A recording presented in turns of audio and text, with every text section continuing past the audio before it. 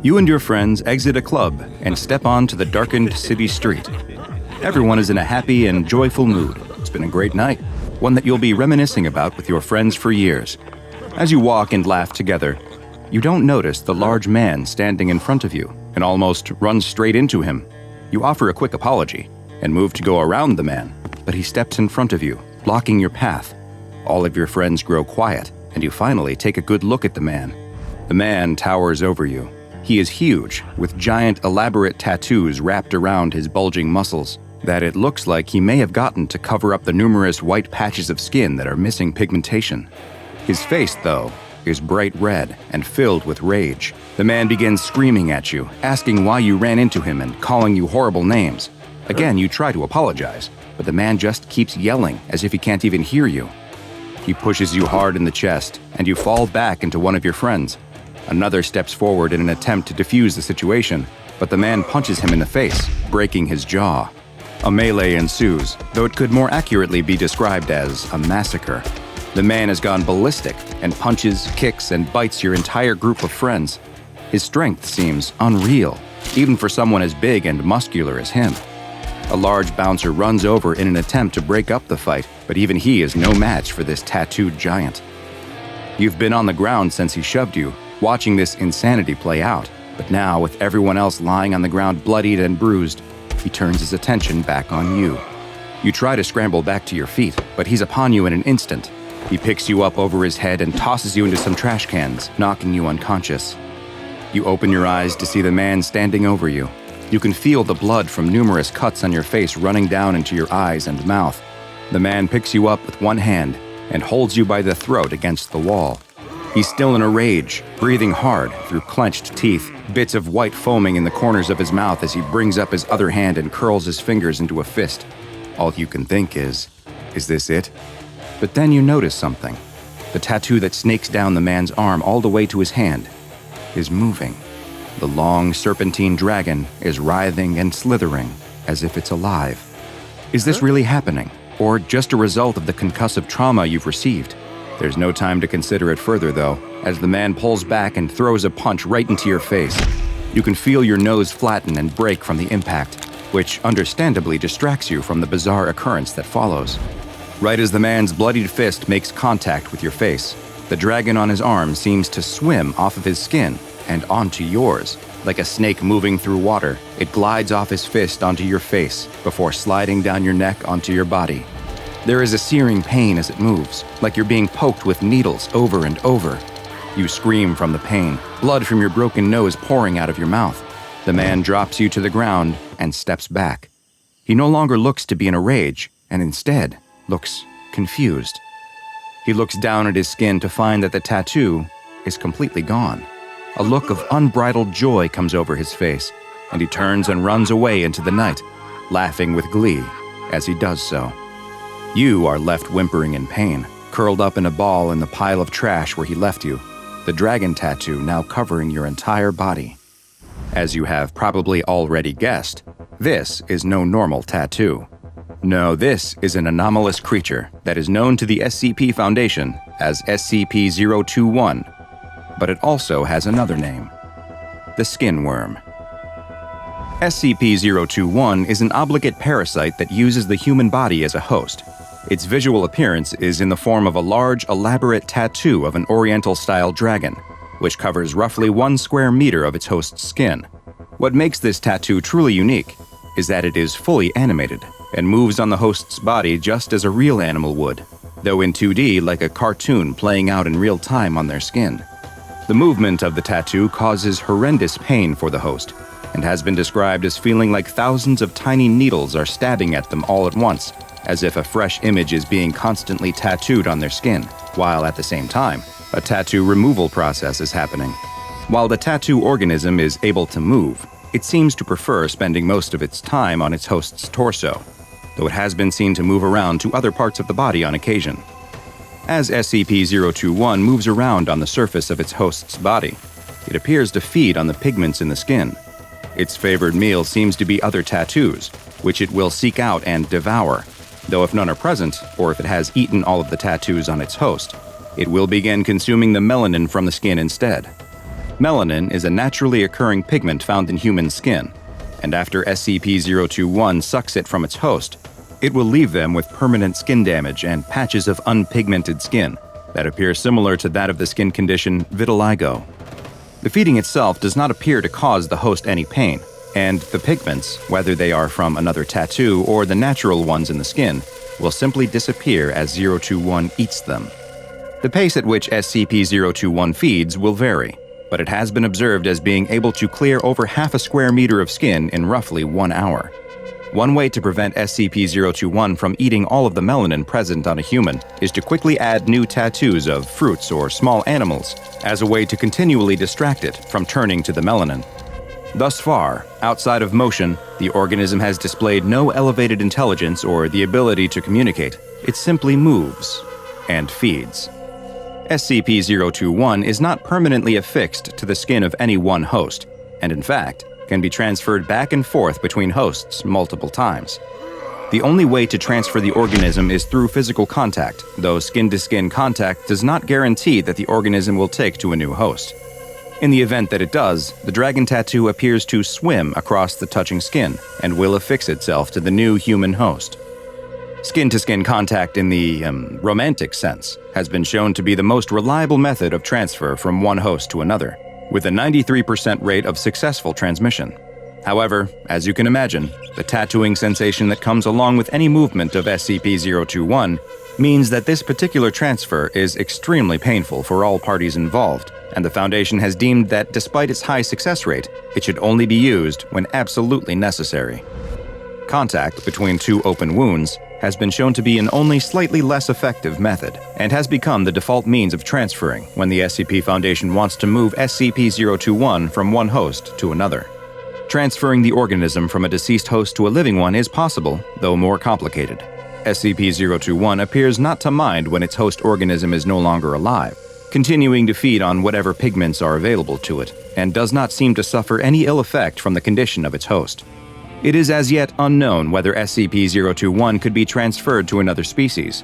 So far, the organism has only been willing to move from human to human, though research into the question is ongoing. It's theorized that if SCP-021 is able to exist on a non-human animal, it would only occur in the rarest of circumstances. Unlike most parasites, SCP-021 does offer some small but tangible benefits to its host human. In addition to hosts of the organism appearing to have an improved immune system, research has also shown that the presence of 021 will increase its host's release and reuptake of epinephrine, better known as adrenaline. It will also decrease the buildup of lactic acid, which is what builds up in the muscles during activity and causes burning sensations and soreness. Combined, these benefits from SCP-021 provide its host with increased strength and confidence, as well as give a heightened pain tolerance during stressful situations. Not surprisingly, the host of SCP-021 also displays a high level of aggression, though whether this comes from their elevated hormone levels or simply because the organism causes them to be in constant pain is still an unanswered question. The amount of time that this symbiotic relationship can be sustained is typically limited to how long the host can tolerate the unceasing pain of the tattoo moving about their body. The persistent agony that a host of SCP-021 endures has led to multiple hosts having taken their own lives, and in a few rare cases, they have also succumbed to fatal skin infections, though these were likely the result of open wounds caused by the hosts scratching at their own skin, rather than anything directly attributable to the organism. SCP-021 is currently contained on the body of a D-Class personnel, D-139, who is housed in Standard Detention Cell 217-A, and the relative ease with which it can be kept on a human subject's body has led to it receiving the Safe classification.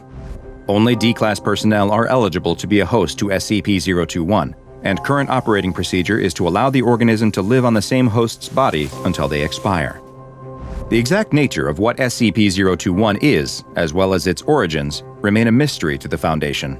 Attempts have been made to trace the path of its transmission from before its time in containment, and it is hypothesized that the organism could be many hundreds of years old, if not older. As evidenced by its low SCP number, 021 is one of the oldest SCPs that the Foundation keeps contained, and it has proven to be a very useful educational tool for new and upcoming researchers as they study this bizarre creature and its existence that occurs entirely within 2 dimensions. "23, bust," the dealer says before scooping up the cards from in front of the man who appears to be growing increasingly angry as his stack of chips increasingly dwindles in size. Making matters worse for the man are the cheers of excitement coming from the nearby craps table, where it seems all of the luck that he has lost has somehow been transported. As the blackjack dealer once again reveals an ace and a king, another burst of noise comes from the craps game. "7 again!" the croupier cries before placing a huge stack of chips in front of the young man playing craps who seemingly can't lose. The young man on the hot streak collects his winnings and walks happily through the crowded casino floor, right past the fuming man at the blackjack table. The young man cashes in his chips and counts the large stack of $100 bills given to him before tipping one to the woman working inside the cage. And this night is far from a rarity for this young man. For his entire life, it's been as if he couldn't lose. He's not strong, fast, or especially smart, but he's always managed to excel thanks to his one incredible gift: his never-ending good luck. The young man soon recognized his ability to consistently beat games of chance and went to the one place in the world best suited for his skills: Las Vegas. And Vegas has been very, very good to him. He lives in an expensive hotel room right on the Strip, drives fancy cars, and treats himself nightly to lavish dinners and shows. It's all possible because no matter what the game is, it's as if he can never lose. The young man is in the middle of another hot streak, or rather, continuing his never-ending hot streak, this time at the roulette table. "How does he keep doing it?" someone in the crowd asks as the man hits another number straight up, paying out 37 to 1 on his bet. The crowd cheers and slaps the man on his back, as a crowd is formed who are following along with his every bet, piggybacking on his luck as much as they can. The man is just about to place another large bet when he's suddenly interrupted by a strong hand gripping his upper arm. The young man turns to find a large, toothy grin staring back at him. The smiling man continues to hold on to the young man's arm as he explains how impressed the casino is with his skill. He must be the luckiest man they've ever had the pleasure to have visited their casino, and the fact that he's been able to sustain that same run of luck night after night has been truly awe-inspiring. The young man thanks him for his kind words and tries to turn back to the table, but finds that the man won't let go of his arm, gripping it even tighter now than before. "We've been so impressed, in fact," the man tells him, "that the owners of this casino have requested the chance to meet with you." The young man looks down at the huge, powerful hand holding his arm, and even though he's unaware that it belongs to a former heavyweight contender, he's still able to recognize that this request isn't an optional one. "Sure," the young man tells him. "Just let me grab my chips and—" But the man begins to pull him away from the table, telling him that there's no need to worry. The casino will take care of his winnings. "After all, we have cameras everywhere. Who would steal?" The young man is soon pushed through a doorway into a space that looks like a police interrogation room, with just a single table and a couple of chairs, one of which a small, older man is sitting in. The ex-boxer wrenches the young man's arm down onto the table and holds it in place there. The young man screams as the boxer grabs a hammer with his free hand and raises it into the air, ready to bring it down on the young man's fingers. "Well?" the old man sitting across from him asks. The young man has started to cry a little, but between whimpers he manages to ask, "Well, what?" The old man wants to know how the young man is cheating. No one wins the way he does, over and over, night after night, no matter the game. The young man insists that he isn't cheating, he's just lucky. He always has been, but the old man isn't buying it. He nods to the boxer, who raises the hammer up again, but still the young man doesn't admit to anything. I'm just lucky, he keeps repeating over and over in between sobs. The old man stands up and pats him on the shoulder. "Maybe you are," he says, before slipping something into the man's pocket. The police then enter the room and immediately take a set of loaded dice from the same pocket. He's in real trouble now. The young man is shoved into a holding cell at the jail and looks around at the other men, wondering if his luck has finally run out. He squeezes in on one of the benches lining the wall and accidentally bumps the man sitting next to him, waking him up from his nap. The man is angry at having been disturbed, but grows even angrier when he realizes who just woke him. It's the man who seemed to take all the luck. The young man doesn't seem to have noticed that he's upset at him at all, though. What he has noticed is that there's a penny on the floor in front of him. The young man bends to pick it up just as the man next to him throws a haymaker. His fist slams into the wall right where the young man's head just was, shattering many of the bones in his hand. The young man jumps up with a fright and runs across the small cell as the other men being held also leap to their feet, some crying out in confusion, others cheering on the violence. The young man cries out to the guards for help, but no one seems to be coming to his aid. He looks around the cell, but there's nowhere for him to hide. The angry man, now madder than ever with a hand that is rapidly turning purple and blue, approaches him. He lifts the young man up with his good hand, holding him in the air by his throat. "I'm gonna kill you," the man cries before the door to the cell opens. The young man watches as the taser prongs fired by the jail guards appear on the man's chest, and he drops the young man to the floor before falling backwards from the 50,000 volts coursing through his body. The young man would learn the next day that the angry man was dead before he even hit the floor, the result of a congenital heart defect and a lot of bad luck. The young man stands before a judge who is listing off the charges against him, which include cheating, a felony in this state that can result in a sentence of up to 5 years in prison. "But this isn't your first offense, is it?" the judge asks. The young man tries to explain that those previous times were all mistakes. He's never cheated in his life, but the judge doesn't want to hear it. The young man is sitting in the hallway outside the courtroom when his lawyer emerges from his meeting with the judge and prosecutor. "Boy, are you a lucky guy," his lawyer tells him. He goes on to explain that even though the case against him is airtight, the charges are going to be dropped, provided he admits himself to a special program. The young man assumes it must be some kind of gambling addiction program. In no way is he addicted to gambling, but what choice does he have? It's either that or prison. The choice is easy.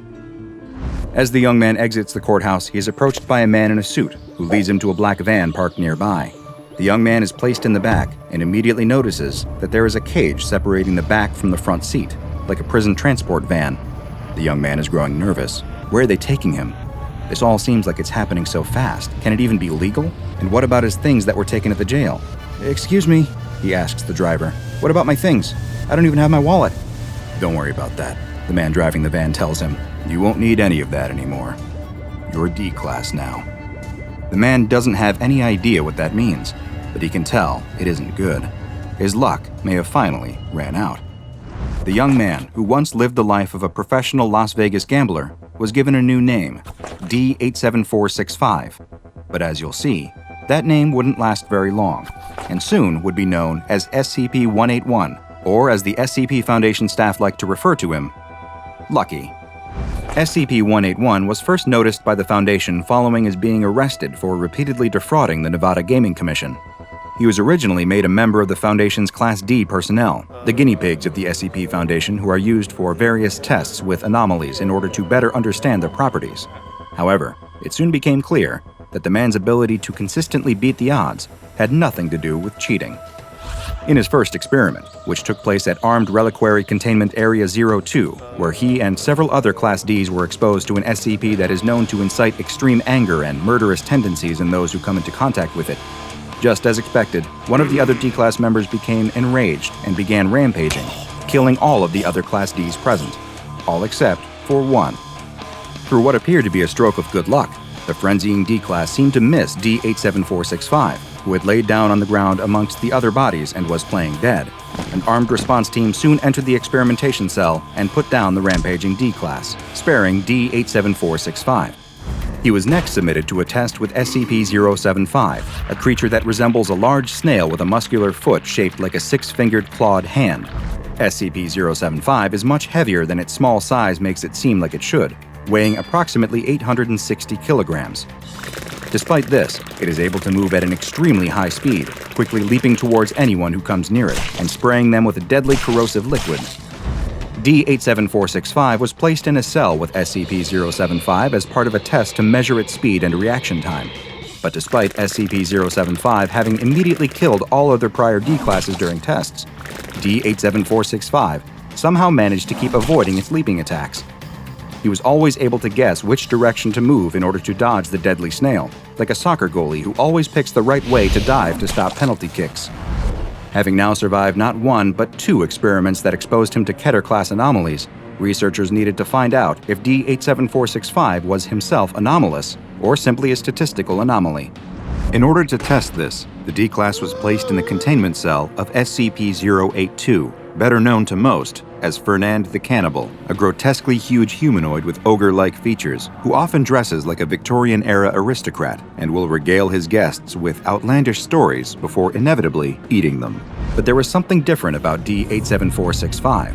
After a full month of survival in 082's cell, a length of time that had resulted in all the previous test subjects being consumed, SCP researchers suspected that this D-Class's incredible ability to survive was much more than dumb luck. but they needed to test him even more to see if his powers extended beyond just the ability to survive. D-87465 was removed from regular D-Class duties, and researchers began performing various tests on him, watching as he flipped a coin 50 times in a row, with it coming up heads every single time. Similar results occurred when they had him roll pairs of dice that would always total up to 7, or when they had him pick random cards out of a deck, and he was able to pull all 13 hearts in a row.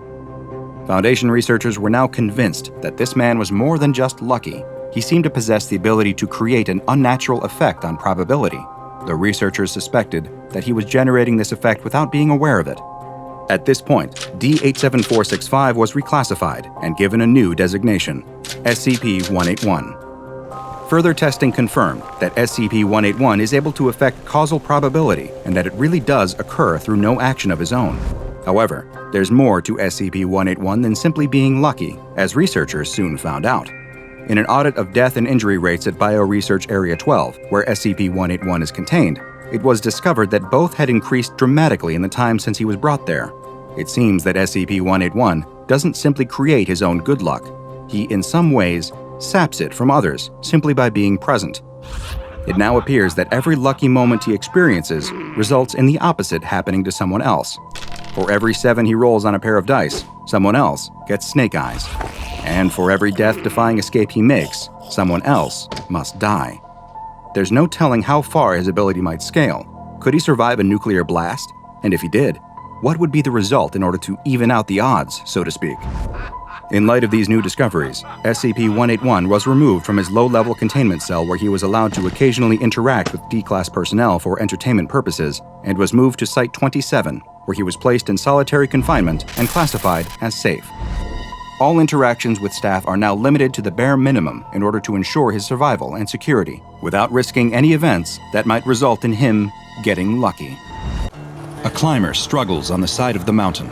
He's so close to the summit of Mount Everest that he can taste it.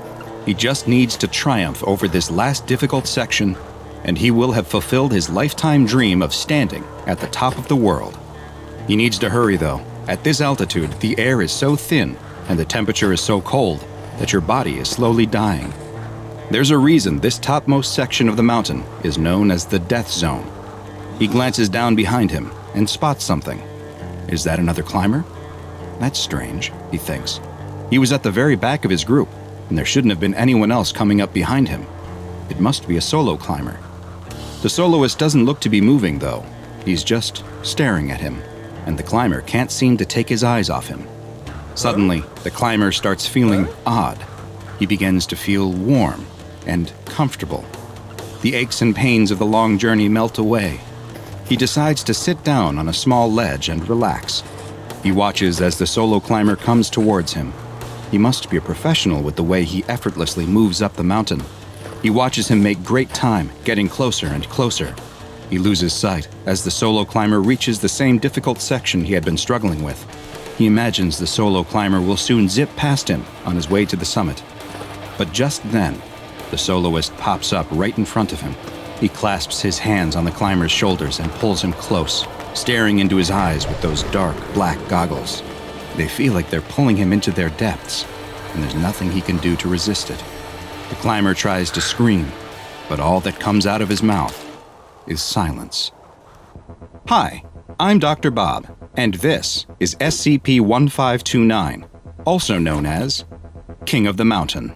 But first, a quick personal request from me. I need your help to spread the word about the lesser-known anomalies in the SCP Foundation's archives. The best thing you can do to help me is subscribe, turn on notifications, and then go tell your friends to do the same. This is a huge help and will let me bring you more and more SCP videos. Now, back to our file. SCP-1529 is an entity with a humanoid appearance that resides near the summit of Mount Everest in Nepal. It is only found above 8,000 meters, which places it in the part of the mountain referred to as the Death Zone, where oxygen levels are too low to support human life for any extended period of time. It is roughly equivalent to an average human male in height and weight, and its outer appearance resembles normal mountaineering clothes, with a heavy parka, pants, and boots that are all white in color. Its face is completely obscured by a large hood, with the only visible detail being a pair of large, dark goggles. SCP-1529 has never been seen wearing any other outfit. And in fact, it is unknown whether these are articles of clothing at all, or if they are actually a part of its body.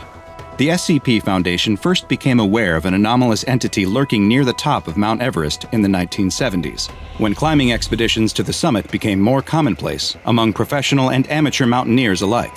Rumors began to spread and told of a monster that was killing unfortunate climbers. In 1999, the body of George Mallory, who is believed to be the first person to reach the top of Mount Everest, was located, and photographic film found on his body was developed. From those pictures, it is now known that SCP-1529 was present at least as early as his 1924 expedition.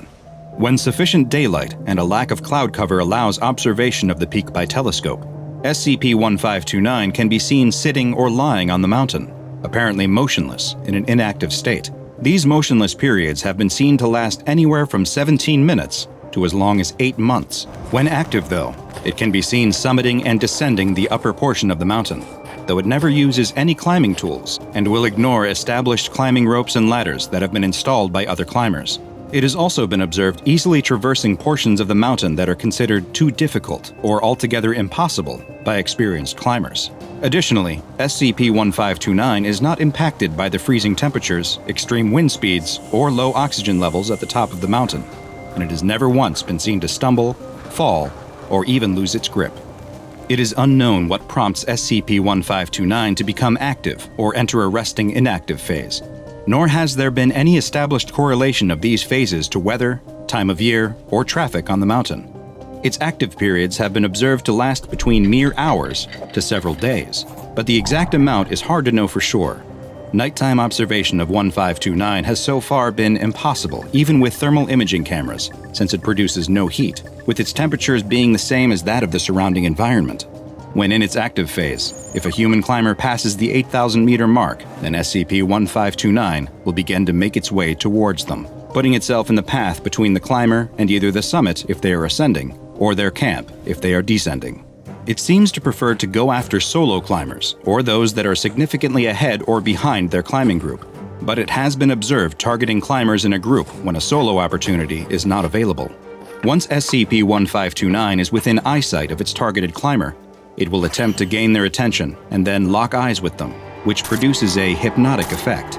The climber will find that they are unable to break eye contact with SCP-1529, and will then begin to experience feelings of warmth and euphoria, similar to the effects of hypothermia and hypoxia, also known as altitude sickness. The victim will feel the overwhelming desire to sit down where they are, and once they stop moving, SCP-1529 will quickly close the distance between them. Once SCP-1529 reaches the victim, death is almost a certainty. An examination of bodies has shown the cause to be from hypothermia. Strangely, it's been observed that victims seem to succumb within just 1 to 2 hours after having first made eye contact with SCP-1529, a period of time much shorter than usual for climbers trapped on the summit of Everest. After death, the victims' bodies experience an accelerated rate of decay, and after mere hours or days, the bodies become rotted and mummified at a level comparable to bodies that have been exposed to the wind and cold of the mountain for decades. Many of the over 200 deaths on Mount Everest have been attributed to SCP-1529, and the rare survivor of an encounter is almost always due to the intervention of another mountaineer, who was able to offer assistance to the entranced climber before SCP-1529 was able to reach them. There have been several notable reports from survivors of interactions with SCP-1529. One, known as Incident 1529-1, is also the only documented instance of SCP-1529 descending below the 8,000-meter mark.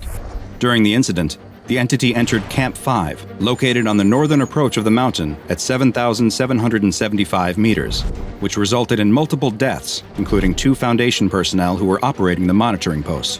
One climber, who had initially believed to have been killed in the incident, was discovered to still be alive 2 days later when Foundation personnel were conducting investigations at the camp.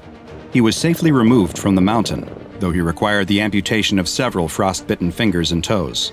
During an interview with a Foundation agent, they described spotting SCP-1529 just 10 minutes after leaving the summit of the mountain. After locking eyes with the entity, they began to feel happy, comfortable, and relieved, like they were back at home next to a warm fire. But then suddenly the warmth was gone, and they experienced a sensation of cold more powerful than anything they had felt before. They were stuck. and could only watch as 1529 made its way towards them. When it finally reached them, it placed its hands on their shoulders and pulled them up into its face so that they were staring right into its black goggles. Images began to appear in the dark depths of the goggles. People warm and happy, sitting next to fires, in hot baths, or sunning on a beach. They tried to resist the strange pull of the creature with all of their might. They then heard something in their mind, a question from SCP-1529. It asked, "You would refuse my gift?" The stranded climber struggled to answer, using all of their willpower and strength to move their lips and whisper a single word. Yes. SCP-1529 responded by showing more images of people, but this time, they were bodies lying dead in the snow. Countless victims trapped on Mount Everest forever. SCP-1529 made them watch their deaths play out in long, drawn-out detail, a witness to every second of their demise. The climber was sure they would soon join them, but then they found something deep inside of them, a spark of life, a will to resist. They clenched their fist, and with their final ounce of strength, they punched SCP-1529. The goggles appeared to crack, and the next thing the climber knew, they were woken up by the Foundation recovery team. Following this encounter, the climber never attempted to summit another mountain.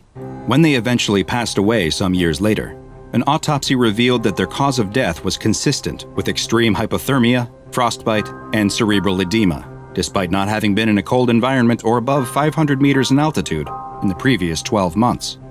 SCP-1529 has been classified as Euclid and is to be kept under telescope and satellite surveillance whenever possible, though telescope observation should make use of a delayed video feed, as observers have reported seeing SCP-1529 appearing to stare back at them, and reported feeling symptoms consistent with an encounter, including hypothermia and frostbite. The Foundation maintains communication with civilian mountaineering expeditions to prevent summiting attempts when SCP-1529 is active. The bodies of any victims are to be removed from the mountain if possible for autopsy, with their deaths being officially classified as having been from natural causes related to altitude sickness and hypothermia. Any survivors of encounters with SCP-1529 are to be debriefed and administered amnestics. Mobile Task Force Psi-29029, also known as Alpine Echo, is to remain on standby at all times at a permanent monitoring station, with on-duty members remaining in a pressurized environment acclimatized to 7,900 meters above sea level, allowing them to quickly deploy via helicopter if need be. Finally, and most troubling, is that aerial surveillance of another mountain has revealed an individual similar in appearance to SCP-1529. The location remains classified, and the local government has prohibited climbing on the peak, so threats to humanity are minimal at this time. But the Foundation will continue to monitor it and other mountains for anomalous activity. "Watch this," the teenage boy says before jumping his skateboard up onto the stair railing. His friends watch in amazement as he deftly guides his board down the long rail. They hoot and holler in support until suddenly, the boy seems to lose his balance. He falls from the rail and tumbles down the stairs of the large parking garage where they had been practicing their skateboarding tricks. The boy hits the ground at the end of the stairs, and all of his friends go quiet. The boy is stunned, but eventually he opens his eyes and stands up, but none of his friends can do anything except stare. "Oh no, oh no, oh no," the boy says as he looks down at his arm, which is now bent at a 90-degree angle in a spot where no joint should exist.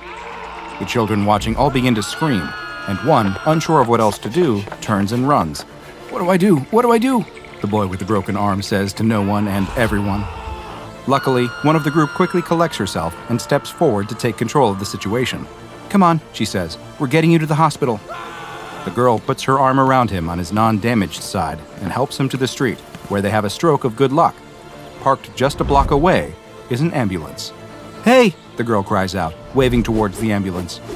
The paramedics inside must have seen her, because the ambulance's lights immediately come on and it drives the short distance to them.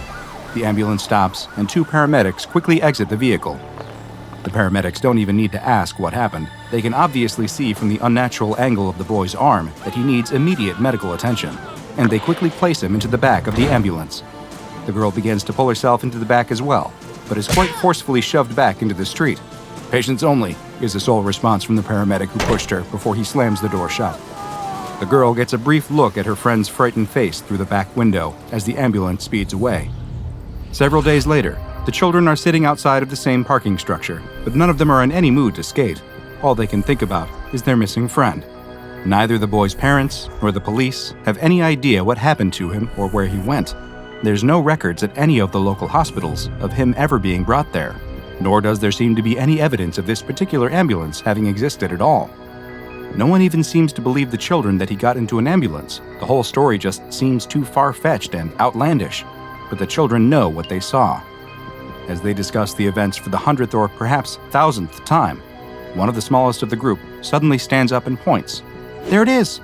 The rest of the group looks in the direction he's motioning and sees the same thing. It's the ambulance. None of them know what to do as the vehicle flies past them, this time with no lights on, and comes to a stop a block away from where they first spotted it. They watch as the two paramedics exit the vehicle and go around to the back. It's hard to see from this distance, but it looks as though they took something out of the rear of the ambulance, something that requires both of them to lift before dropping it on the sidewalk behind some trash cans. The children watch as the paramedics get back into the ambulance and drive away, disappearing just as quickly as they appeared. After a moment of shock, they all in unison begin running to the place where the ambulance stopped. They come to a skidding halt just in front of the trash cans. None of them can do anything except stare until they all break out into screams, one of the children turning and immediately running away. And they have good reason to scream, because in front of them is their friend. His arm is no longer broken, appearing to have been somehow repaired in just a matter of days, but it is also no longer attached to his shoulder. The boy opens his eyes as his friends scream, and looks down to see that his arms and legs have been reattached at a new angle, jutting out from his back, leaving him standing on all fours, his face staring up at the sky like some kind of twisted animal. What happened to this young man was tragic, but he wasn't the first victim of this strange, malicious anomaly, and unfortunately, neither would he be the last, because this was SCP-4419, also known as the Butcher's Chariot. SCP-4419 appears to be a seemingly normal vehicle which resembles a standard ambulance, though the exact make and model varies between manifestations. This anomalous ambulance will appear spontaneously in locations where a medical emergency of some kind is about to take place. Just how SCP-4419 is able to predict where and when these events will take place is unknown, nor is it understood how it always takes the form of an ambulance that resembles one appropriate to the local area. Once the medical event has occurred, whether that be a minor injury like a sprain or something more serious, such as a gunshot wound, SCP-4419 will quickly approach the injured individual. Two individuals which have a humanoid appearance and are dressed in paramedic uniforms that are, just like the ambulance, always appropriate to the location, will exit the ambulance. They will then secure the victim, using a stretcher if need be, and place them in the back of the ambulance. While the individuals who emerge from SCP-4419 will, for the most part, act as though they are normal medical professionals, they will strongly resist any attempt to either impede them in their quest to secure the injured person, as well as prevent anyone else except for their target from getting into the back of the SCP-4419 ambulance, up to and including the use of extreme physical force. As soon as the paramedic-appearing individuals have managed to secure the victim in the back of the ambulance, it will then quickly leave the area at a high rate of speed, and research has shown that as soon as it is out of observation, SCP-4419 will demanifest, along with whoever is inside. But this isn't the end of what this anomaly has in store for its victim. Between 2 and 7 days later, the SCP-4419 ambulance will suddenly reappear at the same area where it picked up its victim. The same individuals will exit the ambulance and leave the victim somewhere nearby before getting back in the vehicle and leaving the scene once again. The victim who is left behind will always have suffered what can only be described as invasive bodily modifications.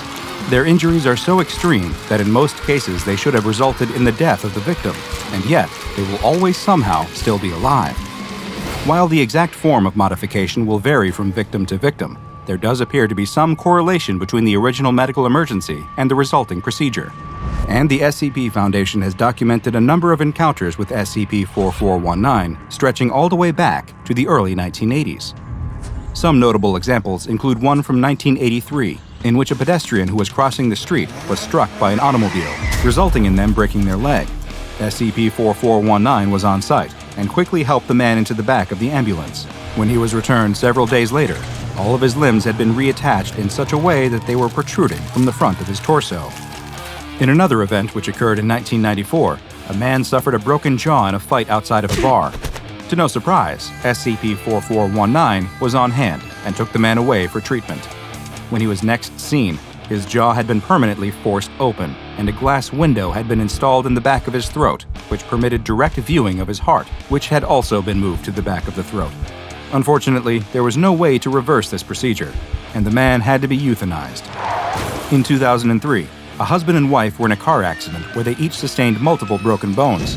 When SCP-4419 dropped them back off, the two had been fused together at the back, and any bones that were broken in the crash had been removed completely. When an elderly gentleman had a heart attack in 2006, he was picked up by SCP-4419 and returned with 11 new, non-functioning hearts grafted inside of his body. Attempts were made to remove these additional hearts through surgery, but unfortunately, the man did not survive the procedure. In 2008, a structure fire resulted in 19 people suffering extreme burns. 7 more injuries came when a crowd attempted to stop the SCP-4419 paramedics from placing all of the victims in the back of the ambulance, but they were unsuccessful in preventing them from leaving the scene with them. When the group of victims was finally returned, it was as a single organism, a large solitary mass which twitches and shivers when physical contact is applied. No method for euthanizing this organism has been able to be found, and currently they are stored inside of a tank at Site-31. In perhaps the strangest sighting of SCP-4419, a U.S. private was wounded while on patrol in Afghanistan, and a military medical evacuation vehicle arrived to evacuate him. Suspicious about the vehicle's sudden appearance and the forceful conduct of the medical staff, the private's fellow soldiers ended up opening fire on the vehicle. They reported seeing a viscous black fluid leaking from the vehicle's surface, but they were unable to stop it from taking the injured private. In a deviation from its normal behavior, the victim was not returned to the same place, and instead appeared in the barracks the next day. The victim had been broken down into a thin paste and was spread across the walls. Agents were dispatched to secure what was left of the man, and they reported finding a still intact eyeball that dilated when they approached. The collected viscera has been labeled as remains and placed in storage, but it is currently unknown whether or not the victim has truly expired. Due to the danger SCP-4419 presents to anyone who suffers an injury, as well as its ability to appear virtually anywhere on the planet, it has been classified as Keter. Containment efforts at this point are largely focused on maintaining information control and post-manifestation cleanup, as opposed to any attempts at physical confinement. Anyone who witnesses an SCP-4419 manifestation is to be administered amnestics, and victims are to be treated in order to restore them to their original physical state as much as possible, or euthanized when no viable medical treatments are available, with a cover story constructed in order to explain their death. SCP-4419 is one of the most cruel and sadistic anomalies in the SCP Foundation's database, ranking right up there with SCP-106, the Old Man. Hopefully one day we will find a means to contain this brutal so-called medical vehicle, but until then, be careful if you suffer an injury and an ambulance is suddenly on hand. You might come back changed in ways you never thought possible. A wasp stings a cockroach in the brain, rendering it a mindless zombie that she can lead to her home and fill with eggs that will hatch and devour the insect from the inside. A snail accidentally eats the eggs of a flatworm, and the eggs hatch, filling the snail's eye stalks with sacs of wriggling larvae. They mimic the movements of caterpillars, attracting hapless birds and enticing them to swoop down, attack, eat, and continue the life cycle of the worms. The spores of the cordyceps fungus make their way inside of a doomed ant, taking over its nervous system, puppeteering its body, and forcing it to march to the nearest highest point, only to die and split open, fungus blooming from its corpse and spreading spores to the next victim. Underwater, the sea louse settles into its new home inside of a fish's mouth, feeding on blood from the tongue until it withers away. There, the louse attaches itself in the tongue's place, serving as a mimic of the original organ, while the fish is none the wiser. Back on land, humans are not exempt. Nematode worm larvae infect the bloodstream through fly bites, hiding undetected until their host feels them wriggling beneath the cornea. Guinea worms enter the system when a person drinks infested water, growing longer and longer, then forcing their way out through the foot. Nature is full of terrifying parasitic creatures, but far scarier than the parasites we know about are the parasites that we haven't discovered yet. The creatures sneaking in and burrowing under the skin of their hosts without anyone even knowing they exist. After all, if you don't know something is there, how can you possibly hope to protect yourself from it? As a man hikes through the woods of the Pacific Northwest, he's thinking about repelling mosquitoes and pulling up his socks to stop ticks from latching onto his flesh. But he has no idea what else is lurking out here in the wild with him. He knows to look out for mountain lions and bears, to watch for signs of rabid animals, and avoid being bitten or scratched. But he doesn't notice the tiny, almost invisible flecks drifting through the air around him. He doesn't notice when one happens to get caught on the breeze of his inhale, pulled into his nostril. He rubs at his nose idly, sniffing to clear his airways, then turns his attention to a bird nesting in a nearby tree. All the while, something is taking root right under his nose. Well, actually, inside of it. But he doesn't feel a thing other than the occasional urge to sneeze. He does, sneezing loud enough to startle the bird he was observing moments ago, but it doesn't do any good. Sneezes are for clearing out dust and debris, foreign objects that wind up in the nose by happenstance. This new intruder is there by design, and it is holding on tight. The hiker continues the rest of his walk without a care in the world, taking deep breaths of fresh forest air and relishing the feeling of the breeze on his face. By the time he gets back home, he's made it out of the woods without a single mosquito bite, with nary a tick to be found in his meticulous pre-shower check. That night, he sleeps soundly, and the next morning as he goes back to work at his office job, all thoughts of the wilderness slowly drift from his mind.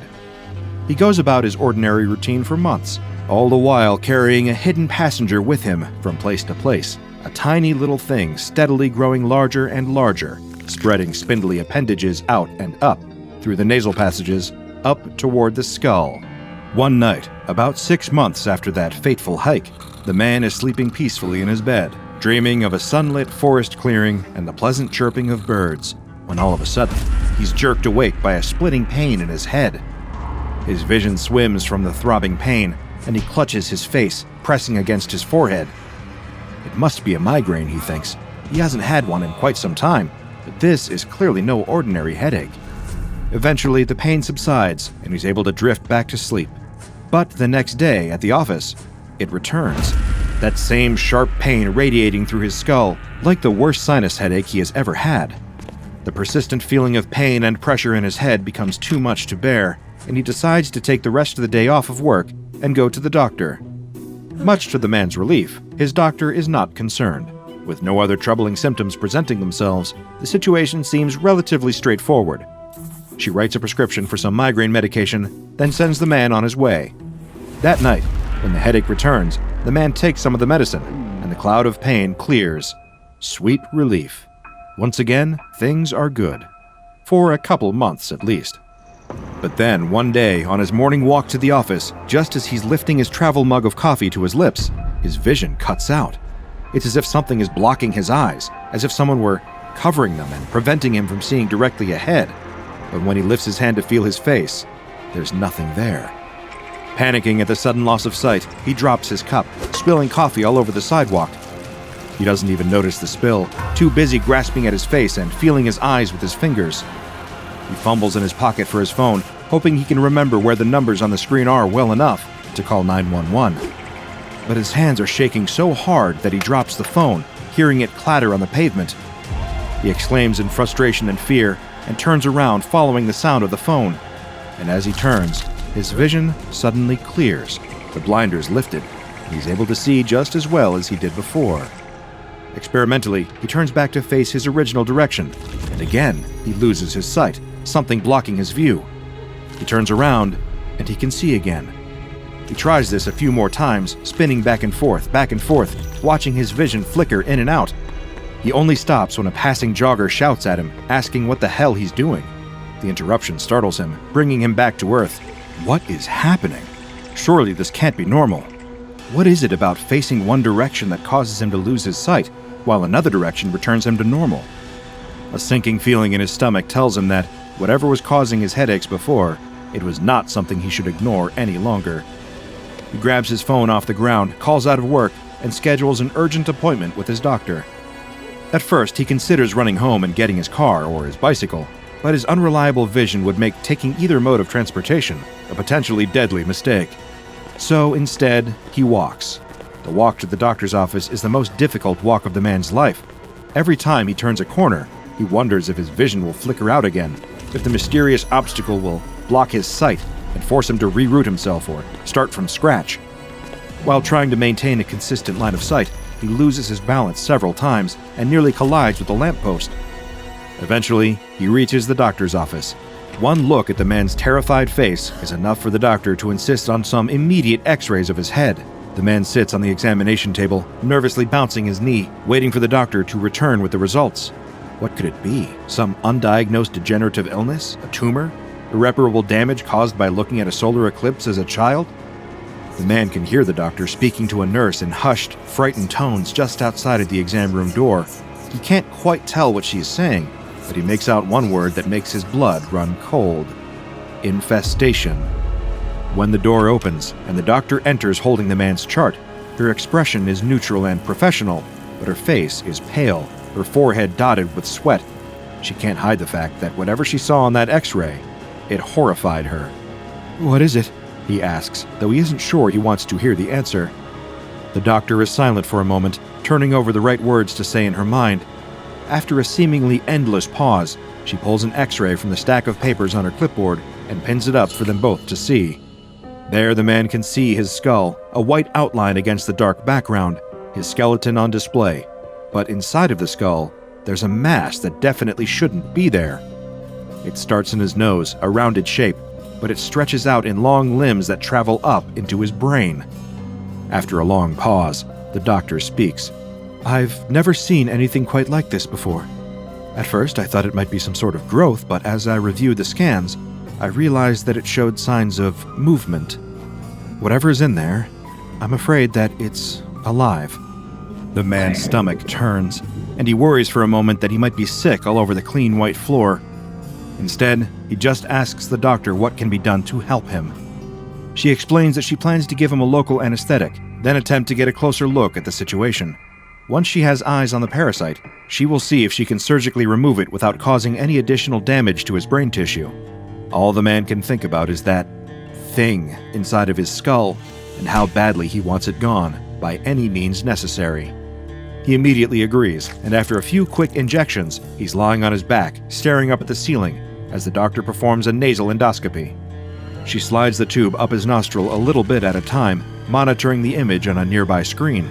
Suddenly, she freezes, a small gasp escaping her lips. He demands to know what she's seeing, and she stammers, saying only that it's a creature she's never seen before, but it looks quite a bit like a sea spider. The man's eyes widen, and he's about to say something else, but suddenly his vision goes dark again. Now he knows what that means, and the doctor's startled cry confirms it. The creature is moving. The man begins shaking, begging the doctor to get it out of him, to just grab the invader with some tweezers or whatever it is doctors do in this situation and get it out of his head. She grabs a pair of nasal forceps and slowly eases them into his nose, but the creature feels her coming and lurches upward away from her grasp.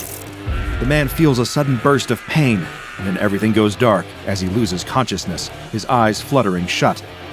The doctor checks his pulse, checks his breathing, and attempts to rouse her patient, but he's out cold. As she examines him, she notices a fluttering motion beneath his right eyelid.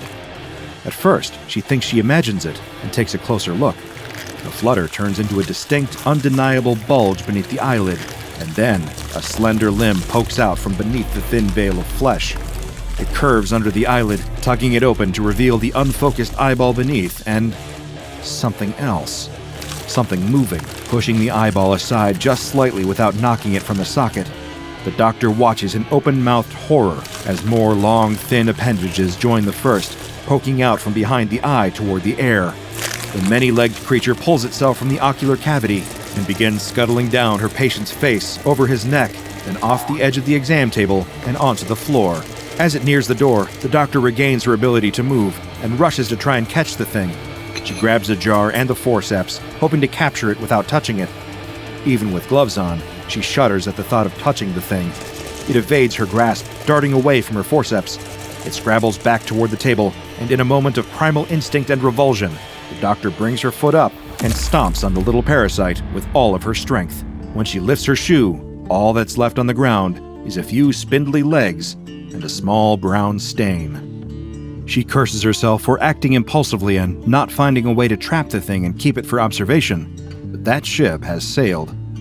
The only thing she can do now is tend to her patient and monitor his well-being. As she approaches the man on the table, his eyes open, and he gasps, sitting up suddenly and gripping his head. The man awakes with a headache and a foggy feeling in his head, but also with a sense of relief, a feeling that the unwelcome presence that took up residence in his skull for so many months is thankfully gone. He asks the doctor, haltingly, struggling to find his words, if she was able to remove the creature. She tells him simply that it is gone now. The man slowly climbs off of the table, and ignoring the protests from the doctor as she begs him to sit back down and let her examine him, he walks out of the office and heads back home. Over the next several weeks, the man returns to normal life. He feels a little bit different, a little hazier, a little slower to respond. He tires more easily, going to bed earlier and sleeping in later, but overall, he feels nothing but relief.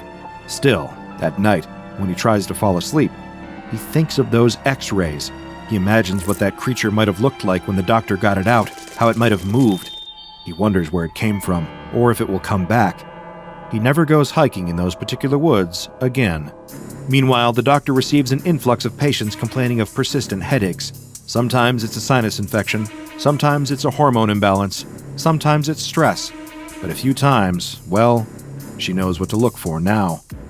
She tells her patients to watch out for changes in vision, for a feeling of pressure in their skull. She learns how to keep a straight face when looking at their X-rays and seeing that familiar long-limbed shape burrow deep in their nasal cavities. She puts her patients under now when she tries to remove the creatures. It doesn't make much of a difference, but it saves them the terror of the truth, saves them the feeling of the creature thrashing inside their head until it knocks them out. She manages to collect a few specimens for study and contacts her friend at the Centers for Disease Control. He's never seen or heard of anything like these parasites either, but he does know someone who might be able to offer their expertise. When the doctor comes into work the next day, there are two strangers waiting in her office.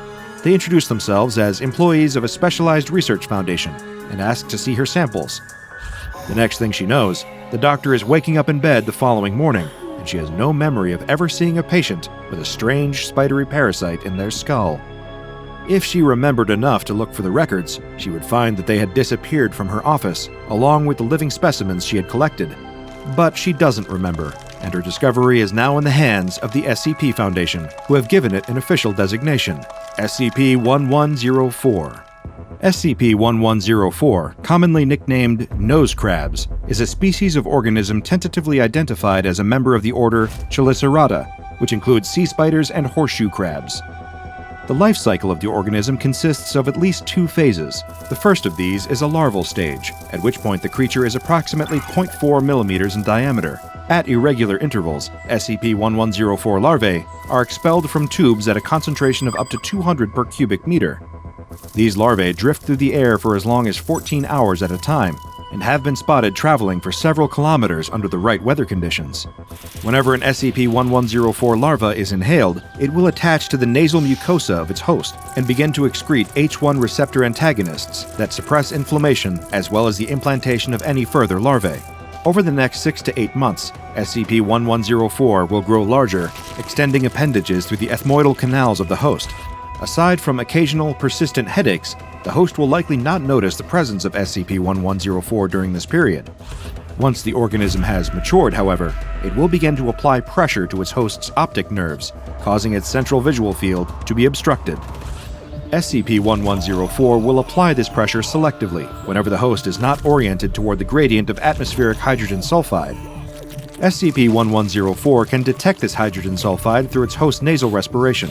At first, this effect is distressing to the host, but after a little while, they will begin to adjust their behavior accordingly, showing a preference for facing and moving in directions that do not cause those visual disturbances. Without realizing it, the host is moving closer and closer to higher concentrations of hydrogen sulfide. Once the host reaches an area with sufficient hydrogen sulfide concentration, SCP-1104 will extend its appendages into the host's prefrontal cortex, causing the host to lose consciousness. While the host is passed out, SCP-1104 will exit through their ocular cavity. Once SCP-1104 has left its host, it will attempt to find and enter the source of the hydrogen sulfide. This can include, but is not limited to, a lava tube or a sewer pipe. Whatever it does next is currently unknown, as its subterranean behavior and development has not been documented. Humans show the same instinctive aversion to SCP-1104's visual disturbances as other animal hosts, but they are also able to defy this influence. They are especially able to avoid following SCP-1104's prompting if they are informed of the nature of the infestation. Any attempt to surgically remove or poison a fully developed SCP-1104 will trigger its exit response, and it will flee through the host's ocular cavity and scuttle away. Following SCP-1104's exit, the former host displays a lack of spontaneous response to external stimulus, with delayed reactions as well as changes to personality linked to orbital frontal lesions. While individual instances of SCP-1104 are relatively easy to destroy, the species as a whole is considered endemic to certain subsurface geological formations. As it currently stands, the general population of SCP-1104 cannot be reached by convenient means of extermination. An area 10 meters in diameter, thought to contain the majority of SCP-1104, has been blocked off from the public under the guise of conservation and designated Site-104. Any non-Foundation personnel mammalian organisms larger than 10 kilograms found in the area should be considered contaminated and promptly incinerated on site. Once the SCP Foundation has discovered a way to effectively exterminate SCP-1104, doing so has been strongly endorsed by the O5 Council. However, such a method has not yet been discovered, so for now, SCP-1104 continues thriving underground, spouting larvae into the air to crawl up the noses of unsuspecting deer, possums, squirrels, and humans. So if you go out walking and feel a little tickle in your nose, it might just be a bit of extra pollen in the air. Or it might be a tiny nose crab, burrowing itself into your mucosal tissue, growing just a little bigger every day until it reaches your brain. But, like I said, maybe it's nothing. No need to get crabby about it.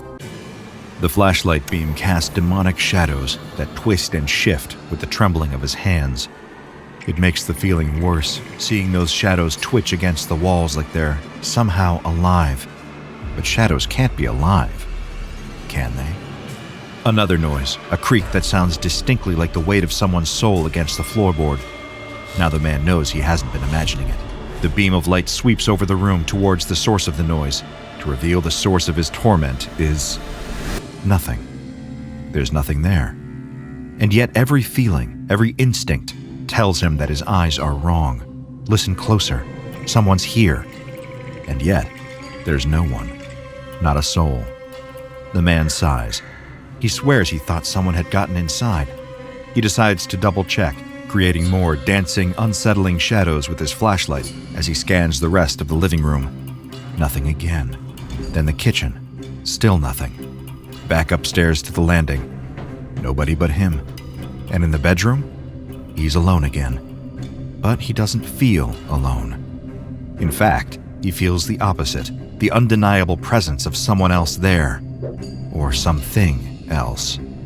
He switches the flashlight back off and stays still. There's no point in trying to sleep now. The uncertainty of it all is bound to keep him awake.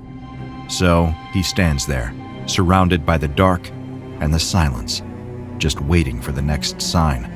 Another creak, breathing, a footstep, anything. Even in the dark, it's like he can feel the eyes on him. The back of his neck bristles, hairs standing to attention like a breath passing over his skin. What if it is? What if it's right there, right behind him? The flashlight is back on in a second as he turns around. The light illuminates the space behind him, and there's still nothing there. But despite finding no sign of anyone else in the apartment, despite knowing for certain he's alone, the man doesn't feel alone. It feels like there's someone watching. In fact, it's always felt like there's someone watching. Has this ever happened to you? Of course it has. Most of us, if not all of us, have at one point or another experienced that same sinister sensation. You hear something move, only to see nothing out of place. What sounds like a footstep turns out to be just the foundations of your house settling. And all the while, you can't escape that uncanny and unnerving feeling that somebody's watching you. Could they be across the street, peering in through your window? Or maybe, just maybe, they're inside, right behind you, hiding in the only place you would never look. You might write this off as just paranoia, a primal, self-preserving instinct passed down from our earliest ancestors, going haywire as it keeps a lookout for imminent threats when there are none. But it's not that. Not at all. It's both out there and in your head, all around nearly wherever you go. And it's always watching. They call it causal absent paranoia. At least, that's the official term. If you ever find yourself looking up the definition, then you'll most likely wind up reading words to this effect. The healthy brain overreacting to natural stimulus due to overindulgence, excessive stress, lack of sleep, and other such strains to the mind and body. But that's just the definition that the SCP Foundation wants you to know, and it's not hard to see why. After all, it removes that unsettling sense of mystery, the unknown factor of it all. Chalking it up to stress or overactive imagination, it reminds you not to worry, and that it's all just your mind playing tricks on you. But it isn't. Your brain is working fine, and is, in fact, warning you of danger. And that danger is SCP-1010. The Foundation's research has uncovered that the feeling of being watched stems from something very, very real. An undetectable entity that they have designated SCP-3010-1. You might be better acquainted with it as that brief dash of movement out of the corner of your eye, or the noises you can't explain. In other words, the things that go bump in the night. But if you ever get that feeling, like someone else is staring at you, observing you against your will, then that's your best indicator. You're not alone. It's in the room with you, and it's watching. Always watching. It doesn't happen every time. None of us are going around constantly feeling like some unseen entity is watching us. At least, the lucky ones aren't. While manifestations of the entity are somewhat random and inconsistent, the SCP Foundation has determined that certain requirements can first be met in order to deliberately cause SCP-3010-1 to successfully manifest. These specifics relate to the space that a person is currently inhabiting. For starters, anything too small won't work. So that's any tight or cramped spaces, single rooms, or sterile environments that are shut off from the outside world, like hospitals or prisons. Foundation containment cells also fall into this latter category. But anything bigger, particularly in houses or living spaces comprised of at least 500 square meters in terms of floor space, are prime real estate for the entity, SCP-3010-1, especially if the lights are turned down low, if not switched off completely, and if there's only one living person present inside. Now, if you were expecting that the moment you're next home alone, that you could just turn out the lights and summon SCP-3010-1, then you'd be wrong. At any rate, we wouldn't recommend trying it. Little is known about the entity itself. It has hardly anything in the way of physical traits that the Foundation knows about. In terms of where it first came from, why it depends on stalking and observing humans, or even what it wants, there are no answers. The Foundation has, however, learned the following things about SCP-3010-1. For one, it is totally imperceptible. It can't be observed at all, not in any perceivable wavelength of light. So put down the thermals and night vision goggles or the UV light. The only surefire way to tell, or rather, guess, where it is at any given time, is after any kind of reactive incident with the entity. Secondly, the Foundation has noticed that SCP-3010-1 interacts differently with human beings who display the symptoms of avoidant disorders. This can include those suffering from social anxiety or inhibition, or who are typically withdrawn. Around a full half of people with these avoidant disorders will not react to scenarios wherein the entity manifests. In short, the reactive events caused by SCP-3010-1 often don't affect those with avoidant disorders, or at least 50% of those people. However, the half that the entity can interact with often feels the effects of SCP-3010 with a lot more intensity. The unnerving feeling of being watched becomes full-blown, inescapable paranoia. As for what exactly SCP-3010-1 looks like, the Foundation is at a loss. Given the entity can't be perceived, it makes getting a witness sketch or a mugshot somewhat tricky. However, there is one thing that the SCP Foundation knows for sure. It does have the limitations of a physical form. This isn't an incorporeal, ethereal ghost that can phase through walls and other solid objects. SCP-3010-1 has a physical presence, and it seems to have an awareness of this. It's for that reason it won't manifest in smaller spaces like single-occupant rooms or particular places with no windows or doors like Foundation containment cells. By avoiding these places, it can't be trapped. SCP-3010-1 remains passively hostile toward human beings, and it will only directly engage a subject when a certain number of set triggers are met. Those that inadvertently cause this to happen find themselves receiving a particularly grim fate. Those who actively seek out or attempt to hunt the entity, especially with the intent to destroy it, are more likely to cause SCP-3010-1 to manifest. Sometimes it's worth trying to ignore the ominous sound of creaking coming from deep within your house rather than going looking for what made it. Anyone spending a prolonged period of time around mirrors is also likely to trigger a manifestation. The same can be said for those in unlit or dimly lit rooms, along with those who endure a long period of isolated, continuous silence, or make any attempt to call anyone else for help. With enough of these factors met, enough space, a lack of lighting, and no more or less than one person in a room or house, SCP-3010-1 will manifest and trigger what is known as a reactive event. This can be achieved by doing anything that increases the adrenaline levels of an isolated person, from creepy noises to the instinctive sensation that comes from being directly watched. Those few who have managed to survive their encounters with the entity have described the symptoms of SCP-3010 coming from behind. They will experience the observation or presence of another being coming from directly behind them. Should they find themselves backed against a wall, they will feel compelled to avoid the nearest window or dark corner.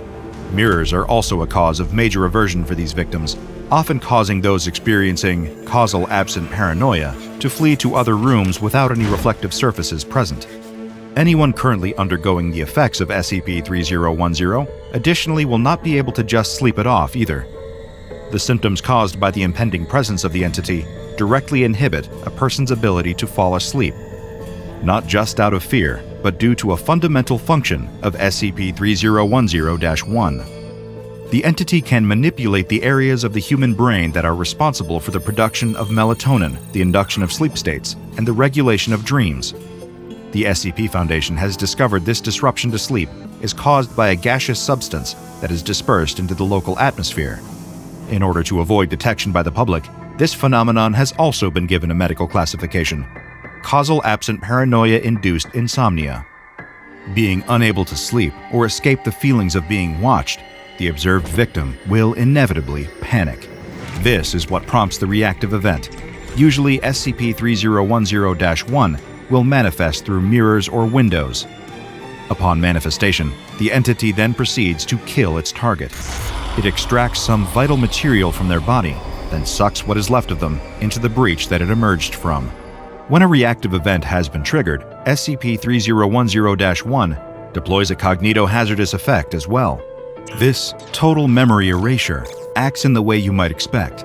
Any memories of the targeted person involved in an SCP-3010-1 manifestation will be quickly destroyed. Anyone who might remember them, might think to check on them if they've been missing for a time, will cease to have any recollection of said person. Once the entity has them, it's as if they no longer exist. Of course, this total memory erasure can be circumvented with enough written evidence of a person's existence kept at all times, or with a number of Scranton reality anchors active in the nearby area. Once it has successfully manifested, retrieved a target, and dispatched them, some Foundation researchers believe that SCP-3010-1 enters into a state of stasis. This is known to attract reflective surfaces in the surrounding area, making mirrors or windows appear opaque. Symptoms associated with SCP-3010 are also experienced by any and all human beings within a certain radius of the reactive event. So even if you start to feel like there's someone watching you and look over your shoulder to find no one's there, then you could still be in the clear. Although, that might mean someone nearby wasn't as lucky as you were. Following the manifestation, the immediate vicinity of the completed reactive event will undergo a rapid deconstruction. A spatial anomaly takes place, causing the room or location where the target has recently been taken from to expand into a number of tight, dark corridors and various small rooms that will each be filled with mirrors and other reflective surfaces. To date, the Foundation has only recorded a handful of these reactive events, and thankfully, the spatial anomaly that triggers in their wake will normally dissipate after several hours. However, the paranoid symptoms of SCP-3010 will persist in the local area, which has led some researchers to question the validity of the entity going into stasis. There are those who believe it doesn't take breaks.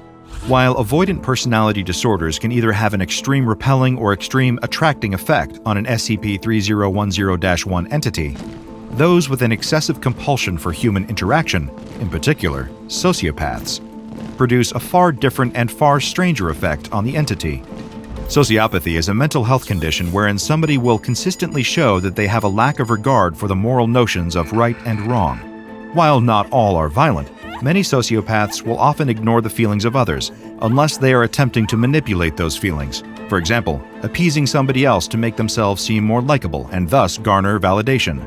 Interactions between sociopaths and instances of SCP-3010-1 will often lead to the causation of several severe anomalies. One such sociopath has been incarcerated under the SCP Foundation, serving as a member of D-Class, the disposable subgroup of personnel comprised of violent criminals who often find themselves acting as human test subjects for anomalous experiments. This D-Class, D17729, also known as Mike, is selected for testing involving SCP-3010. The SCP Foundation constructs a specialized dummy house designed to keep the entity trapped. Inside these dummy households, a D-Class is placed, typically one that exhibits extremely reclusive tendencies. They are not told of the existence of SCP-3010-1, nor are they told what the entities are capable of. The D-Class in these houses must each believe that they are well and truly isolated, abandoned alone with the entity. Mike, being one of the D-Class assigned to an SCP-3010-1 containment house, has a video and audio recording device surgically implanted within his body before he awakens inside the dummy house. Confused, he examines his surroundings, searching the area for signs of anyone else living in what he momentarily believes is a real household. He traverses from the bedroom down the hallways towards the staircase, leading from the upper floor down to a foyer. All the while, early symptoms of SCP-3010 begin to surface. Mike checks behind himself as though he's starting to feel like someone is watching him. He tries to convince himself that he's alone. There's nobody behind him. Making a move for the front door, Mike finds he can't open it. He's sealed inside the house. Over the course of the next 3 hours, he navigates his way across the entire containment cell, occasionally musing to himself. More rapidly, he begins to experience the unnerving symptoms of causal absent paranoia, developing an aversion to the darker areas of the house. A few days later, Mike finds himself keeping all the lights on and deliberately avoiding mirrors. He has to practically argue with himself that he's not afraid of the dark, just in order to go downstairs to the storage room for food. On his eventual way down there, he thinks he spots something in the house with him. Fleeing for his life, he locks himself in the storage room for an entire day, preferring to stay where there is food and light.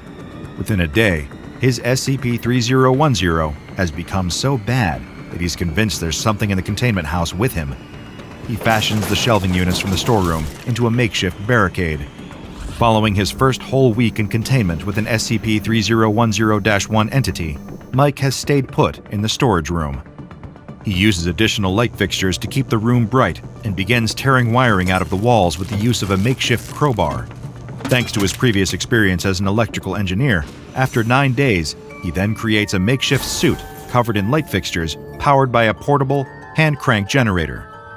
Donning his light suit, Mike sets out to find and destroy SCP-3010-1, something we know only attracts it more. But after searching the containment cell for 4 hours, Mike falls asleep. This is incredibly rare in the presence of SCP-3010-1 instances, if not impossible. When he reawakens, he not only finds the storage room resupplied by Foundation personnel, but also that the lights have all been put out. Frantically, almost completely unhinged at this point, Mike looks for a weapon to fight any SCP-3010-1 he can find. The next day sees Mike rapidly searching through the containment house for SCP-3010-1 entities. Thinking he's found one, he rushes towards it while exclaiming he has light and for the entity to come out. When he approaches, an SCP-3010-1 reactive event starts, but unlike the other recorded instances, seems to fail. 3 mirrors nearby start to produce a low level of light, causing Mike to investigate. The moment he makes contact with one of the mirrors, he screams. The connection to his recording device is lost, and the containment site undergoes a spatial anomaly. In the interest of recovering any evidence of this different reactive event and finding whatever remains of Mike, the SCP Foundation dispatches a team to investigate the ruined containment site. This unit is comprised primarily of the 8 members belonging to Mobile Task Force 066, also codenamed 8 Blind Men. Led by their captain, the unit is also overseen by a Foundation researcher named Dr. Obrent. As the team enters the ruins of the containment house, they maintain a clear line of communication with Dr. Obrent via radio. With no idea what will happen once the team is inside, everyone is on high alert, told to look out for cognito hazards or any interruptions of their mental faculties. Upon entry, everything goes quiet. For 10 long minutes, there isn't a word from the team. Then comes the eventual report from the captain. The spatial anomaly is in full effect. Dr. Obrent remarks on the long delay of 10 minutes, but the captain insists that, from his and the team's point of view, it was only 30 seconds. They quickly reach the conclusion that the spatial anomaly triggered by an SCP-3010-1 reactive event has, this time, resulted in time dilation. The team navigates their way through a repeating series of hallways, finding themselves in a copy of the foyer of the ruined containment site. It's only then that the captain realizes something is wrong. The team is down a man, MTF-066-8, but his men are confused. They tell him that there are only 7 members of MTF-066. Dr. Obrent concurs. The captain then points out that MTF-066-6 and MTF-066-7 are also both missing. Once again, the rest of the team insists they've never even heard of those people. Their team has always had 5 members. It's as if they can't remember, or their comrades have been erased from existence. 8 blind men were rapidly whittled down from 5 to 3 to just 1. The captain was lost and alone, frantic and paranoid. His remains are never recovered, and before long, the Foundation is forced to accept that their mobile task force, the 3 blind men, have all been killed in action, with no sign of the missing D-Class D-17729. But a series of unauthorized addendums have been left on the SCP-3010 file in the Foundation's archive. They seem to have been left by Mike, who recalls his old D-Class designation number. He describes being lost in a series of endless dark halls with only a few small rooms. He says that they probably hate it here because it's a waste of all their eyes. The entity has eyes. They've got eyes in the back of their head. They've got eyes in the back of their mouth. They don't like us, Foundation, but they watch us. They watch us for so long. Why do they hate us, Foundation? Why do they hate me? Why is it so dark? The addendum from Mike ends with him describing his entity coming out of the mirror. He says there's one for every room. Right behind him. Right behind you.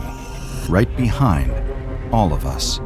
It's 1916, right in the middle of World War I, and a British soldier is huddled in a trench, occasionally peeking over the top.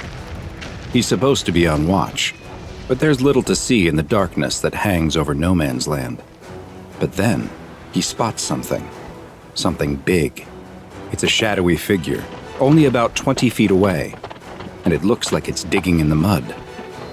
It's too dark to make out what he's looking at, so the soldier shoots a flare into the sky, lighting up the battlefield with a dull red light. Now he can see it clearly, and it's like nothing he's ever seen before. A huge, terrifying monster, picking up bodies out of the mud. The soldier can only stare, petrified by what he's seeing in front of him, when the creature suddenly turns to stare back at him, and smiles. Hi, I'm Dr. Bob, and this is SCP-3456, also known as the Orcadian Horsemen. SCP-3456 is the designation given to a group of quadrupeds, of which the exact number that exists is unknown. These entities resemble horses, though with some marked differences. SCP-3456s lack any hair, and their thick skin is translucent, revealing the fat and muscle underneath. They have 3-toed hooves, and strangest of all, they have 1 or more human-shaped torsos fused to their backs. Each torso has a pair of arms and a head, but but no legs, the torso seeming to meld directly into the back of the creature's horse-like body. The arms are much longer than those of a human, with a total wingspan that is double the anomaly's height. The arms are so long, they typically drag along the ground when the creature moves. At the end of each arm are 5 sharpened bones that protrude from where fingers would normally be. Instead of a nose, most instances of SCP-3456 have a hole in the middle of the face, which is capable of producing a high-pitched scream that is as loud as a jet engine. SCP-3456 instances vary in size, with the largest recorded manifestation standing 30 meters tall and 15 meters long. Their bodies have also shown to be quite resilient and are completely impervious to conventional weaponry. The anomalous creatures have displayed a high level of adaptive intelligence, using complex tactics like setting up ambushes through the use of property destruction and psychological manipulation to lure targets into traps. This high level of intelligence has led many at the Foundation to believe that SCP-3456 is sapient. Any direct observation of an SCP-3456 instance will cause the entity to become aware of its observer, at which point it will display this awareness by turning in the exact direction of the observer. Once an instance of SCP-3456 has spotted its observer, it will engage in predatory behavior, stalking its witness and pursuing them far beyond the initial site of manifestation, all the while concealing itself and using camouflage as it chases them. SCP-3456 will repeat this behavior over and over, intentionally letting itself be seen by observers over and over as it hunts down and takes each one, until it has captured a large number of individuals and suddenly dematerializes. It's currently unknown where SCP-3456 takes its victims, or what happens to them once it dematerializes, nor is it known how many victims 3456 needs to capture before it is satisfied and dematerializes for good, as the number taken has varied between instances. It's not currently understood why, but SCP-3456 is either unwilling or unable to cross bodies of fresh water, and making it to the other side of a freshwater source like a river, lake, or even a stream is the only currently known way to escape the anomaly once it begins its pursuit. Instances of SCP-3456 typically appear near sites of mass human suffering, such as battlefields and natural or man-made disasters, and there have been numerous reports and sightings of 3456s at historical events throughout the 19th, 20th, and 21st centuries, with multiple manifestations often appearing at the same event. One Foundation report contains an account of an SCP-3456 instance appearing during the First World War at the Battle of the Somme.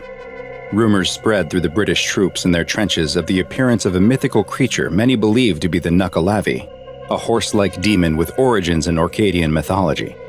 Like many SCPs, this ancient folktale turned out to have very real origins. British infantryman Dave Harkand kept a journal which described giant hoofprints appearing in the battlefield mud, and soldiers disappearing under mysterious circumstances, appearing to be killed by forces even more terrifying than what the war could produce. Harkand describes one soldier who was firing on advancing Germans when the mud beneath his feet started boiling. Before anyone could react, mud went flying everywhere, and everyone was knocked off their feet. The soldier was gone, not even a body part remained, and Harkand was sure he saw bony protrusions reaching up out of the mud underneath the soldier just before he disappeared. Not long after, Harkand spotted the Orcadian Horsemen on the battlefield, and the Horsemen spotted Harkand. He watched as the instance of SCP-3456 picked bodies out of the mud and carried them off into the darkness. He took several shots at the entity with his rifle, but the bullets had no effect. As days passed, the half-man, half-horse continued to appear night after night, always doing the same thing, picking up injured soldiers off the battlefield and taking them into the darkness. It would always look back at Harkand, seemingly taunting him or inviting him to try following it. Soon more instances of SCP-3456 appeared, many with more than one torso on their back. And then they began laying traps, burying themselves in the mud and waiting for the soldiers to rush over them. Dave Harkand was declared missing in action at the Battle of the Somme, and it's presumed he was taken by the same instance of SCP-3456 that he first observed. Another first-hand account of an encounter with SCP-3456 occurred following the 2011 earthquake and subsequent nuclear disaster in Fukushima, Japan.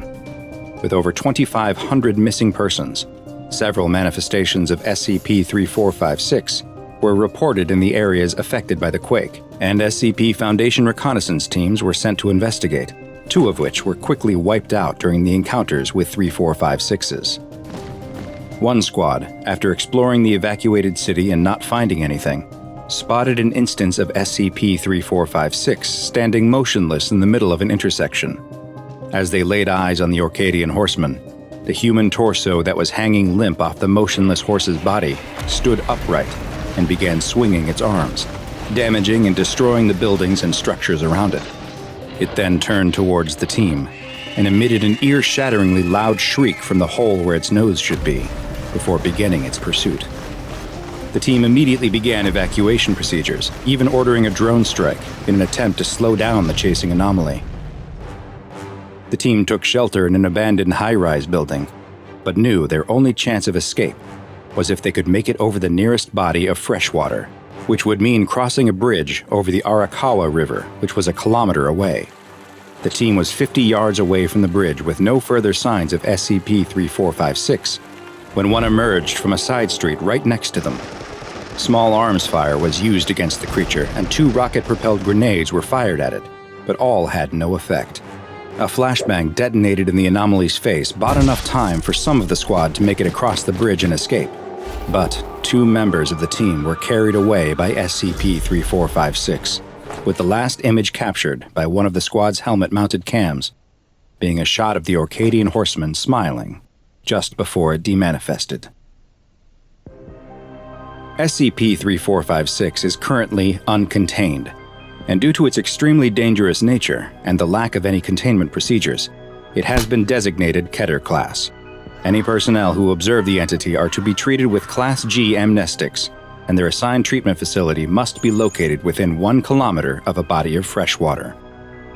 The Foundation has an ongoing project to attribute any historical references to SCP-3456 to myth, shell shock, hysteria, or PTSD, and any reports of loss of life or property damage involving the anomaly are to be replaced with explanations that attribute the cause to other natural or man-made events.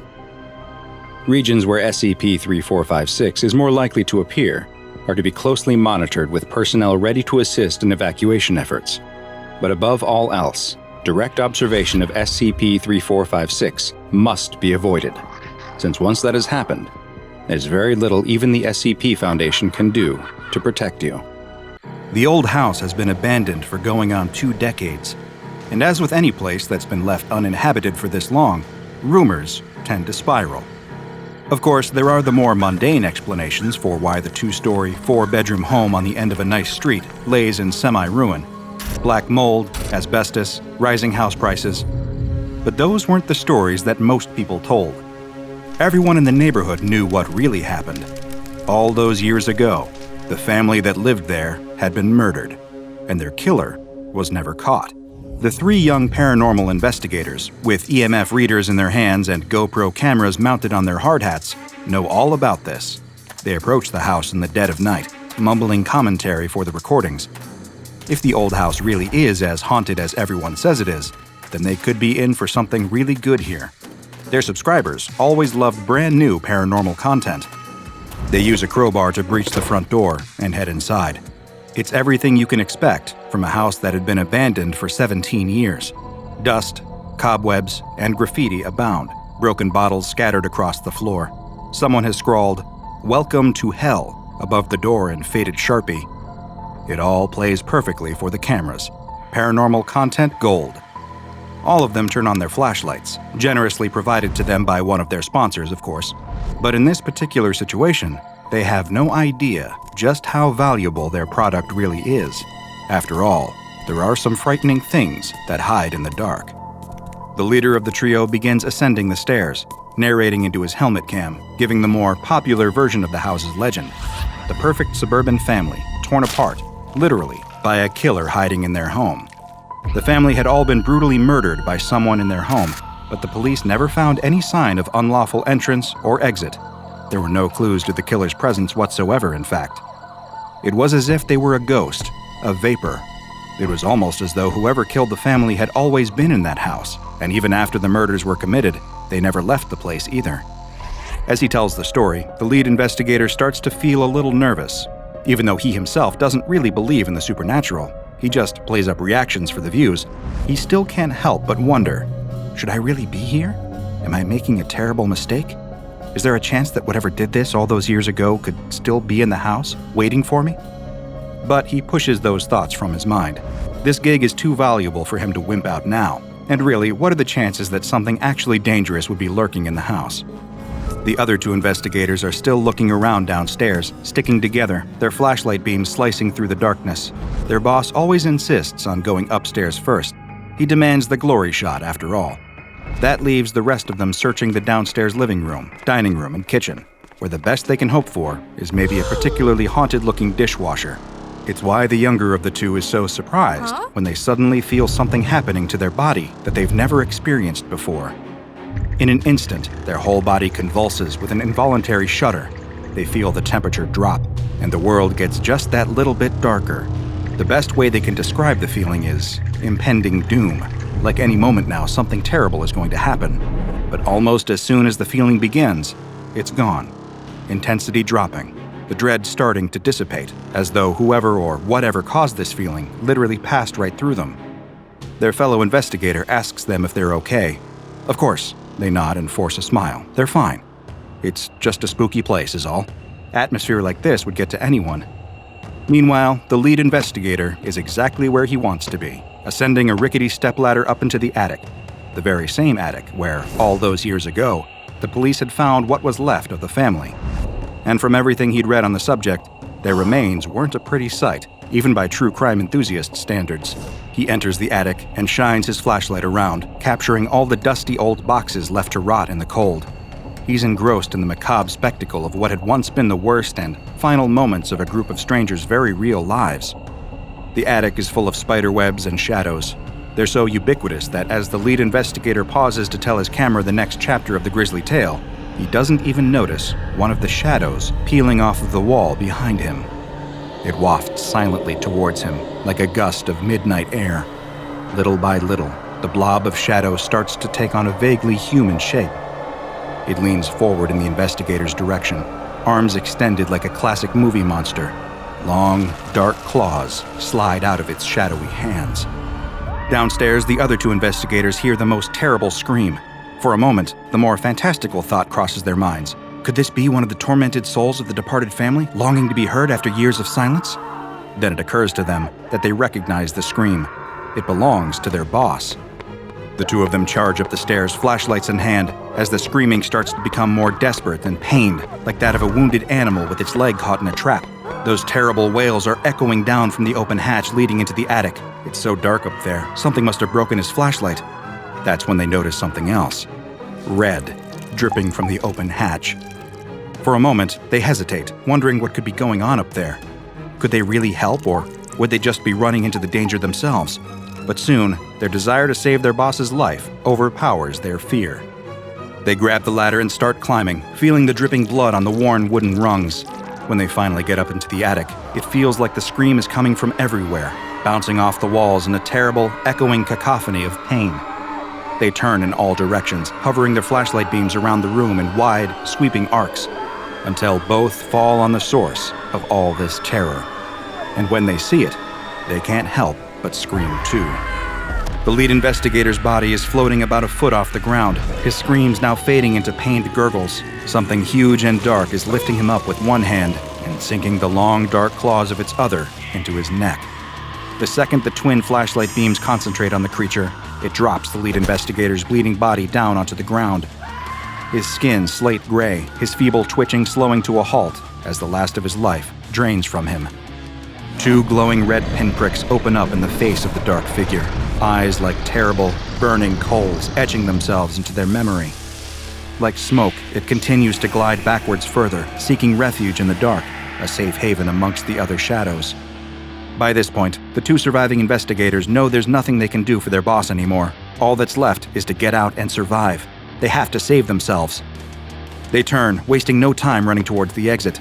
They don't notice it, but the second they turn the beams of their flashlights away, the shadow's terrible eyes disappear, and it starts advancing towards them again, its claws outstretched and grasping for them with awful fury. The shadow creature grabs at their heads as they make their final leap for the exit. However, all the monster can pull away are their helmets and helmet cams as they scramble down the ladder and then down the stairs, running at speeds they didn't even think possible as the shadow slithers down behind them. It doesn't give up. It wants their lives. It wants their warm human blood on its claws. They clear the threshold of the accursed house and keep running to their car. One looks over their shoulder and sees the shadow leave the house, gaining on them, both claws outstretched and ready to rend their flesh. The two climb into their car. They see the shadow coming towards their window. It's moving so quickly, only a few feet away now. It's getting closer and closer and closer. Ignition. The car starts up and the driver smashes the pedal down. They take off, quickly accelerating up to illegal speeds as the shadow continues to chase, slowly getting smaller and smaller in the rearview mirror. A distant nightmare. A terrible, dark ghost. As it finally disappears, they feel a moment of safety. But really, only a moment. Because it occurs to them then that they cannot say, with any confidence, that this monster won't just be waiting for them when they get home. SCP-280, also known as Eyes in the Dark, is one of the more frightening and dangerous anomalies contained by the SCP Foundation. Of course, it likely won't be causing an XK-class end-of-the-world scenario anytime soon, but if you happen to run into this nocturnal monster, it's likely to cause an end-of-you scenario and remove you from the world with extreme prejudice. There's no way of telling just how many lives it claimed before the SCP Foundation finally got it into containment, and perhaps it's best to just not think about that. SCP-280 is a black wraith-like apparition that floats at roughly average human height, with no visible legs or feet, as the lower portion of its body simply fades away before it reaches the ground. In its dormant state, the entity may appear to be little more than a shadow, easily dismissed, especially in dark environments. This comes as a natural result of the being's frightening ability to become intangible at will, and only become physical when it enters a state of active aggression toward a human target. In this intangible state, victims have even been known to walk through the shadowy mass by accident. While this doesn't lead to any detrimental physical effects, victims report that being inside the creature can lead to heightened states of anxiety, fear, and dread. Despite its body being wholly composed of an unidentifiable black matter, when exposed to light, the creature does begin to express a pair of glowing dots on its head similar to eyes, hence its frightening nickname. However, all tests indicate that these eyes aren't actually functional. Instead, they appear to be a kind of defensive measure, like false eyes on the carapace of an insect. These eyes are never shown when SCP-280 is advancing towards a victim, only when it is in retreat, though this is only one of the entity's several defensive responses. If an area where the creature is residing becomes fully illuminated, or a sudden flash of extremely bright light is directed against it, then it will immediately dematerialize and appear in a different area. The one positive thing that can be said about the hunting patterns of SCP-280 is that they're relatively predictable. The entity, it seems, only has an interest in human beings. When it selects a target, it will pursue them relentlessly, approaching in its intangible form with its arms extended in what many describe as a sleepwalker pose. In this state, you may finally notice 280's claws, long, thin, and razor-sharp. It may silently approach while the victim is turned the other way, or while they sleep soundly in bed, or even when they're paralyzed in fear at the very sight of it. When SCP-280 closes the distance, it will begin to rip and tear at its victims with its claws, causing massive physical trauma and, in some cases, death. Attacks range from 1 to 5 minutes of being relentlessly clawed at by the beast. When the attack is over, it will simply expose its eyes, become intangible once more, and escape. You will not be able to overpower the creature. Foundation tests have shown that it has extreme physical strength, and it's capable of tearing apart solid steel with little effort. If it can't find any humans to victimize, then it will simply remain dormant, pressing itself up against a wall, in a dark corner, or within some other structure. Which is why, if ever you feel nervous about a certain dark corner in a room near you, it is best to remove yourself from the situation as quickly as possible and remain in a brightly lit area. It would perhaps be comforting to believe that SCP-280 is acting on some twisted form of animal instinct.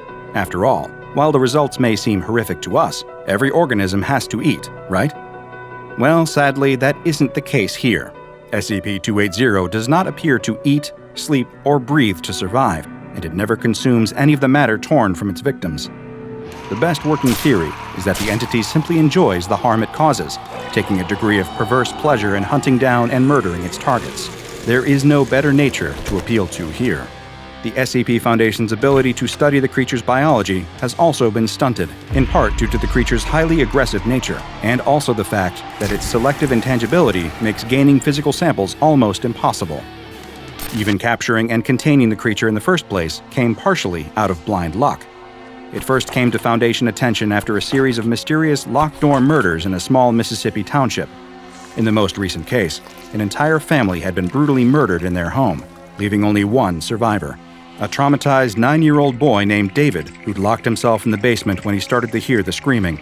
He was so terrified by the things he saw that night that he remained in a catatonic state for weeks afterwards, completely unresponsive to outside stimulus. But one little detail saved his life. A flashlight was clasped in his white-knuckle grip, shining a bright beam of cold, white light onwards. When David was removed and placed into medical care, officers began searching the building for any kind of clues as to how the other 4 family members were murdered. However, during this investigation, the police were just as vulnerable as the victims who'd been so recently slain. While one officer was wandering around the attic, looking for any evidence they may have missed, SCP-280 emerged from the darkness and attacked, tearing into his body with its long, deadly claws. Luckily for the officer in question, he survived the incident, though he was badly wounded. His report on the matter, including the ardent claim that he was attacked by a being, quote, made from black smoke, caught the attention of SCP Foundation operatives embedded in the precinct. They soon took over the investigation and descended on the house, hoping to tag and bag whatever had been behind all these deaths. This would be easier said than done. While Foundation field agents canvassed the home, they simply walked past the creature multiple times, discounting it as a mere shadow. After all, it only had these easily identifiable glowing eyes when it was in a retreating position. Even when it entered its physical state, operatives brushing up against it generally dismissed the sensation as hair, clothing, or some other object touching them in the dark.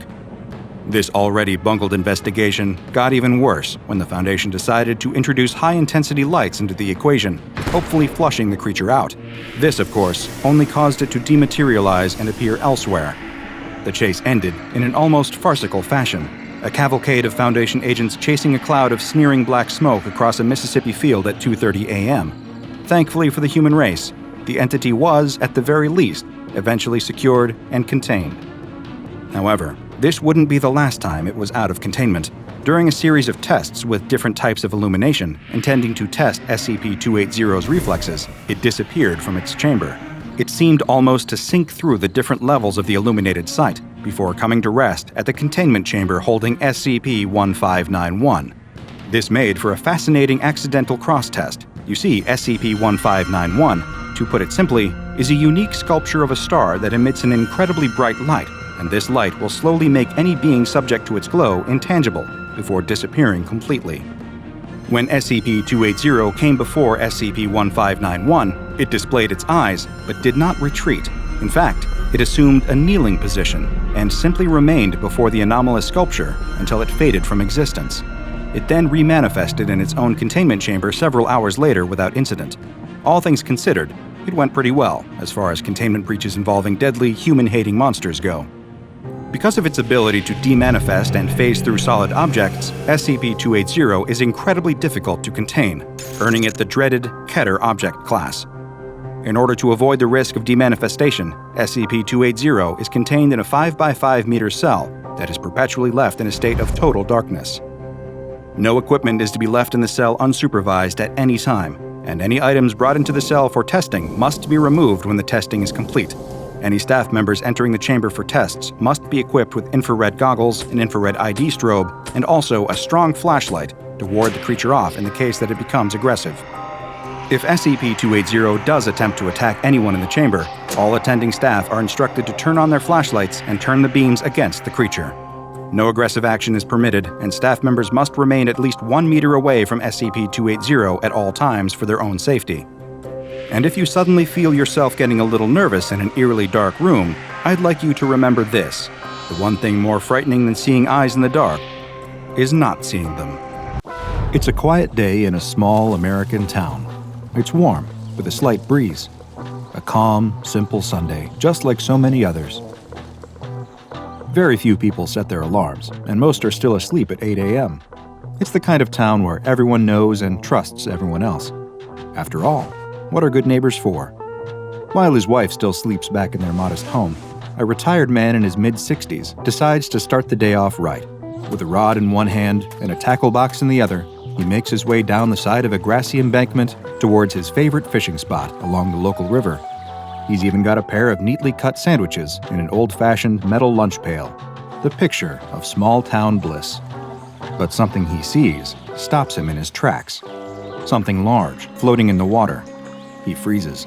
He wants to write it off as driftwood or some trash that someone has thrown into the river, but in his heart of hearts, he knows better than that.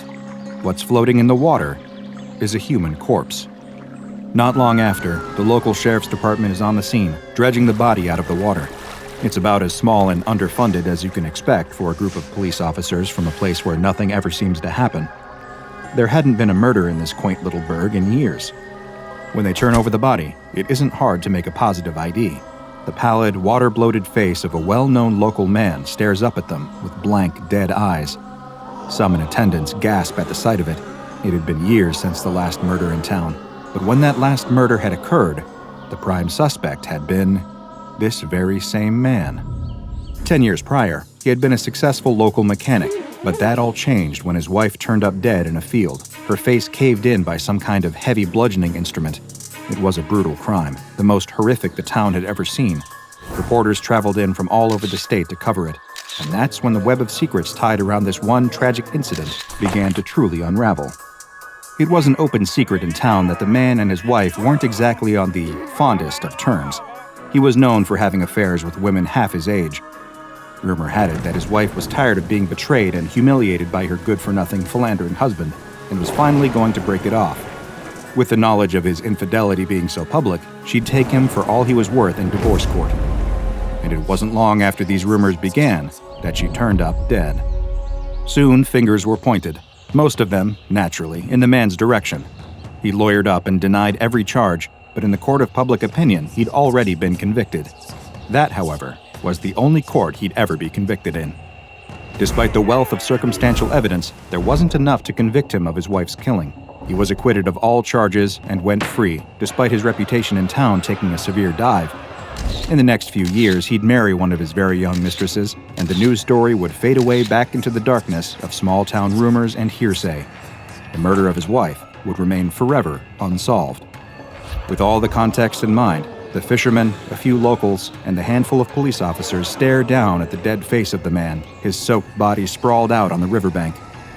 A police deputy uses a gloved hand to tilt his head upward slightly, revealing the long, deep wound in his throat, carved so deep it cuts to bone. His throat had been slashed, and whoever had done it had been extremely thorough.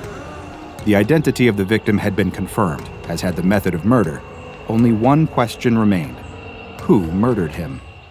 Hours later, across town, a man wakes up alone in bed after a long, refreshing sleep. His young wife of 5 years went downstairs a few hours before to do some chores and cook breakfast, leaving him to his rest.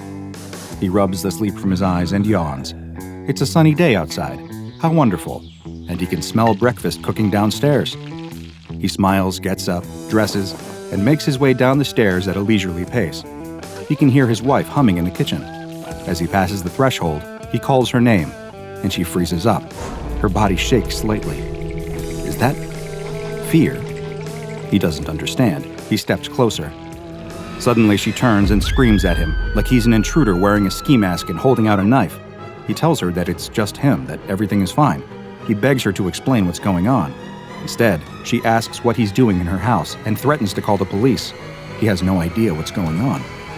He takes another step forward, and she reacts severely. His young wife grabs the handle of her frying pan and swings it, hitting him as sausages and hot oil fly through the air. He shrieks in a mix of pain, shock, and pure terror before running out of the room. What is happening? Has his wife lost her mind? He needs to get help immediately.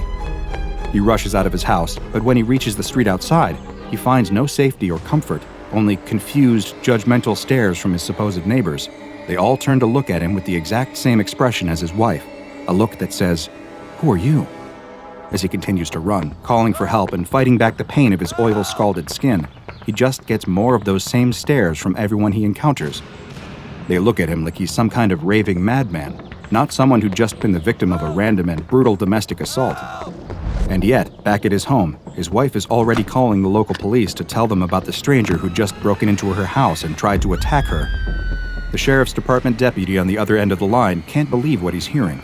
A man turns up dead in the local river, and before they can even give his wife the news, she's calling to report that a stranger had tried to attack her in her own home. Could it be any more obvious that this stranger was the one behind her husband's murder? Given that everyone knows everyone in a town like this, it stands to reason that her husband's killer and his wife's home invader must have come from out of town, perhaps a drifter or someone her husband had owed money to. Given the kind of person he was, it was no surprise that he'd burned some kind of bridge badly enough that someone out there would want him dead and act on that desire. Case closed. All that was left to do now was catch this violent madman and bring him to justice before he could hurt anyone else. What kind of justice would they give him exactly?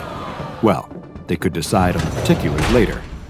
As the man continues his frantic run across town, searching in vain for somebody, anybody to come to his aid, rumors begin to spread through town.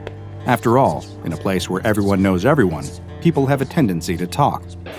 It doesn't take long for half of the town to hear about the local man who'd been found dead in the river with his throat slashed open, that the same maniac that killed him had made an attempt on his young wife's life, and she just barely managed to fight him off, that the murderer had come in from out of town, and that now he was running through the streets, babbling like a psychopath. It doesn't take long for a consensus to form.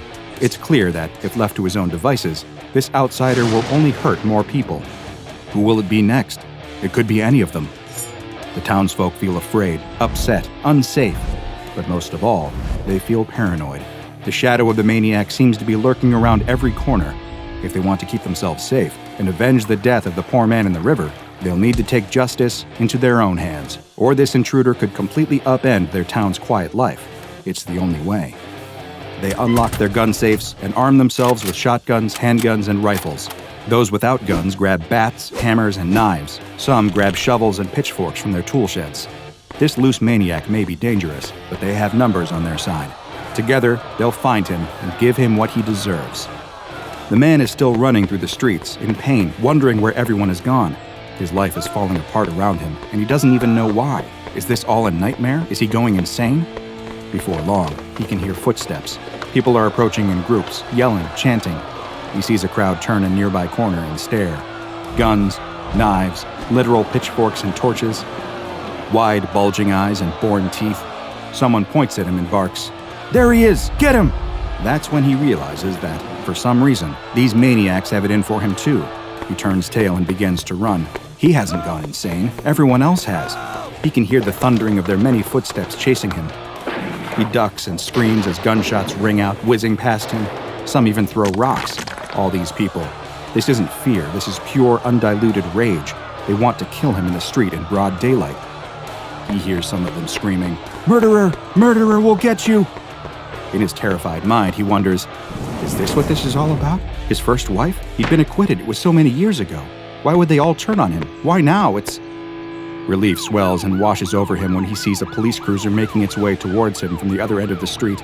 They'd save him from these bloodthirsty maniacs. The car comes to a stop, and a pair of familiar police officers step out. They seem oddly calm given the situation. The man approaches, trying to plead with him through a throat racked by pain, exhaustion, and terror. The mob is hot on his heels now. He needs help. He desperately needs help. But as he tries to form the words, he gets a hard lesson in the fact that these police officers are the wrong people to come to for that. The one closest to him slides the baton out of his belt and strikes the man across the face. His face feels a sudden explosion of pain as his cheekbone shatters. Before he can even register what's going on, the other officer strikes the back of his leg with his baton, and he crumbles to the ground. The two of them begin beating him relentlessly while he begs for mercy through broken teeth, and it's not long until the rest of the mob catches up and surrounds him. With a final strike to the face, everything goes black. When he opens his eyes, it's nighttime, and he can feel something constricting his wrists and neck. Heavy ropes cut into his skin. His hands are bound, and there's a noose around his neck, the other end tied to a branch of a tree above him. His feet teeter precariously on a stool below. The rope has no slack. He's surrounded by the townspeople, all armed and staring hatefully at him. The only light comes from their burning torches. The sheriff stands at the front of the crowd, his weeping wife standing next to him. With a stony face, he dictates that, for the crime of murder, he has been found guilty and is sentenced to hang by the neck until he is dead. His eyes widen one last time in pure panic as the sheriff holds up a photo of the dead man pulled from the river. What? No, there must be some kind of terrible mistake. I didn't kill that man. I am that man. I swear, please. But before he can even form the words, his own wife steps forward and kicks out the stool from under his feet. While this story of fear, paranoia, mob mentality, and unspeakable violence may seem as sadly natural and human as breathing air, the spark that ignited this tinderbox was decidedly inhuman. This is SCP-3852, also known as Small Town Justice. First, meet SCP-3852-1. No matter what your gut feeling may be, I assure you that you do not recognize him. He's an unidentified male corpse, and also an intrinsic factor in the SCP-3852 phenomenon. There are many SCP-3852-1 instances, and all of them are physically and biologically identical. And if ever you encounter one of them, unless the SCP Foundation can intervene in time, something terrible will happen. To put it simply, one of these unidentified corpses will manifest within the bounds of a small town or village typical with a population of over 2,000 people on the East Coast or in the Midwest of the United States. Upon someone seeing the SCP-3852-1 corpse, the SCP-3852 phenomenon will begin. Despite having no internal or external injuries in an objective sense, the victims of its anomalous effects will believe that it is a person from their town who has been recently murdered, despite the fact that this victim is very much alive in town. While initially it was believed that the selection of the victim, dubbed SCP-3852-2, was entirely random, as more and more SCP-3852 incidents popped up since the first was recorded in 1978, a pattern began to emerge. It was discovered that the victims were all people who were believed to have committed some serious or repeated crimes in the past, but who were acquitted or otherwise cleared of charges. But when the phenomenon begins, a frightening switch occurs. While the body will take on the identity of the victim for a number of the township's citizens, the actual victim will become a depersonalized stranger, an outsider, someone to be looked upon with active suspicion that soon grows into paranoia and, eventually, uncontrollable rage and bloodlust. But the fury of the mob being directed at one person is one thing. A town being dragged into what seems like an outright civil war is quite another. The mob will arm themselves and go on the hunt for the accused. During the process, if anyone in town attempts to stop them, such as when individuals try to stand up on behalf of the accused, encouraging the mob to exercise caution and approach the situation rationally, as happens in many SCP-3852 events, they too will become perceived differently. It is estimated that between 11 and 27% of the affected community will not be swayed to join the vigilante group, and when they refute the accusations, they will be accused of trying to impede the course of justice. When the violence eventually breaks out, though, as it always does, they will not be spared. When the victim that started it all is finally found, they will be violently executed, at which point the townsfolk will all begin behaving normally and life will resume once more as if nothing ever happened. In the aftermath, people will give inconsistent accounts of what occurred, but none will experience any long-term traumatic effects from taking part in or witnessing the violence. Since the phenomenon was first noted back in 1978, the SCP Foundation has recorded 16 different SCP-3852 incidents, some of which have been appended to the official files for expository purposes. One such event, labeled EV-3852-07F3T, is the very first that the Foundation encountered. During this 3852 event, which occurred in a small town in Indiana, 368 people were brought under the thrall of the anomaly's effects when the SCP-3852-1 body was encountered in the town square just after sunrise and was identified as belonging to a 28-year-old local unemployed man named Glenn. It didn't take long for the citizens to turn on the still-living Glenn, causing the poor young man to try and flee from the hundreds of people baying for his blood. He was eventually overtaken by the townsfolk while trying to cross a river and escape from the town. He was pulled from the river and beaten viciously. He was then dragged back into the town square and hanged for his perceived crime of murdering himself. The SCP Foundation managed to recover the anomalous SCP-3852-1 corpse before questioning the remaining townsfolk and administering amnestics. An even worse event occurred 18 years later in Ohio, recorded as EV-3852-15C1K. This time, 572 people were affected by SCP-3852 when the body of a controversial local man named Hector was discovered in a nearby schoolyard. Hector was a former factory worker until he was involved in a drunk driving incident which resulted in another driver dying and left Hector paralyzed from the waist down. When the body was found, suspicion of course immediately fell upon the real Hector for the crime. When roughly 23% of the community objected to these accusations, they also became targets of the violent mob intent on taking Hector's life out of their twisted sense of justice. When later interviewing one of the mob's ringleaders, a 52-year-old named Matthew Escott, the Foundation discovered that neither him nor any of the other mob members noticed the strange coincidence that Hector's killer was also a paraplegic man of about the same size and build as Hector. As predicted, nobody involved seemed to carry any guilt or even full awareness of what they'd carried out in pursuit of justice. Hector and those who were attempting to defend him were chased into an abandoned barn on the edge of town for a final standoff. The mob dragged out Hector and his defenders and brutally murdered them all. MTF Epsilon 6, also known as the Village Idiots, a group specializing in small-town anomalies, was called in to retrieve the SCP-3852-1 body and clean up the mess in the aftermath. Incidentally, a video of the carnage was somehow leaked onto the video-sharing website YouTube some years later, causing a containment fiasco for the Foundation. The investigation into the cameraman who filmed and presumably uploaded the video is ongoing, and any information you may have into their identity should be reported to the nearest Foundation agent so that they can be properly debriefed. SCP-3852 is an incredibly insidious anomaly, because even in the most desirable scenario possible, at least one person is doomed to die. In order for the town to be pacified and released from the anomalous effects of SCP-3852, the victim designated SCP-3852-2 must be neutralized. There simply appears to be no other way. When the Village Idiots are dispatched to a town in the thrall of SCP-3852, they are under strict instructions to execute the SCP-3852-2 individual as quickly as possible and distribute amnestics in order to avoid any additional or unnecessary bloodshed before collecting the SCP-3852-1 body and bringing it back for containment with the others at a secure Foundation site.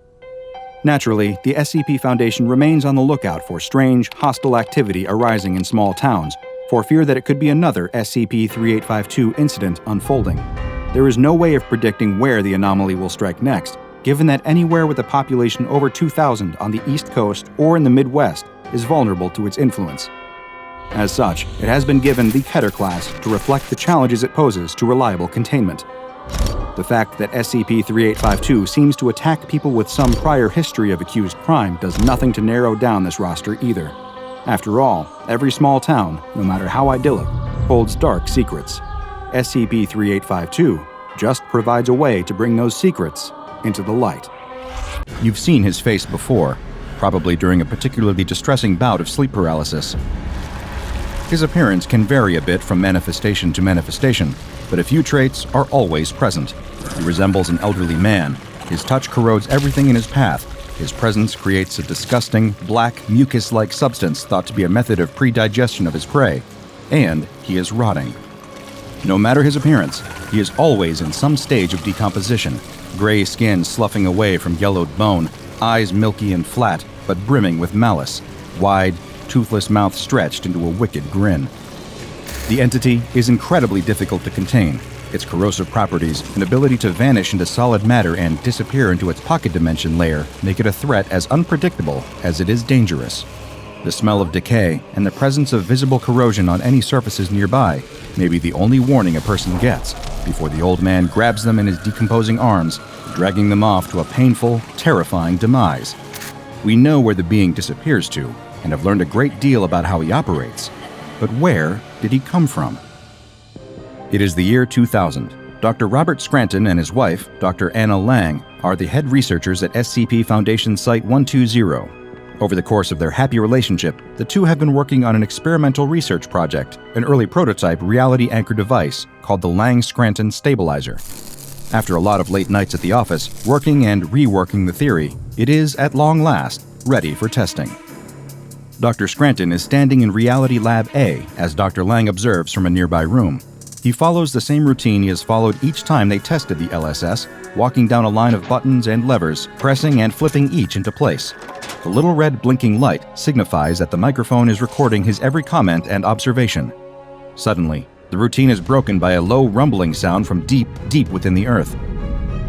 The ground beneath him begins to shake, and Dr. Scranton stumbles, losing his balance as the once solid floor begins to roil and quake as the seismic shift rolls through the site.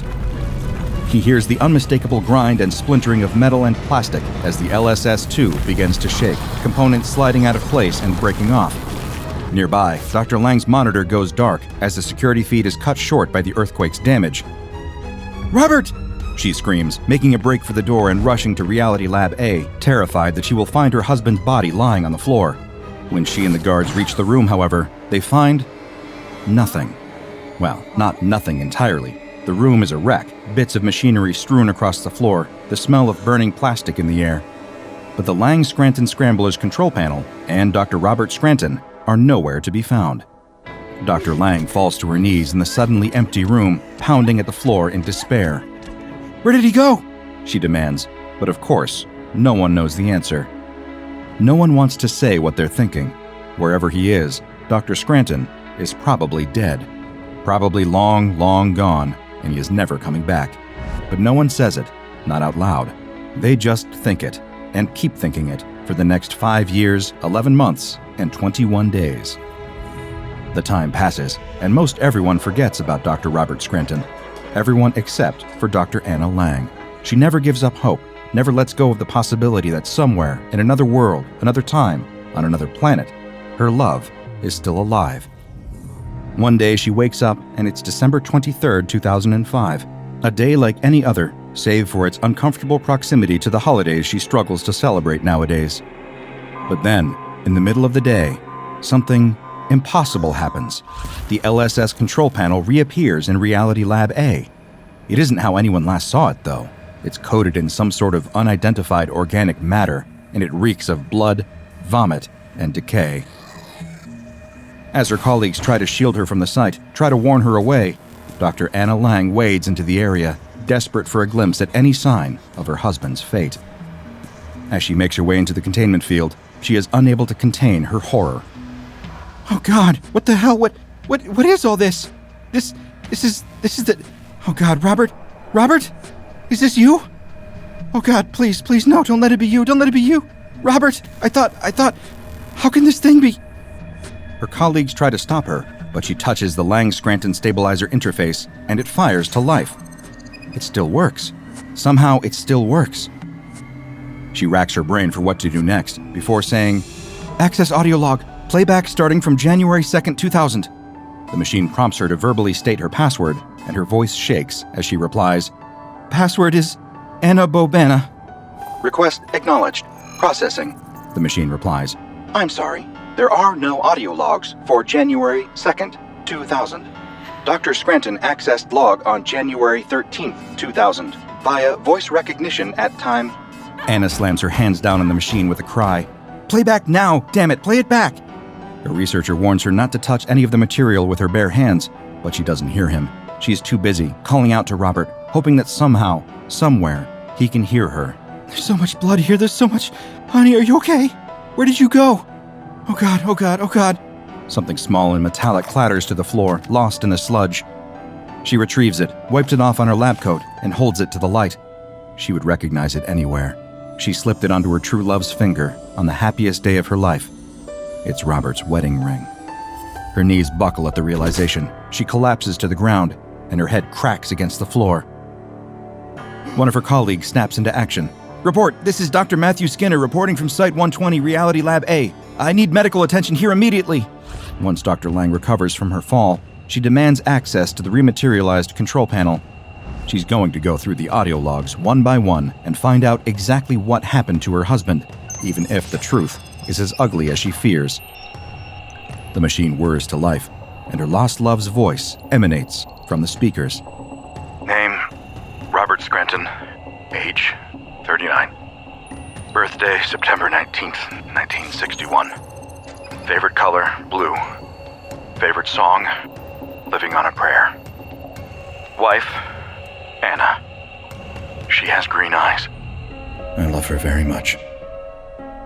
He repeated these simple truths to himself for days, before he even realized that the control panel was picking up his voice. My name is Robert Scranton. Yeah, my name is Robert Scranton, former researcher at Foundation Site 120. It has been... I don't know, actually. I can't remember. I estimate it's been 10 days, but I can't... Oh, God. Can anyone hear me? I don't know what's happened. I don't know where I am, and please, is anyone there? Hello? Anyone? Anyone? He began keeping track of how much time passed as best he could. 2 weeks, 3 days, 7 hours, and 58 minutes. Oh, Jesus.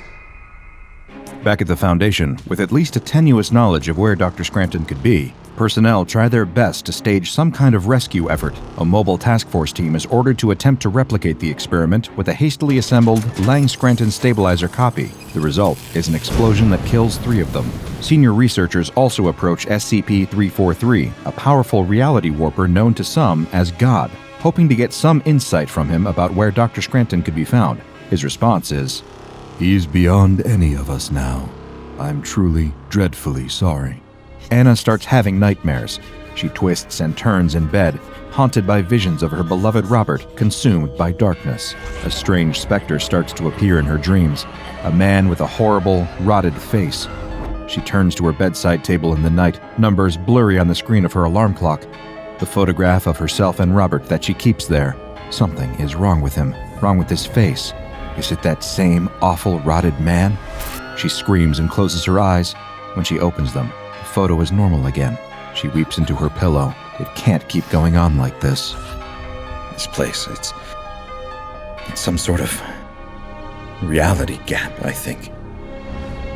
If I don't concentrate on it, it's fine, but I feel this tingling all over my face. I'm not sure why. 2 months, 15 days, 4 hours. Anna begins to accept the horrible truth. She may not see Robert ever again, and holding on to the foolish fantasy that she will is starting to kill her. She repeats it to herself like a mantra at work. Robert Scranton is dead. Robert Scranton is dead. Robert Scranton is dead. One day, a coworker notices her muttering and strikes up a conversation. It's been years since Robert disappeared. What's the harm in talking to someone again?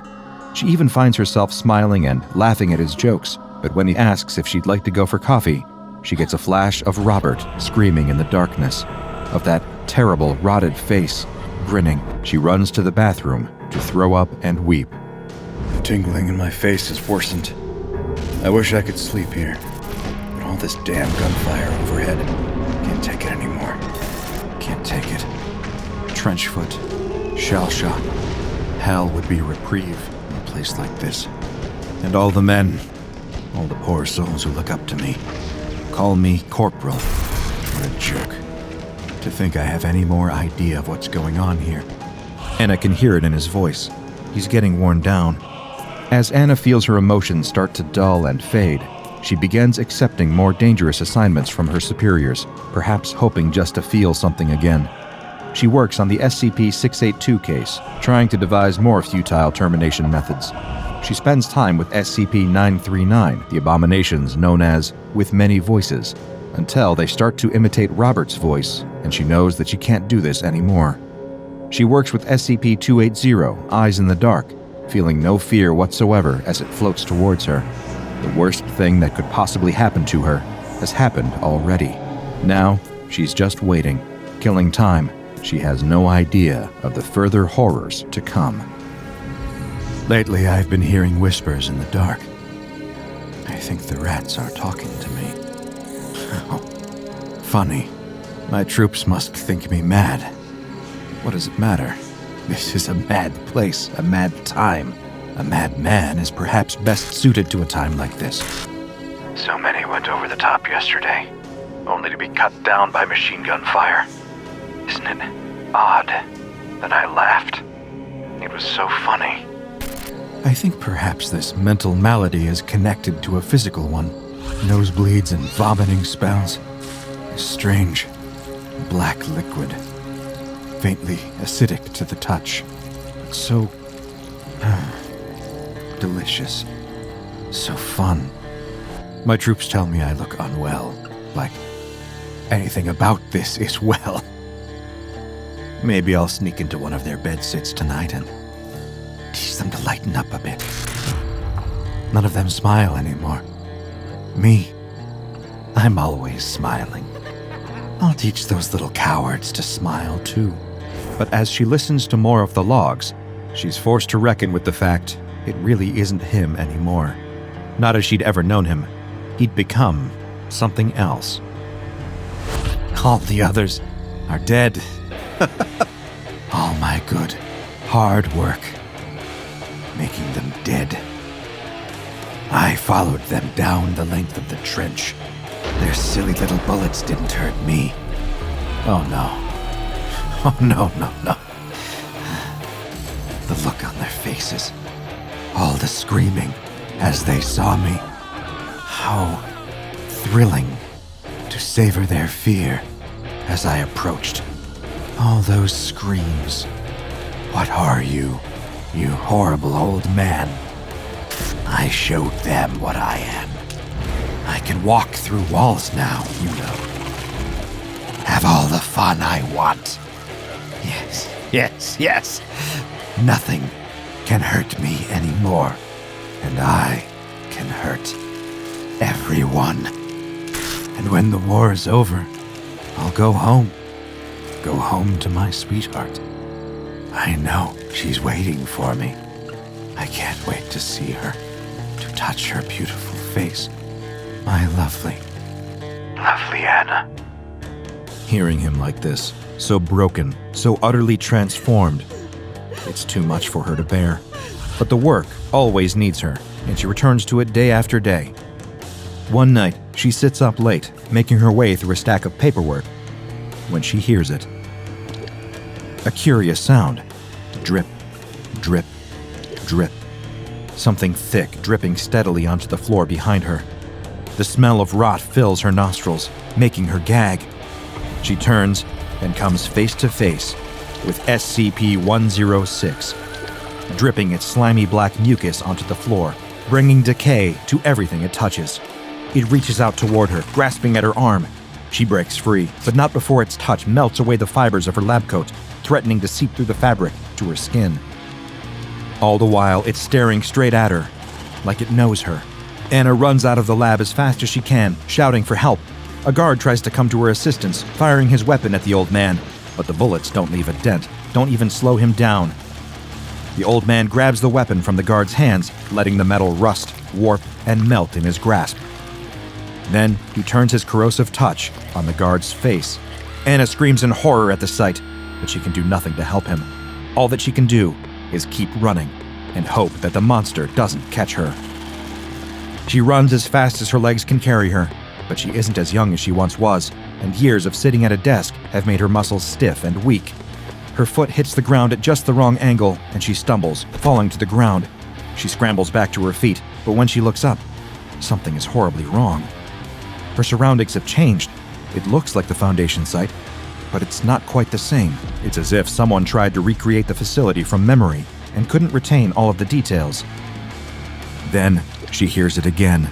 The drip, drip, drip. He's here.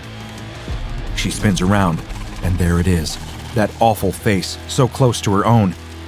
She takes a trembling step back when suddenly, the monster speaks. It's him. She knows it, as surely as she knows that she is about to die.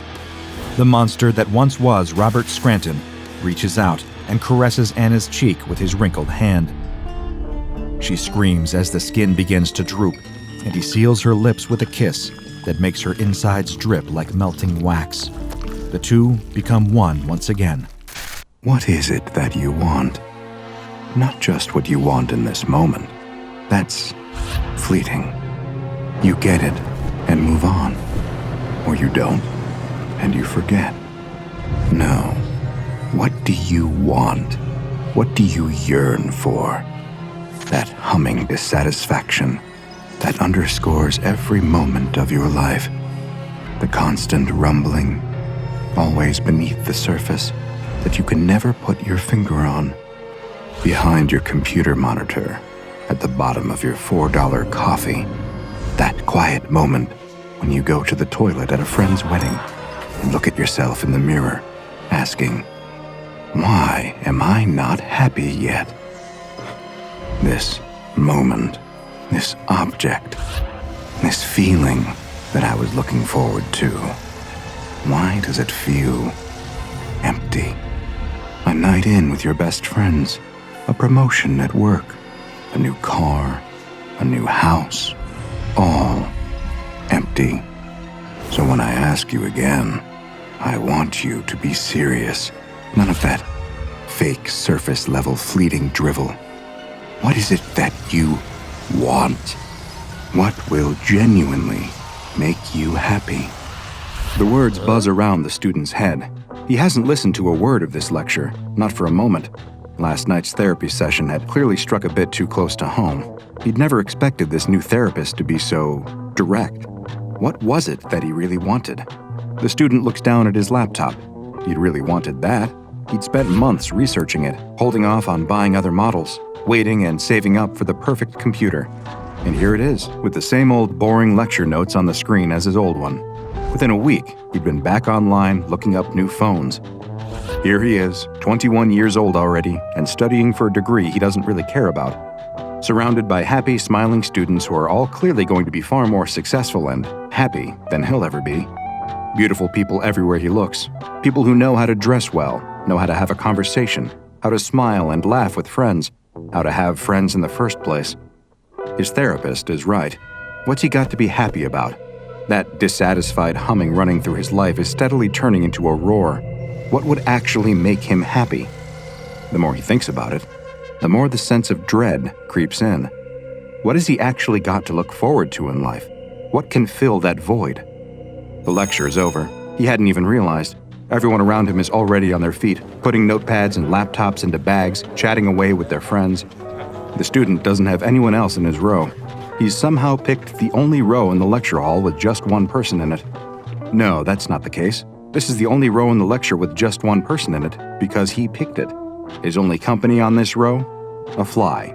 A fly that had been following him around all week. What's the point? He looks at his laptop screen. Empty. His phone buzzes. It's his mom. He declines the call. Swinging his bag onto his shoulder, the student makes his way to the door. A group of guys up ahead are chatting loudly as they open it. One of them half glances back over his shoulder. He stops in the doorway, holding the door open. The student looks around. No one else was with him. Who's this guy holding the door open for? You okay? The guy asks, looking straight at the student. His eyes are very blue. The student rushes through the doorway, muttering a "thank you" on his way through. His phone starts to ring again in his pocket. He sits up alone that night. He does the same most nights. Even if he wanted to, he wouldn't be able to fall asleep. Sharing a house with 7 other people, there's a party happening in one part of the house pretty much every night. The thumping bass is the only sound to reach the student as he sits quietly at his window, looking out at the bags of trash lining the street and the couple across from him arguing on their porch. The little fly in his room is the only one keeping him company, not buzzing around or trying to escape through the glass, just sitting there next to him, watching the world go by. What is it that you really want? The words ring around in his head again. Tell me what will make you truly happy. What is it? I think I just want someone to love me, the student says quietly. He sits quietly by the window for a few more minutes, not noticing as the little fly next to him catches fire and rolls onto its back, legs curled in the air. The student just goes to bed. Nothing's ever going to change, is it? A week later, the student is back in that same lecture again. He arrived early this week, sitting down and unpacking his stuff a good 15 minutes before they were due to start. Surreptitiously as he can, the student glances over at the door every time he hears it swing open. It's the usual procession of beautiful, happy people, each one dressed exactly how they want, personalities, goals, and aspirations filling each of them. He looks down at his outfit. Gray. The lecture starts, but the student still can't quite focus.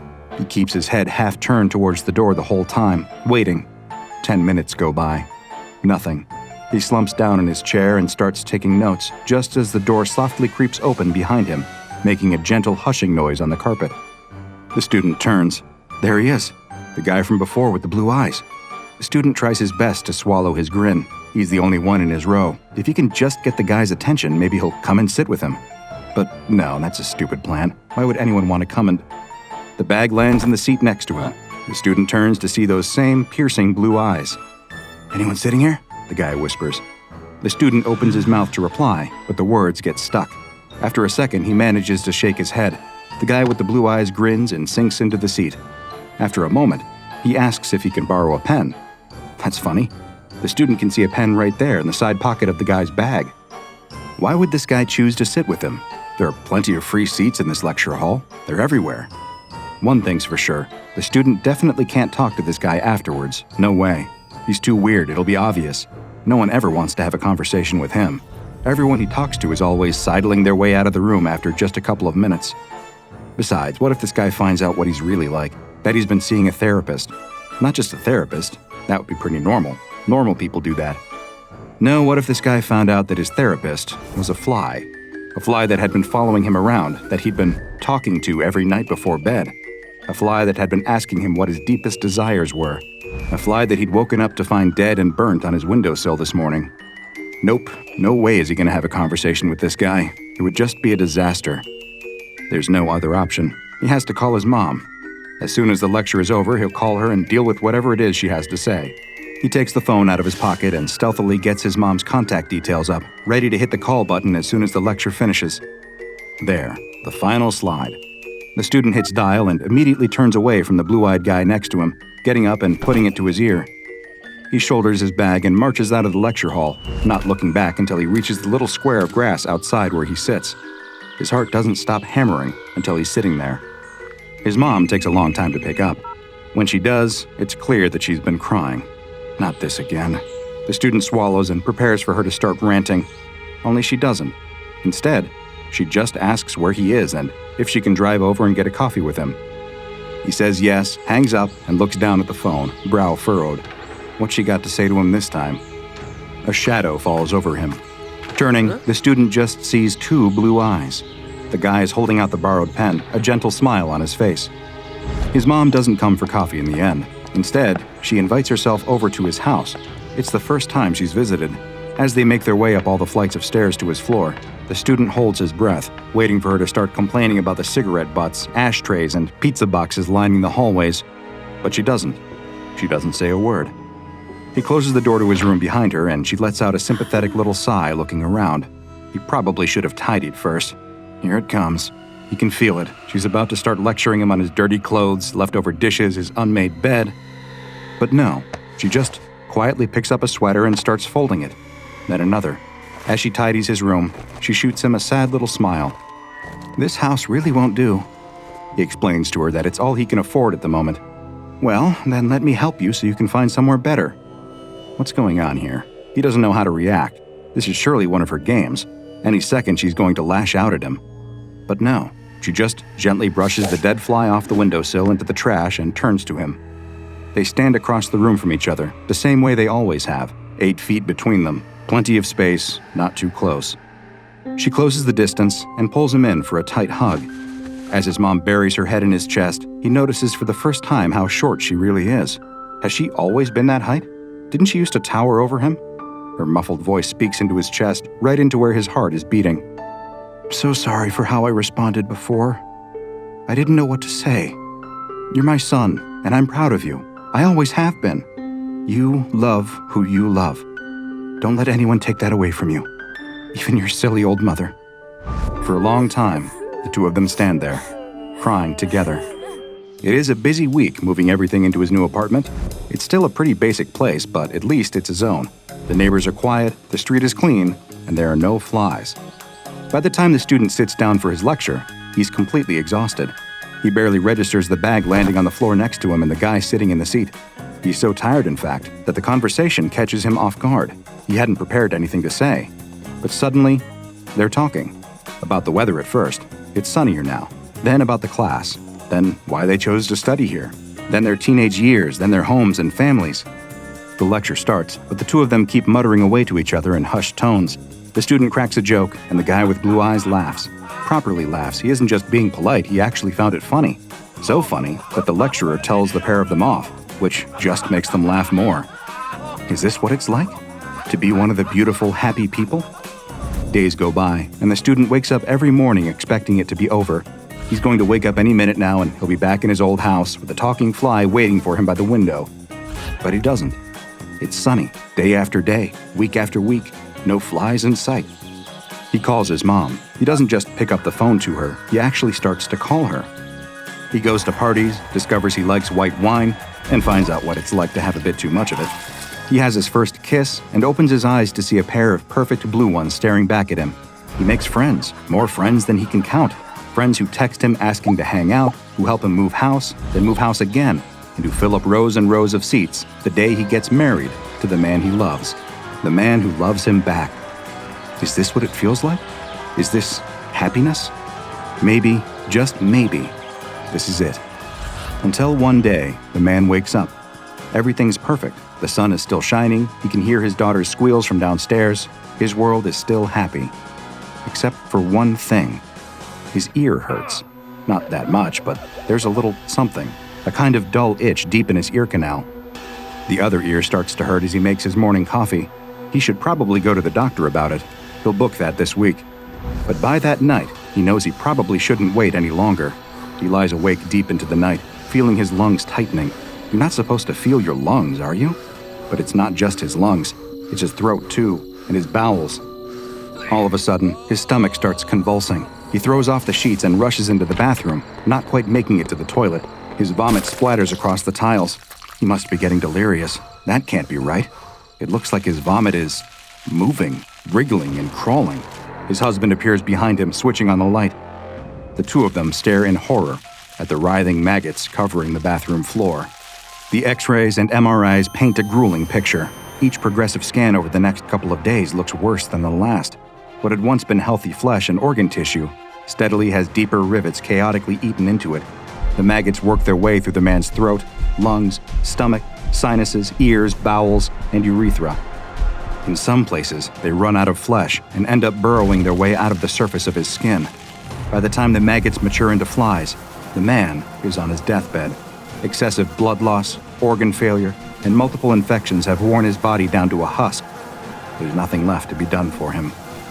All that the man's husband, children, mother, and countless friends can do is stand by and watch, as one by one, thousands of flies emerge from the body of the man they'd once loved so dearly. Heartbreaking as it may be, this is the sad reality of what you sign up for when you make a deal with SCP-3063, known informally as the Fly. This SCP on the surface seems like one of the most harmless that the Foundation has encountered, taking the appearance of a common housefly.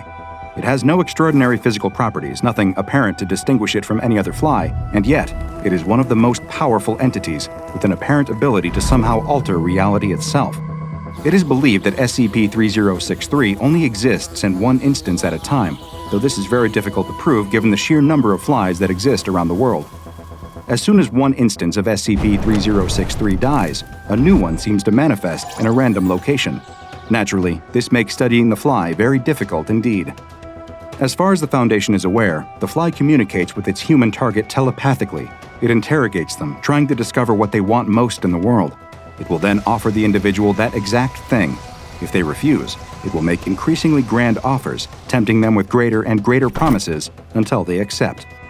When I said this was one of the most powerful known SCPs, I was not exaggerating, because this fly does not make empty promises. Do you want to become a millionaire? You might wake up tomorrow to a number of anonymous bank transfers or a handful of lottery tickets pushed through your letterbox. Do you want to become an opera singer? The next time you sing in the shower, you'll find a whole new voice coming from your chest. Who knows, you may have left the window open and a superstar agent could be strolling by your house at that exact moment. Whatever it is that you tell the fly that you want, it will be granted. The little insect will catch fire and die straight away, appearing somewhere else in the world, ready to start talking to someone else. Your answered wish may not always take the form you expect, but it will be given to you, just like our student finding love everywhere he went for the next 6 years. or, to be more precise, 2,376 days. You see, as soon as you make a deal with this fly, the clock is ticking. For 2,376 days, you will be free to enjoy your dream coming true, no strings attached. Until one day, you wake up with a little bit of discomfort, like something growing inside of you. Eggs, anything from 5,000 to 20,000 in number, will suddenly appear throughout your body. In your digestive system, respiratory system, and even your muscle fibers, small maggots will be born comprising all known Diptera species. They will steadily eat away at your body, feeding their way out of you and growing into regular adult flies as they emerge. Most individuals die from multiple organ failures during this stage. It can often be difficult to identify the exact cause of death, as the attack on the body's central systems is so absolute, devastating, and swift. If the individual dies before the 2,376th day, then the process is halted and the flies die along with them. Attempts to contain SCP-3063 have all proven unsuccessful. To date, 6 members of SCP Foundation personnel have been targeted by the fly. Each of them have tried to make a different wish to contain the fly, but each has had a loophole exposed. Senior researcher Elizabeth Gao requested the death of SCP-3063, which the fly interpreted as the death of that manifestation, combusted and returned in another instance. Senior researcher David Roberts asked for the permanent containment of SCP-3063. The fly then stood totally still, allowing itself to be taken into secure containment below Site-63. But sure enough, after 2,376 days, the researcher died, and the fly was discovered to still be manifesting around the world. It again had interpreted its containment to refer to just that current instance of its body. A later researcher requests knowledge of how SCP-3063 functions, at which point the fly combusted and a document containing all known information about SCP-3063, everything I am telling you now, appeared before the researcher, who later died. The penultimate test conducted by SCP personnel proved to be the most chilling. Dr. Patrick McGann asked the fly if it could provide clear, understandable knowledge of SCP-3063 other than knowledge currently possessed by the SCP Foundation. The results of that exact experiment and the next one were provided for him, including details of his own death, which he immediately fulfilled. Either the fly has some precognizant abilities or is able to directly control events in the world, or both. The final experiment was conducted even though the fly had already provided the results in detail ahead of time. Dr. Jonathan Mabry simply asked, "Is there even a choice?" before suffering a severe pulmonary embolism and dying on the way to the hospital. Research indicates that SCP-3063 has been operating for over 4,000 years, with evidence of instances being discovered as far back as early Canaanite settlements. However, many theorize that the fly has been with us a lot longer than that. Unless future containment efforts are more successful, SCP-3063 will likely remain one of the most powerful and prolific entities outside of containment. So next time you see a fly buzzing around your room, it might be in your best interest to leave it alone. These winters are getting worse every year, that's for sure. The old cattle rancher doesn't know if it's the climate changing, God's judgment arriving, or if he's just getting older and struggling to keep up. Probably a strong mix of all of it. Whatever the cause, it doesn't change the facts. It's deathly cold out there. His ailing, elderly ma's health continues to deteriorate.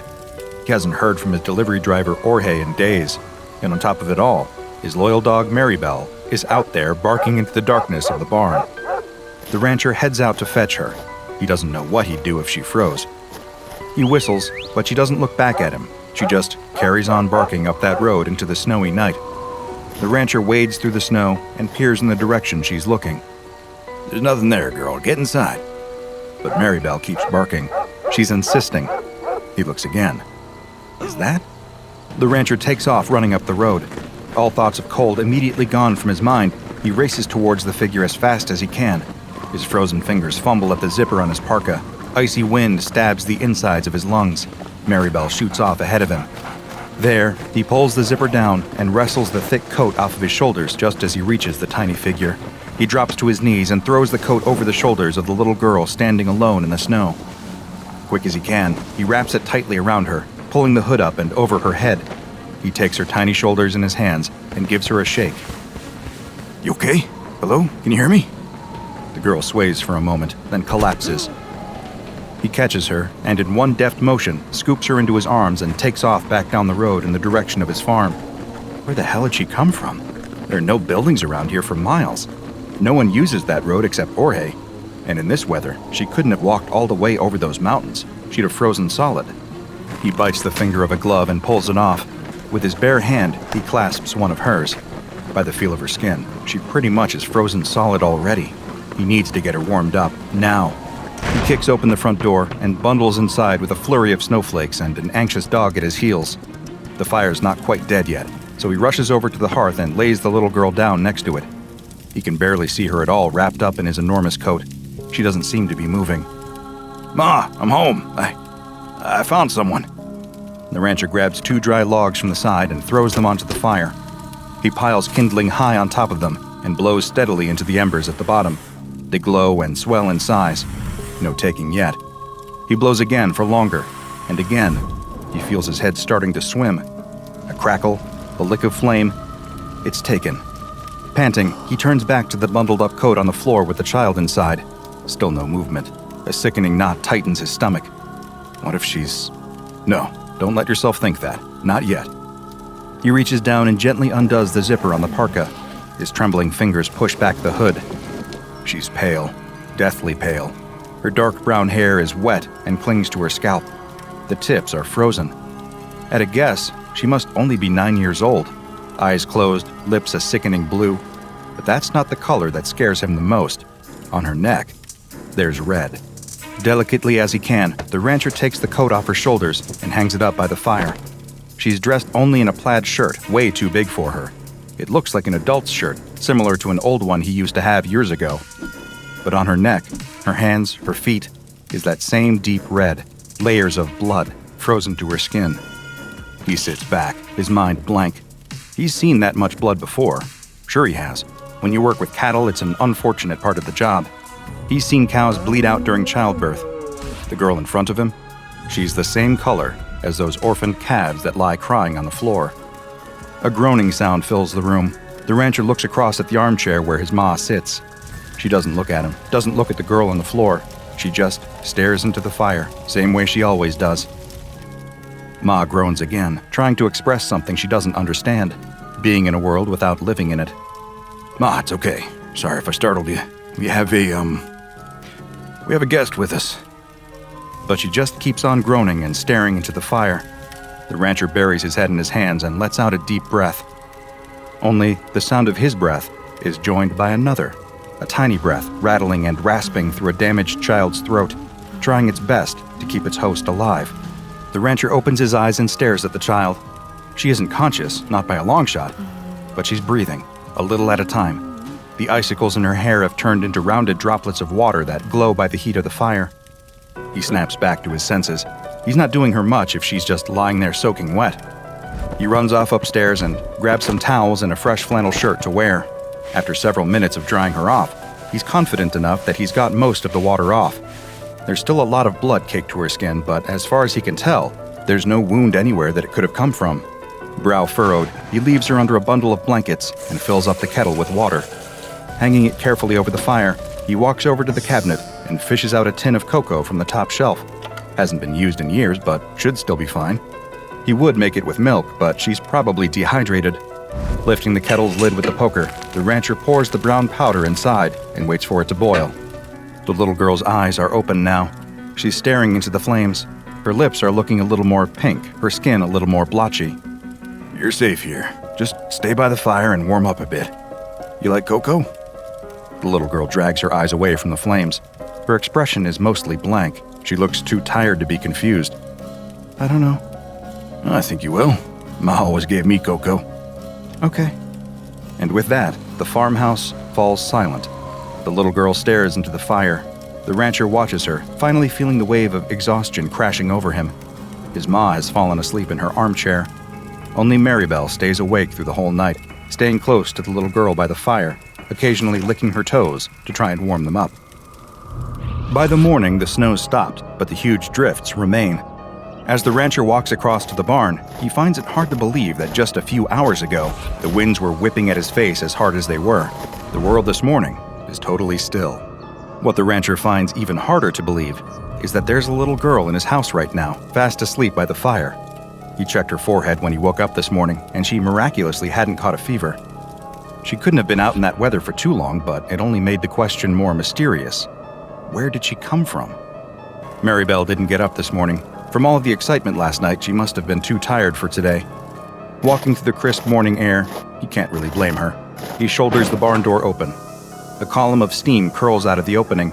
All of that warmth, humidity, and cattle smell is strangely comforting this morning. But as the rancher goes around checking on all the cows inside, he very quickly discovers a problem. They're thin. Way too thin. Some of them look to be on the verge of starvation. He'd missed it last night as he drove them down in the dark, but in the warm glow of the barn's lights, it's unmistakable. These cows haven't been eating properly. He pours out several sacks of grain for them into the troughs, and they all gather around hungrily, filling both their stomachs as fast as they can. The rancher leans on the railing for a moment, confused. Even in this cold, there was still plenty of green grass for them up on the ridge. That's why he'd taken them up there. They should have had no trouble eating until the snow came in last night. He doesn't like this one bit. Last time Jorge had driven down and collected some of the meat, he'd had a few questions about the quantity being smaller than usual. Were the cows sick at all? Not that the rancher could tell. But now, looking at them, it's clear as day. Something's up. You hungry? The little girl nods. They sit across the table from one another, eating homemade bread and soup. Ma stays over by the fire. Maribel slowly wanders over to the kitchenette and flops down on the floor, exhausted. Where are you from? The girl shrugs her shoulders. You know how you got out here? Remember anything from last night? The little girl just eats her soup and shakes her head. She doesn't look particularly scared or worried, just a little confused. Where are your parents? Do you have parents? Again, the little girl shrugs. The rancher sits back and folds his arms. He's tried to call into town, but his phone line's gone out in the blizzard. Not much to be done until the snow clears. He's got a good relationship with the police around here. If he explains the situation, then it'll all be okay. What do you know? Can you remember anything from last night? It was dark. The girl slurps her soup. I was hungry. So hungry. Then I saw the light and I went towards that. My car? No. Well, yes, later on it was your car, but before it wasn't. What was the light then? Where were you? I don't know. It was just the light. Now he's even more confused, but try as he might, the rancher can't figure any of it out, and try as she might, the little girl can't remember anything more precise than that. The pair of them hop into the car and drive back out up the road that afternoon. The snow is piled so high that the rancher is having to get out twice as often as he did the previous night to clear a track for them. He isn't actually sure what he's brought her out here looking for. Clues, maybe? He almost laughs at himself at the thought, but that's probably the best word for it. If he can figure out how she got here, then he can work on understanding who she is and how to get her home. There's the damage to the phone line. One of the masts has collapsed, sagging heavily on the lines. That's not something he can fix on his own. No, sir. Looks like he'll have to wait for the snow to melt before making any phone calls again. That could be in 1 week. That could be in 3 months. He glances at the child sitting in the passenger seat. She's just staring out of the window in amazement, wrapped up in as many layers as he could put on her. They may be stuck together for a while. A lurch. The pickup plunges dangerously to the left. The rancher slams on the brakes and it comes to a stop just in time. A large chunk of snow in front of them comes loose and slips off the side of the road. It tumbles down into a gully that he hadn't even spotted. With all this snow on the ground, he has no frame of reference. Everything is just white. Stay here. The rancher opens the door and climbs out. He wishes Maribel was with him, but she'd wanted to stay home again. Poor dog. She must really be going through it if she wasn't even up for a ride in the pickup. Carefully as he can, testing every step before making it, the rancher creeps over to the edge of the gully. It's bigger than he thought, much bigger. It continues down, more and more sharply for a few hundred feet, all the way down into a... Oh no. There's a semi down there, a big rig, warped and bent, lying on the rocks. Just a glance is enough to tell the rancher it's Jorge's, but he just keeps staring at it in disbelief. Can't be. But it is. Stay in the car. The rancher reaches past the little girl and into the back seat. Grabbing a pair of crampons and some rope, he straightens up and looks at the girl. She knows it's serious. He can see the concern on her face. Stay in the car, he repeats. By the time the rancher makes it down to the truck, his legs and back are killing him. All this work over the last 24 hours is going to start taking its toll sooner or later, but some things have to be done. He pauses by the semi. It's on its side. He'll have to climb up onto it and try to open the door. Some things have to be done. He hoists himself up and manages to clamber onto the metal door. It's badly crumpled, and the window is smashed in. He doesn't fancy his chances of being able to get it open. One look through the window shows him that he won't want to do that anyway. Blood coats every inch of the inside of Jorge's truck. The cabin that the rancher is so used to seeing and sitting in is almost unrecognizable. Smashed glass is sprinkled across every surface with a dark brownish-red layer of gore frozen into everything else. There, in the midst of it all, still wearing a seatbelt, is Jorge's body. It dangles like a limp carcass at a butcher shop, like the cows he hangs in the slaughterhouse. And like those cows, a large chunk of Jorge is missing. His fat stomach is gone, not just cut open, but gone. The tops of his thighs, too, and much of his chest. So much of him is just missing. Open arteries and lifeless nerves dangle in place. That must have been a hell of a crash. The rancher reaches over and pulls Jorge's cap down over his eyes. Not much else to be done right now. No way he can clean this mess up by himself. But as the rancher climbs up the valley, his mind starts to connect some dots that leave a sick feeling in his stomach. He's seen that much blood somewhere else, or rather, on someone else, just last night. He slams the door to the pickup shut and starts to drive back down the track. Since the snow stopped, all of the drifts that he'd cleared earlier remain clear. It's only a few minutes' drive back down to the farm. He doesn't say a word the whole way, and neither does the little girl. She clearly senses something's up. The sick feeling in his stomach remains. He pulls up the handbrake, and the two of them sit in silence outside the farmhouse. There's a truck in that valley. Did you know that? Yes? Is that where you came from last night? I don't remember. Was he... The rancher stops. Jorge didn't have any kids. What were you doing in his truck? I don't know. Was he... The rancher can't bring himself to accuse his best friend of the words that almost left his mouth. Do you think you might not remember because something bad happened to you? I don't know. The rancher closes his eyes for a long moment. Silence fills the pickup. Come on, let's get inside.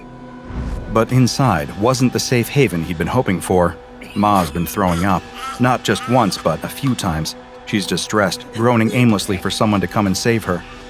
Maribel is pacing around the room, yelping and whining. The rancher immediately goes upstairs to get some rags to clean up with. Perfect timing, as usual. But he stops in his tracks when he comes back down. His ma's stopped moaning. The little girl is kneeling by the armchair, holding the old lady's hand. The room is calm.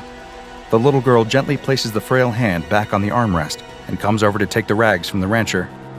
Returning to the old lady, the girl goes about mopping her up as best she can. Maribel slumps back down on the floor. And that is how the four of them exist for the next few days. Ma gets sicker steadily, but the little girl stays by her side all day long, caring for her in every way. The rancher's glad of that. It gives him the time he needs to help his cows outside. None of them are in a good shape. Whatever it is, they're still getting thinner. He feeds them all the grain they'd normally need, and then some, and they always finish it off. Yet none of them are getting any fatter. The rancher leans on the railing, trusty dog by his side. His energy is starting to really lag behind what he needs. The last couple of days, even though he hasn't done all that much, have totally taken it out of him. What do you think it is, Maribel? He looks down at his little friend. She's looking thinner too, actually, but she's been eating just fine. It hits him. Tapeworms. As soon as the word comes into his head, it makes total sense. His cows, his entire herd by the looks of things, have been riddled with tapeworms. Oh, hell. He hasn't got anywhere near the amount of medicine needed to give some to all of them. Even if he did, a lot of them are looking pretty far gone. The chance of reinfection would be high. He needs supplies. He needs Jorge. Maribel whines softly next to him. He knows what they have to do. Laying Maribel down carefully by the fire, the rancher administers the tapeworm medicine. For a few hours, they lie there together. He strokes her side, waiting for her to pass it. The little girl watches over his shoulder. His ma sits back in her chair, mumbling to herself. He hasn't talked to the little girl anymore about Jorge yet. He isn't sure what there is to say. Maybe he should ask if Jorge was sick. After all, the cows clearly have had these tapeworms since before the other night. Jorge may have picked up contaminated meat from him last time he came. Maybe. Maribel passes the worm on the rug. Ugh, the smell. The rancher uses the tongs next to the fire to pick the worm up. It's long and pale, and dead. He tosses it into the fire and puts the tongs in the flames for a bit to sterilize them. The worm sizzles and pops in the flames. The sound makes his stomach crawl. The rancher glances around and sees the little girl staring at the tapeworm. He looks past the girl to his ma sitting in the chair. Her turn next. But as that night and the following morning reveal, it's too late. His ma's groans turn into cries of pain. She openly sobs by the fire, clutching at her stomach. Every time the rancher tries to give her the medicine, she just vomits it back up. Each time she vomits, there's more and more blood mixed in. The little girl gets more and more upset. It's not fair on her to have to witness something this traumatic and disgusting. There's nowhere else for her to go. She shouldn't even be here at all. The fact that she is means she has to help. That's all there is to it. By sunrise, his ma has passed away. There is nasty red bruising all across her abdomen, which tells him she must have bled out internally from this worm. He'd been too late to realize what was wrong. Too late with the cows, and too late with his ma. He covers his ma with a blanket and tells the little girl not to go and wash her hands. He needs to check on the cattle. Sure enough, during the night, a handful of them died too. The calves. They were the ones to go first whenever something like this happened. Mother cows stood over their calves, licking their heads, willing them to wake up. The rancher drags each body out to the back and burns them. He can't risk any more contamination. As the carcasses burn, he allows himself to cry. But when the rancher comes back into the house, it's full of noise, a noise that takes his brain a long time to comprehend. Crying, but not his own, not the little girl either. No, it was a new sound. It was a baby, a newborn child screaming at the top of its lungs. The rancher can't believe what he's looking at. The little girl is sitting at the hearth with Maribel at her feet. In her arms, drenched in blood, is a baby. The girl looks up at him and smiles sweetly. "It's a boy." Then she turns around to his ma's body under the blanket. A sickening red patch soaks through the fabric, right over where her stomach would be. "What the hell happened here?" "I've got a little brother." Securing and containing SCP-1003 has proven challenging. This is largely because the tapeworm that causes all of this damage is virtually indistinguishable from Echinococcus granulosus, the common variety of tapeworm that causes hydatid disease. The tapeworm, designated SCP-1003-1, follows the same life cycle as other regular worms. Its eggs come into contact with an animal through contaminated meat, saliva, or unclean surfaces and are ingested. Once inside the gut, they grow and latch onto the inside of the digestive tract, where they feed on the nutrients of the food traveling past them, steadily growing bigger and stronger. Once mature, they lay eggs, which pass out in the animal's excrement to continue the process. Infections spread quickly, particularly in unsanitary conditions amongst livestock, and can often be difficult to contain, as by the time the symptoms, nausea, weight loss, fever, start to manifest in the infected, the worms have likely already reproduced and have a new generation growing in the guts of other animals. As far as the Foundation is aware, SCP-1003 follows this normal pattern in all observed animals except humans. When a human ingests an egg from this tapeworm, a very different creature starts to grow in their gut. Human embryos, with the same genetic code as the tapeworm, begin to form. The rate of their growth is greatly accelerated, however. By just 8 weeks, they are as mature as the typical 3-week-old neonate or newborn child, although similar in size to an 8-week-old embryo at 13 to 16 centimeters. Many eggs usually enter this fertilization period, but almost all of them die before having a chance to develop much beyond the early stages. They stand the best chance of survival when buried in the hepatic tissue, where they can absorb plenty of nutrients from their host. The host at this point usually starts to experience mild symptoms, lethargy, the occasional stomach cramp, nothing particularly severe, yet. The embryos that survive soon develop rows of temporary, razor-sharp teeth. At this point, passively absorbing nutrients is no longer enough for them. They bury their teeth into the soft tissue surrounding them and begin to eat. Once they enter this stage, their rate of growth increases exponentially the more flesh they consume. Eventually burrowing out into the world, the tapeworm child is born drenched in blood. The size and apparent age of the child that emerges from the corpse are determined by the size of the person they consume. For example, the child eating its way out of the rancher's maw appeared to be only a 10-month-old child, as there was very little of the frail old woman for it to eat. By contrast, the little girl who emerged from Orhe's gut had plenty of fat to feast on, and so was able to grow to the size of a 9-year-old. Once the child emerges, the teeth that they'd used to eat their way out quickly become loose and are replaced by regular human teeth. The children themselves have no memory at all of where they've come from or what they are. They have the same motor and linguistic skills that a regular child would possess at their age.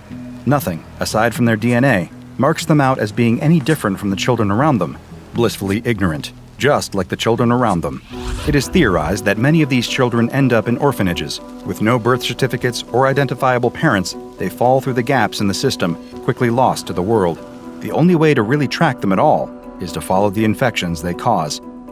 You see, these tapeworm children have one final curse they must live with. Their bodily fluids, their saliva, and sweat contain the same tapeworm protoscolex that will develop into SCP-1013-1 as soon as it is ingested by another creature, making the cycle start all over again. If you want to track down a tapeworm child, and I highly advise that you don't, all you have to do is follow the trail of nasty stomach infections, internal bleeding, and freak pregnancies amongst the outcasts of society. It, unfortunately, will not take long. There are currently 10 instances of SCP-1003-2 in containment. The children live in Bioresearch Area 13 under strict supervision. Researchers are only permitted to enter their cells whilst wearing full-body biohazard suits, but first must have Level 4 security clearance and must have written permission, and can only enter with specific research goals agreed upon. All staff are regularly tested for the presence of any kind of tapeworms in their system. No other animals are permitted in this facility. A man wakes up with a start. Did something just bite him?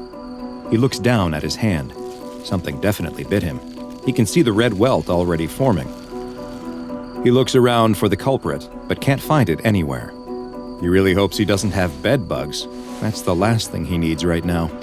He'll have to keep his eyes open for potential pests. He doesn't want this to happen again, since the spot is already starting to itch and feel uncomfortable. A couple days pass, though, with no signs of other bugs. It must have just been a random insect that came inside his house to escape the winter cold. The spot on his hand felt a little rough for a day or two, but now he's pretty much forgotten all about it. Now what he really needs is some coffee before sitting down to another coding session. The man is in his kitchen trying to make a fresh pot of coffee, but finds he's having a hard time. He's not so much making coffee as he is making a mess. He knocks his favorite mug onto the ground, breaking it, and decides that maybe he doesn't need coffee after all. A couple of nights later, as the man is watching TV, he starts to cough. Just a little at first, but then more and more. The coughing fits get longer and deeper too, like they are coming from the very bottom of his lungs. He hopes he isn't coming down with something. He hasn't left the house in days, so how could he have? Can bugs transfer colds? He'll have to look it up later. For now, he needs to do something about this cough. He won't be able to sleep if it keeps up. He needs to go get some medicine. The man gets bundled up and heads out. It's lightly snowing as he walks to the pharmacy, and he can't help but admire the way the moon hangs in the sky, a beautiful beacon of light on this dark winter evening. Inside the pharmacy, he finds the cold medicine section and picks out a cough suppressant. He takes it to the counter and decides to get a few candy bars too. He's developed a real sweet tooth these last few days. The man starts to cough again. It's a good thing he's getting this medicine. Several more days pass, and the man isn't feeling any better. This cough just won't go away. He decides it's finally time to go see a doctor. As he sits in the doctor's office waiting room, he does his best to hold in his coughs, but he has a very hard time. The woman on the other side of the room is coughing too. Strangely, it actually makes him feel a little better. There must just be something going around. A nurse comes into the waiting room and calls his name. The doctor is ready for him. The man is sitting on the bed in the examination room when the doctor enters. He's looking over his medical records and doesn't even look up from his clipboard. He tells the man to take off his shirt so that he can be examined, and the man obliges. "Okay, let's see what the trouble is," the doctor says. He finally looks up at the man and screams. It didn't take long for the SCP Foundation to hear the reports of people's limbs metamorphosing into insectoid appendages, and they knew immediately what they were dealing with. This was another outbreak of the parasitic, limb-transforming insect known as SCP-150. SCP-150 is an obligate parasite, meaning that it requires a host for the completion of its reproductive life cycle. It bears a visual appearance similar to that of Cymathoa exigua, another parasite that eats the tongue of a particular type of fish before replacing the tongue with its own body. SCP-150 engages in similar behavior, though it appears to exclusively affect humans. When a human comes in contact with the small bug-like organism, it will embed itself under its new host's skin. Next, over the course of roughly 7 days, SCP-150 will burrow deep into the host's flesh and begin to cause numerous physiological changes to them. First, and most prominently, SCP-150 will begin a gradual process of altering the limb that is nearest to the original infection site. As SCP-150 burrows deeper and consumes the flesh, it excretes a substance that has the effect of replacing the missing sections of the limb with a hard, chitinous material that resembles one of its own appendages. Beneath the chitin, the excreted substance forms a rudimentary nervous system that gives the host the ability to control the new limb as if it were their own. As it feeds, SCP-150 also secretes several chemicals that contain anesthetic, immunosuppressant, and transplant-rejecting properties that keep the host's body from responding to the changes, or even reacting at all. In fact, the host will often report that their new limb is completely normal and feels stronger and more resilient after the transformation. SCP-150 will continue to feed for approximately 1 to 2 weeks, and as it feeds on the nutrients within its host's body, it will begin to reproduce, creating eggs that it deposits directly into the bloodstream. While the majority of these eggs will die off, enough usually survive to begin colonizing other parts of the host's body, where they will hatch and repeat the process of feeding, reproducing, and spreading more eggs. It is theorized that it is capable of reproducing on its own, meaning that a single instance of SCP-150 is all it takes to create a new colony. Humans infected with SCP-150 will sometimes report slight discomfort and issues with their fine motor skills during this period, but will usually not express any knowledge of what might be causing this. Eventually, SCP-150 eggs will reach the host's lungs, where the process of assimilating continues, this time replacing the lungs themselves. During this process, more eggs will be produced, laid, and then spread out of the body by the host's coughing. As many as 10,000 eggs will be produced during this period, approximately 1% of which will survive being expelled, find another host, and implant themselves. The assimilation process then spreads to the central nervous system, including the spinal cord and brain, but strangely, the host will show no signs that their consciousness or behavior have been affected in any way. In interviews with hosts of SCP-150, those who are unaware that they are infected have not expressed any knowledge of changes happening in or out of their body. When subjects are made aware that they have been infected, they will be able to point out the site of the original infection and agree that a change has taken place, but they seem to have no ill will towards their new chitinous appendages and will often express positive feelings about it. In order to better study the effects of SCP-150 under SCP Foundation control, 2 D-Class personnel, D-13732 and D-016002, were both infected with the parasites, and the assimilation process was allowed to fully progress through all the stages. Following signs that D-016002 was experiencing swelling of the brain, a decompressive craniotomy was performed, a procedure in which a portion of the skull is removed in order to relieve pressure on the brain. This surgery had the added benefit of giving Foundation researchers the chance to look at SCP-150's progress firsthand.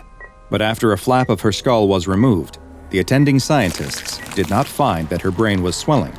They didn't find her brain at all, but instead observed numerous instances of SCP-150 in the cavity where her brain should be.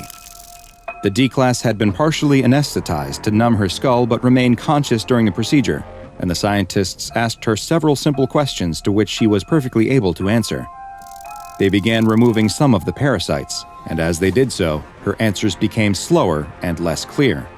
It appeared that the SCP-150 instances had not just eaten and replaced her brain, they had become her brain. For the next experiment, they would use the instances of SCP-150 that had been removed from D-13732's nervous system after he had been euthanized following the discovery that his entire nervous system had also been replaced entirely by SCP-150. The parasites taken from his brain cavity were placed into D-016002's, and the results were nothing short of incredible. After observing a period of time where the organisms appeared to move and rearrange themselves within her skull, she regained consciousness. Once awake, not only did her cognitive functions immediately improve, when she was asked to state her name, she told them it was Michael, D13732's name. It is unknown why SCP-150 engages in this peculiar life cycle, but the danger it poses to humans and the difficulty in keeping it contained has led the SCP Foundation to classify it as Keter. Some of the more erudite researchers have taken to calling the parasite the Ship of Theseus, a play on the philosophical notion that questions whether something that has had all of its parts replaced is still fundamentally the same, or if it has become something new. Perhaps the observation of those infected with SCP-150 can shed some light on this millennia-old question. Infected patients who are being studied are to be kept in Level 3 biohazard containment cells, with never more than one infected host per cell. Cultures of SCP-150 adults and eggs are kept in vacuum-sealed glass flasks in the Site-42 Infectious Materials Lab, and the Foundation's standard pathogen handling procedures are required to be followed at all times. Should any instance of SCP-150 be found outside of containment, it is to be immediately incinerated.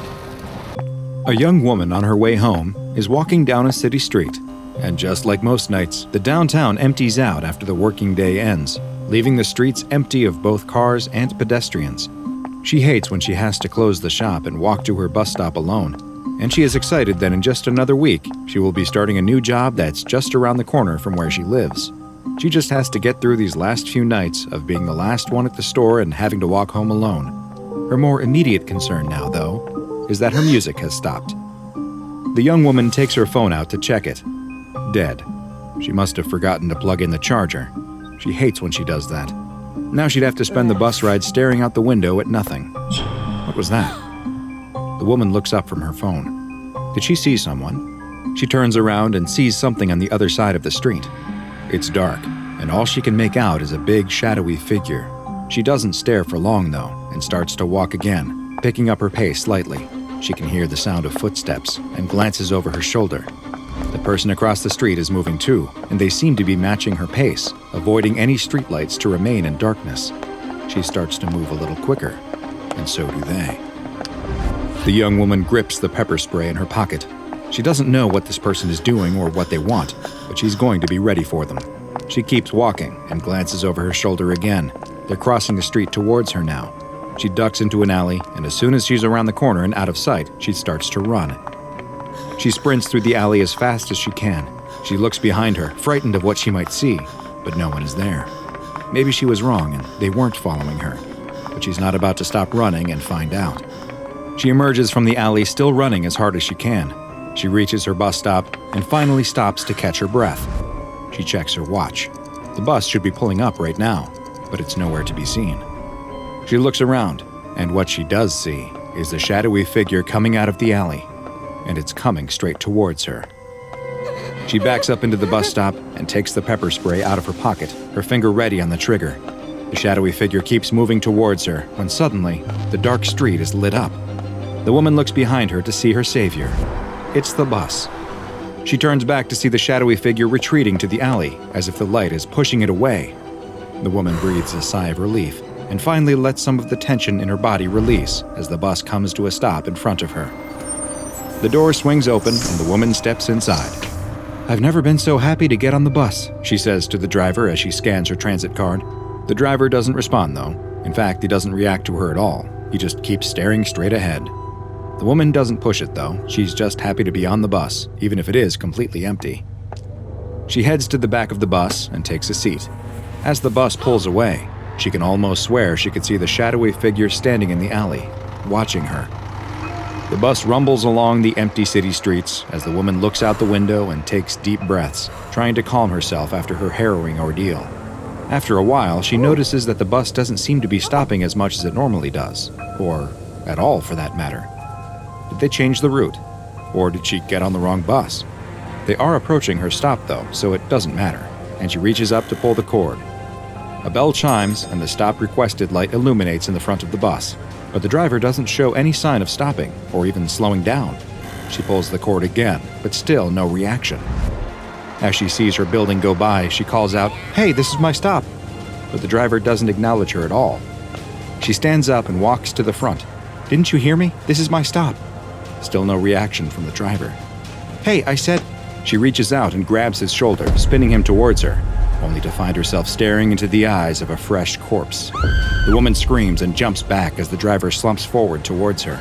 She's terrified by the dead body, as well as the fact that the bus will crash, but when she looks at the steering wheel, she sees that it is continuing to move on its own. The woman is in a full-blown panic now. She screams and pounds on the door, but it won't open. The engine roars as the bus starts to pick up speed. She doesn't know what to do and runs to the back where she tries the rear door, but it doesn't budge either. The bus speeds up even more, whipping around corners and tossing her from side to side. She's thrown to the ground and hits her head. Her eyelids feel like they weigh 100 pounds, and she struggles to keep them open. She manages to stay awake, though, and as she looks up in a daze, staring at the ceiling of the bus, she can see a green gas emanating from the vents. It's the last thing she sees before her eyes close for good. The bus finally comes to a stop in a deserted area of the city. The vehicle raises slightly as, one after another, each wheel appears to unfold, revealing them to be long, black, spindly legs. The bus stands up on these insectoid appendages as its roof splits into two massive wings. The bus then leaps up into the sky, spreading its wings, and flies off into the night. How could this young woman have known that after escaping danger, that her rescuer would be something worse, much worse? Unfortunately for her, she had just willingly stepped onto an instance of SCP-2086, a deadly and terrifying anomaly that hides in plain sight as it stalks and hunts its human prey. SCP-2086 is the designation the SCP Foundation has given to a species that appears to belong to the arthropod phylum, a group that also includes arachnids and crustaceans. These strange creatures differ from most of their lobster and spider brethren, in that they make use of an advanced form of camouflage to move among modern society unseen. Adult SCP-2086 instances all resemble some sort of public transportation vehicle, with the exact make, model, year, and branding varying from instance to instance. SCP-2086 instances move about the streets of our cities foraging for food, and at first glance, they are virtually indistinguishable from the standard transit vehicles they are mimicking. Close examination of them, though, will reveal that the steel, wood, plastic, and glass they are composed of aren't those materials at all, but a form of specialized chitin, which is the substance that makes up the hard exoskeleton of many insects and other arthropods. And that's not the only aspect of SCP-2086 that isn't actually what it appears to be. The wheels on the bus may go round and round, but they also are capable of unraveling into long, thin legs that create a very imposing image when SCP-2086 is standing up at its full height. The roof, too, is able to unfurl into a set of giant insectoid wings, and after leaping into the air with its powerful legs, the wings will spread, and the bus can take flight, which appears to be its preferred method of travel when it is not in its camouflaged hunting mode. Its headlights, too, are an entirely biological mechanism, consisting of two large bioluminescent optical organs similar to those possessed by SCP-015-IT and SCP-745. Dissections of SCP-2086 specimens have shown them to have an entire system of organs, including a heart, brain, and stomach, which are found beneath the flooring in the creature's interior chamber. SCP-2086 appendages are not just used for locomotion, though, and they have been observed as being able to use them for fine object manipulation. This fact was learned when they were observed building crude shelters from scrap materials at their nesting grounds. More on these nests and the terrifying events that take place there later. When SCP-2086 is not at its nest, it engages in its foraging behavior. Typically, an SCP-2086 instance will fly to the start of a route and begin driving along city streets, picking up human passengers who willingly enter the creature's inner chamber, thinking that it is a standard bus. Along with its exoskeleton closely resembling a real vehicle, SCP-2086 has one more particularly gruesome trick to fool would-be passengers into becoming its prey. A bus that drives itself would lead many to think twice about stepping on board, so SCP-2086 makes use of a decoy driver, which is actually a human corpse encased and preserved in a shellac-like substance. Smaller, fibrous appendages protrude from the front seat and into the corpse, which hold it in place and are even capable of manipulating the corpse, giving it the appearance of movement as it drives the bus.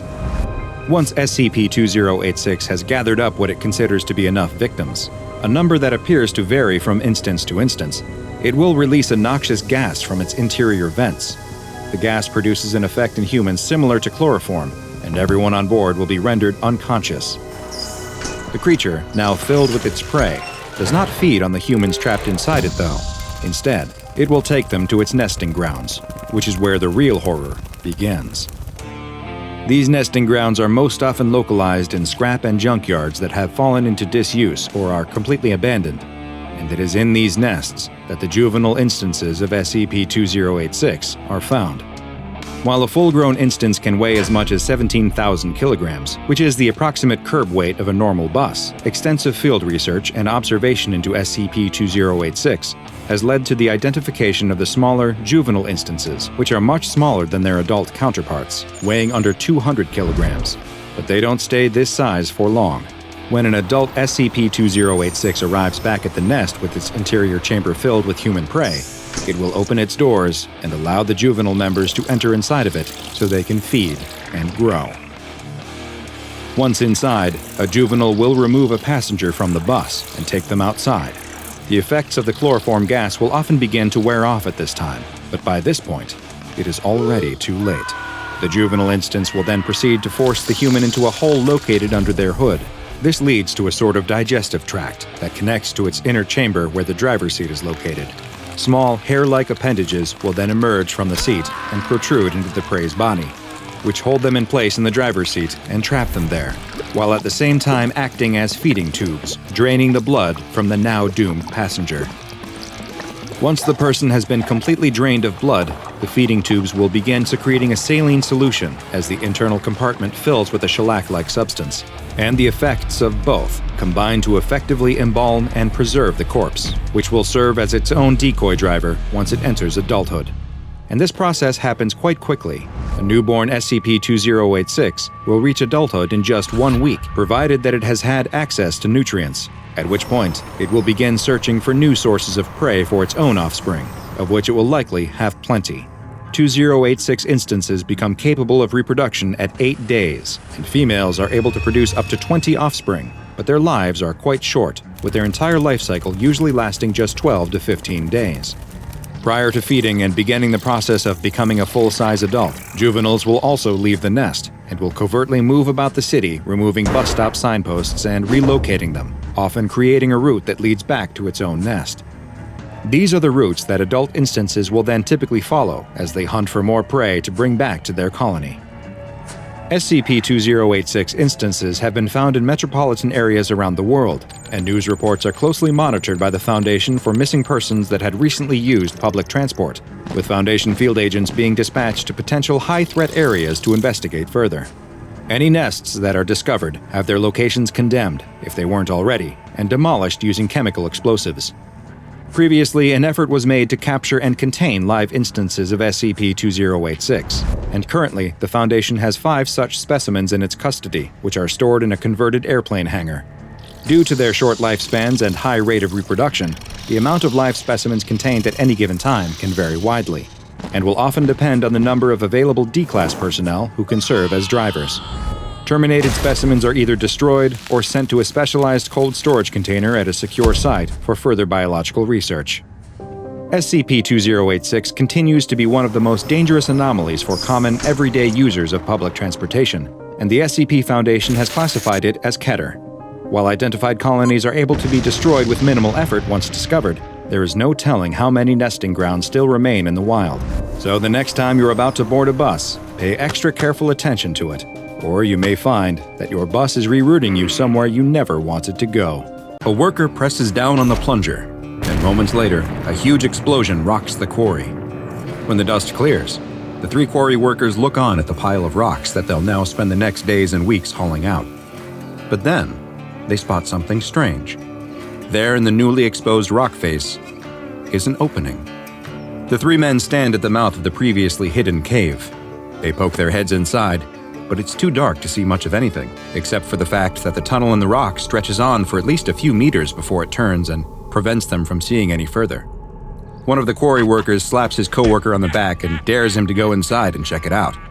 "No way," he tells him as he pulls his hand back from feeling inside the cave wall, his palm now coated in a sickly slime. "It's gross in there." The other 2 laugh at him. If they think they're so brave, why don't the 2 of them go check it out? The two men stop laughing and look at each other. Who could have ever foreseen the tables turning on them like this? But they're not going to back down. One of the two takes out a flashlight, and they step into the cave while the third waits outside. He watches as the two of them head deeper into the cave, disappearing behind the bend. Inside the cave, the floor is just like the walls, coated with some kind of substance making it wet, but also a little sticky. They half expected the cave to end right around the bend, but now they can see that it continues on. Not only is there another turn several meters ahead of them, but as they head deeper in, they find that there are branching paths too. This might just be the start of a vast cave system. There's no telling how far or how deep it might go. They better head back to the entrance before they get lost. The two turn around to start heading back towards the entrance. But wait, what was that? They spin around. It sounded like there was a noise behind them. But there's nothing there, just the empty passageway. They must be hearing things. They really should get out of here quickly, though. Come on, let's go. As they turn to leave, though, something happens.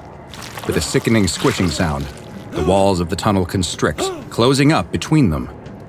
He runs towards the now closed passage and starts slapping at the moist, soft wall, but there's no response. But then he does hear something. Was that a scream? He's realized something else, too. Even though his friend had the flashlight, he can still see. While faint, the walls themselves seem to be producing a small amount of light. He yells out that he's going to get help and that his friend should hold tight and not move. He'll get him out of there. He has no idea if he can hear him, though. He starts to slowly make his way back the way he thinks they came, but the cave feels different. He's taking turns that he doesn't remember making on their short trip. He should be at the entrance already, and there seem to be more branching paths than there were before. It's hard to tell in the low light, though. Maybe he's just confused. He's hearing noises, too. Wet, writhing sounds. He's got to get out of here. The quarry worker reaches a fork in the tunnel and has no idea which is the right way to go. He doesn't remember this at all. He calls down the tunnel, but there's no answer to his cries. He hears more of those wet, slapping sounds behind him, though. He's got to keep moving. Eeny, meeny, miny, mo. The left tunnel it is. He goes down his chosen path, rounds a corner, and sees another fork. What is going on here? He's got to pick, though. Eeny, meeny, miny. He screams as something leaps out of the tunnel at him. Outside the cave, the quarry worker is growing nervous. He's gotten a flashlight of his own and shines it down the tunnel, but he can't see any more than they could before. He calls out, asking if they're all right, but he's met only with silence. He turns around behind him at the empty quarry. They're the only ones working on the site that day, and if they don't get back to work soon, there's going to be some angry questions about why they spent the day horsing around inside of a cave. As much as he hates the idea, he's got to go in there and get them out. He enters the cave and goes around the first bend. He too notices how oddly sticky and slimy every surface is, but he has to press on. Maybe they were hurt and needed his help. He rounds another bend and spots something, a pair of legs sticking out from around the next turn. His friend must really have been hurt. He runs towards his injured coworker and kneels down next to him. It looks like he's passed out on the ground, and he tries to shake him awake. "Are you okay? What happened?"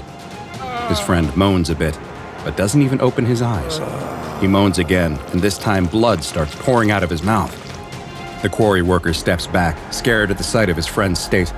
That's when he notices something. His friend's stomach. It's moving.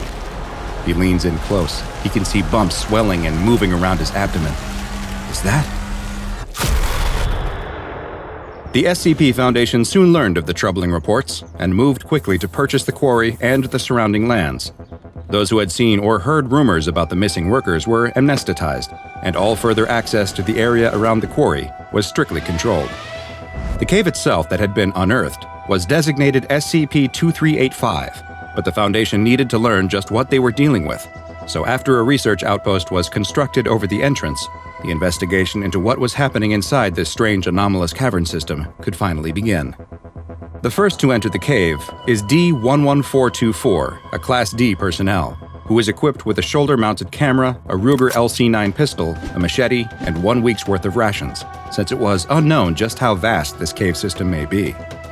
D-11424 proceeds into the cave and immediately reports back the same conditions that the workers had experienced, that the surfaces of the cave were soft, wet, and a little sticky. and also that they seem to have an almost imperceptible glow. D-11424 moves deeper into the cave, but sees no sign of the missing workers, despite one of their bodies having been reported as being lost relatively close to the entrance. He's ordered to continue deeper into the cave, and radios back that the walls weren't stable. He would pass by openings in the walls that would seal off once he was past. On more than one occasion, he saw new passages open up as well, and these didn't appear to be caused by collapses or other geological activity. The walls seemed like they were alive. But the walls were the only sign of life he could find. There was still no evidence of the missing workers or whatever might have gotten them. But then, after D-11424 rounds a corner, he sees that something is up ahead of him. It's not one of the workers. It's a creature, and one that looks like nothing he has ever seen before. The thing crawling on the floor of the cave looks like a giant worm, several feet in length, but with a grotesque, skinless human head. D-11424, frightened at the sight of this grotesque creature, turns to run, but it's too late. The worm has spotted him and charges at him immediately, slithering across the wet cave floor at an incredible speed. D-11424 slips and falls to the ground, his shoulder-mounted camera knocked off his body and left facing a wall, leaving the researchers monitoring the feed with nothing except the sound of his screams. Once contact was lost with the Class D personnel, the Foundation decided that due to the presence of hostile creatures within the cave system, that the next exploratory expedition would be undertaken without humans. The mission was authorized, and 2 months later, a remote-controlled drone designated A-47 was sent into the cave. Just like D-11424 and the quarry workers before saw, its camera captures passageways opening and closing in the living rock walls. As it progresses deeper, it eventually spots the same worm-like creatures with horrible human faces that look like they've had their skin removed, which have now been designated by the Foundation as SCP-2385-1 entities. And A-47 soon discovers a surprising fact about these bizarre organisms. They appear that they are being birthed right from the walls of the cave itself. As A-47 enters one of those largest rooms yet seen in the cave, its camera captures over a dozen 2385-1s growing out of the walls and ceiling in various stages of maturity. Some of them snap at A-47 as it passes by, trying to attack the drone, but luckily they're unable to reach. There's larger examples of the worms in the room too, and these ones also differ in appearance slightly, with a fibrous growth over their eyes. The researchers assume that these entities are different enough from the smaller versions that they warrant their own classification, and are designated as SCP-2385-2 entities. Luckily for A-47, these larger specimens, which can be as large as 4 meters in length, seem much more docile than their smaller counterparts and ignore A-47 as it passes by. A-47 then learns another shocking piece of information about these disturbing worm-like creatures. They're cannibalistic. Its camera relays footage back to the research team of a 2385-1 entity feeding on another, smaller one. It appears that they eat their prey whole after unhinging their grotesque jaws.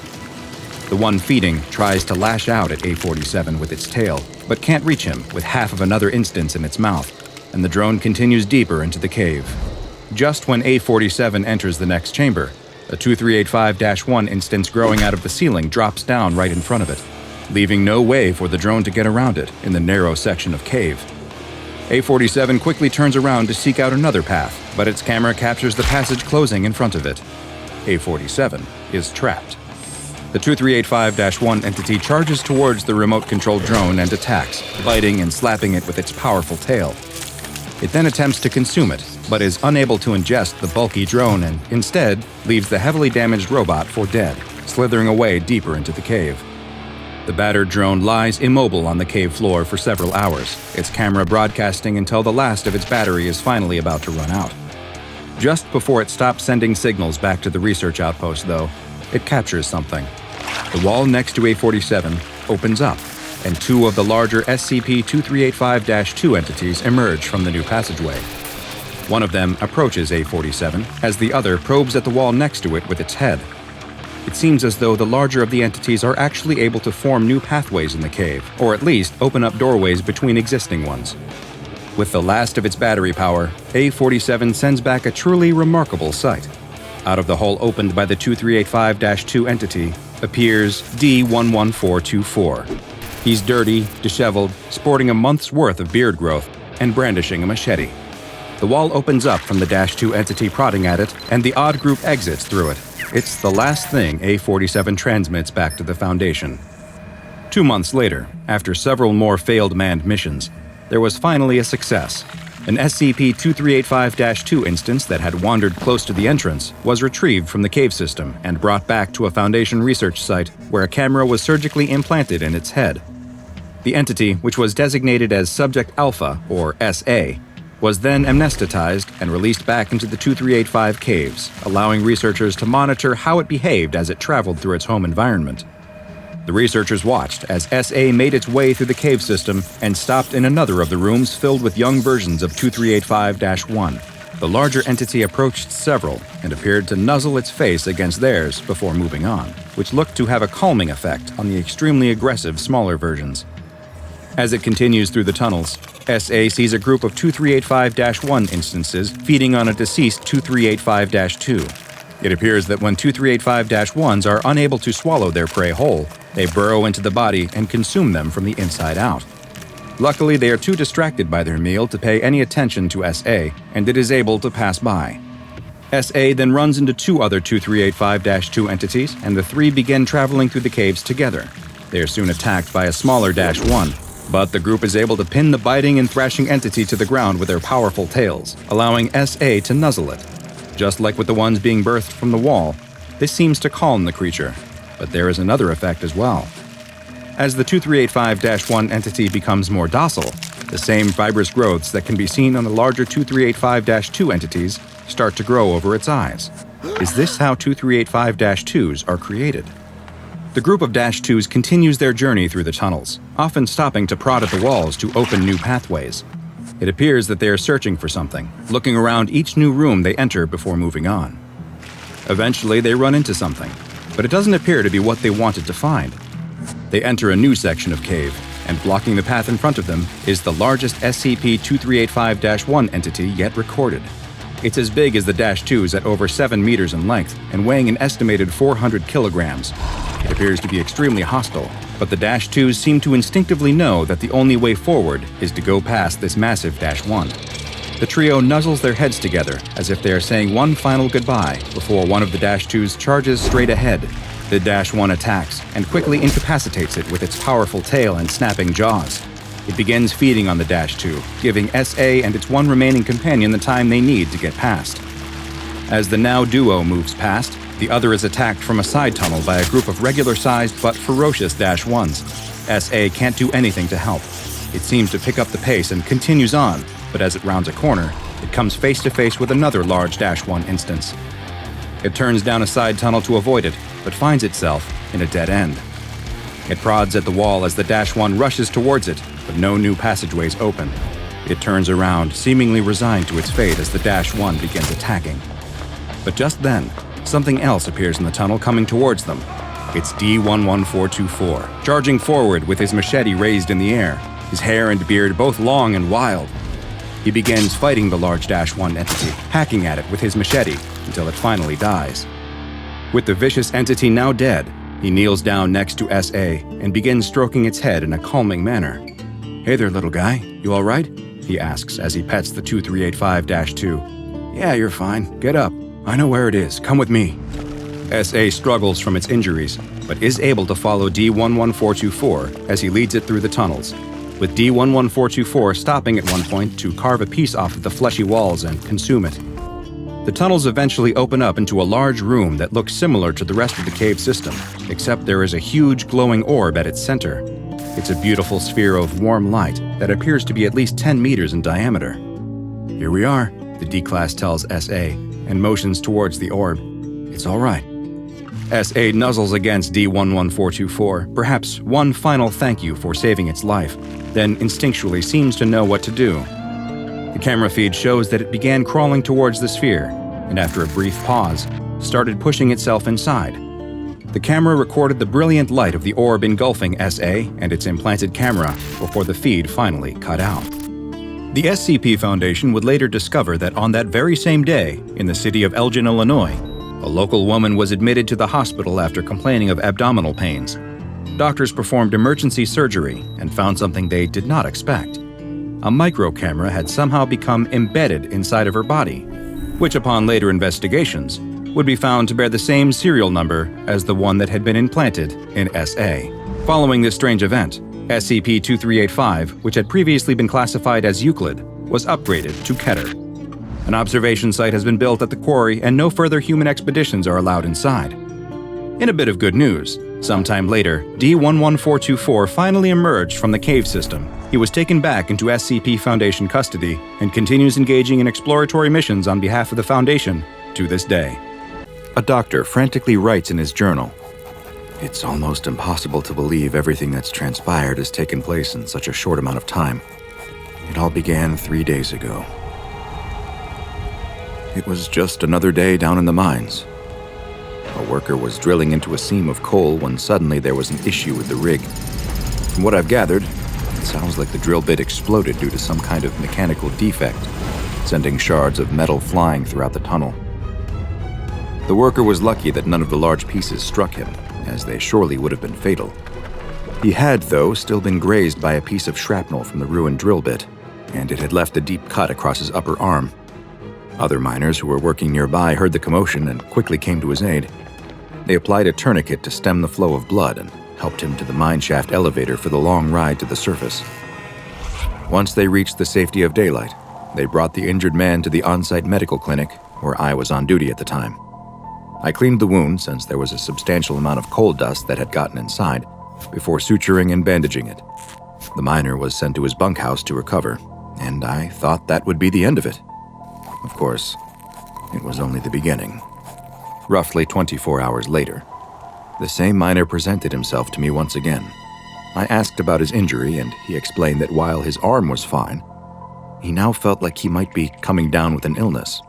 His symptoms included a runny nose, a cough, and body aches, so my assumption was that he'd simply had some bad luck and caught a cold that just so happened to coincide with being injured on the job. I sent him to his bunk once again, telling him that he wouldn't be able to work and should instead use the day to rest and recover. The next day, I was once again in the clinic when my phone rang. It wasn't the sick miner, but instead his supervisor. The miner hadn't shown up for his shift that morning, and he asked for me to go check on him since he knew he hadn't been feeling well. I agreed that it was strange that neither of us had heard anything else from the miner and went to see him straight away. I entered the bunkhouse where many of the workers stay while on site at this remote mine. It was empty, except for the injured miner who was still in his bed.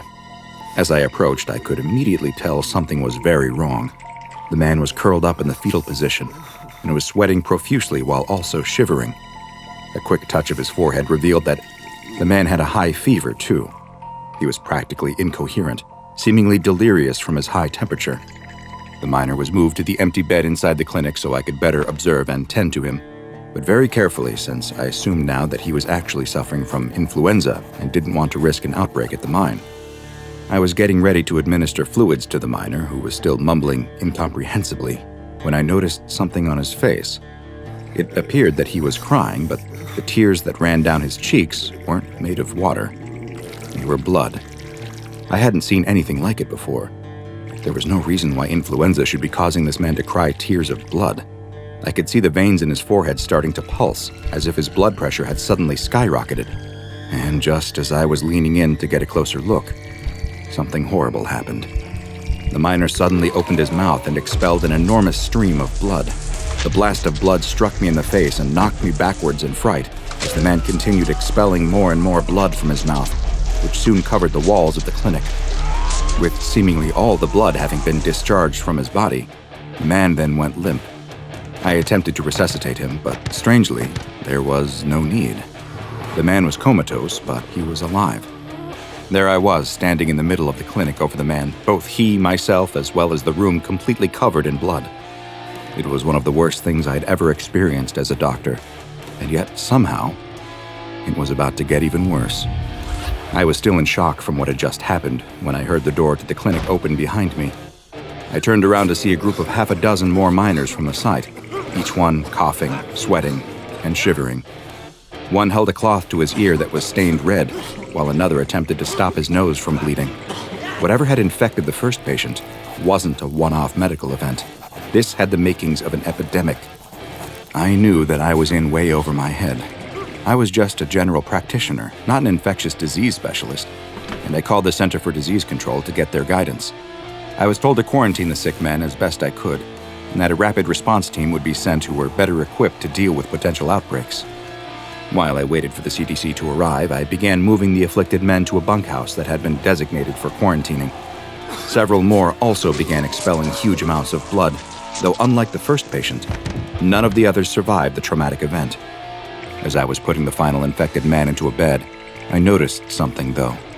There was a huge amount of heat radiating off of his lower body, and when I pulled down the blankets, I discovered something that even with all of the strange happenings, I still couldn't believe. There were huge lumps growing on his legs, each of which looked to be filled with some kind of fluid or gas, and they were extremely hot to the touch, as if the chemicals inside the lumps were creating a source of heat.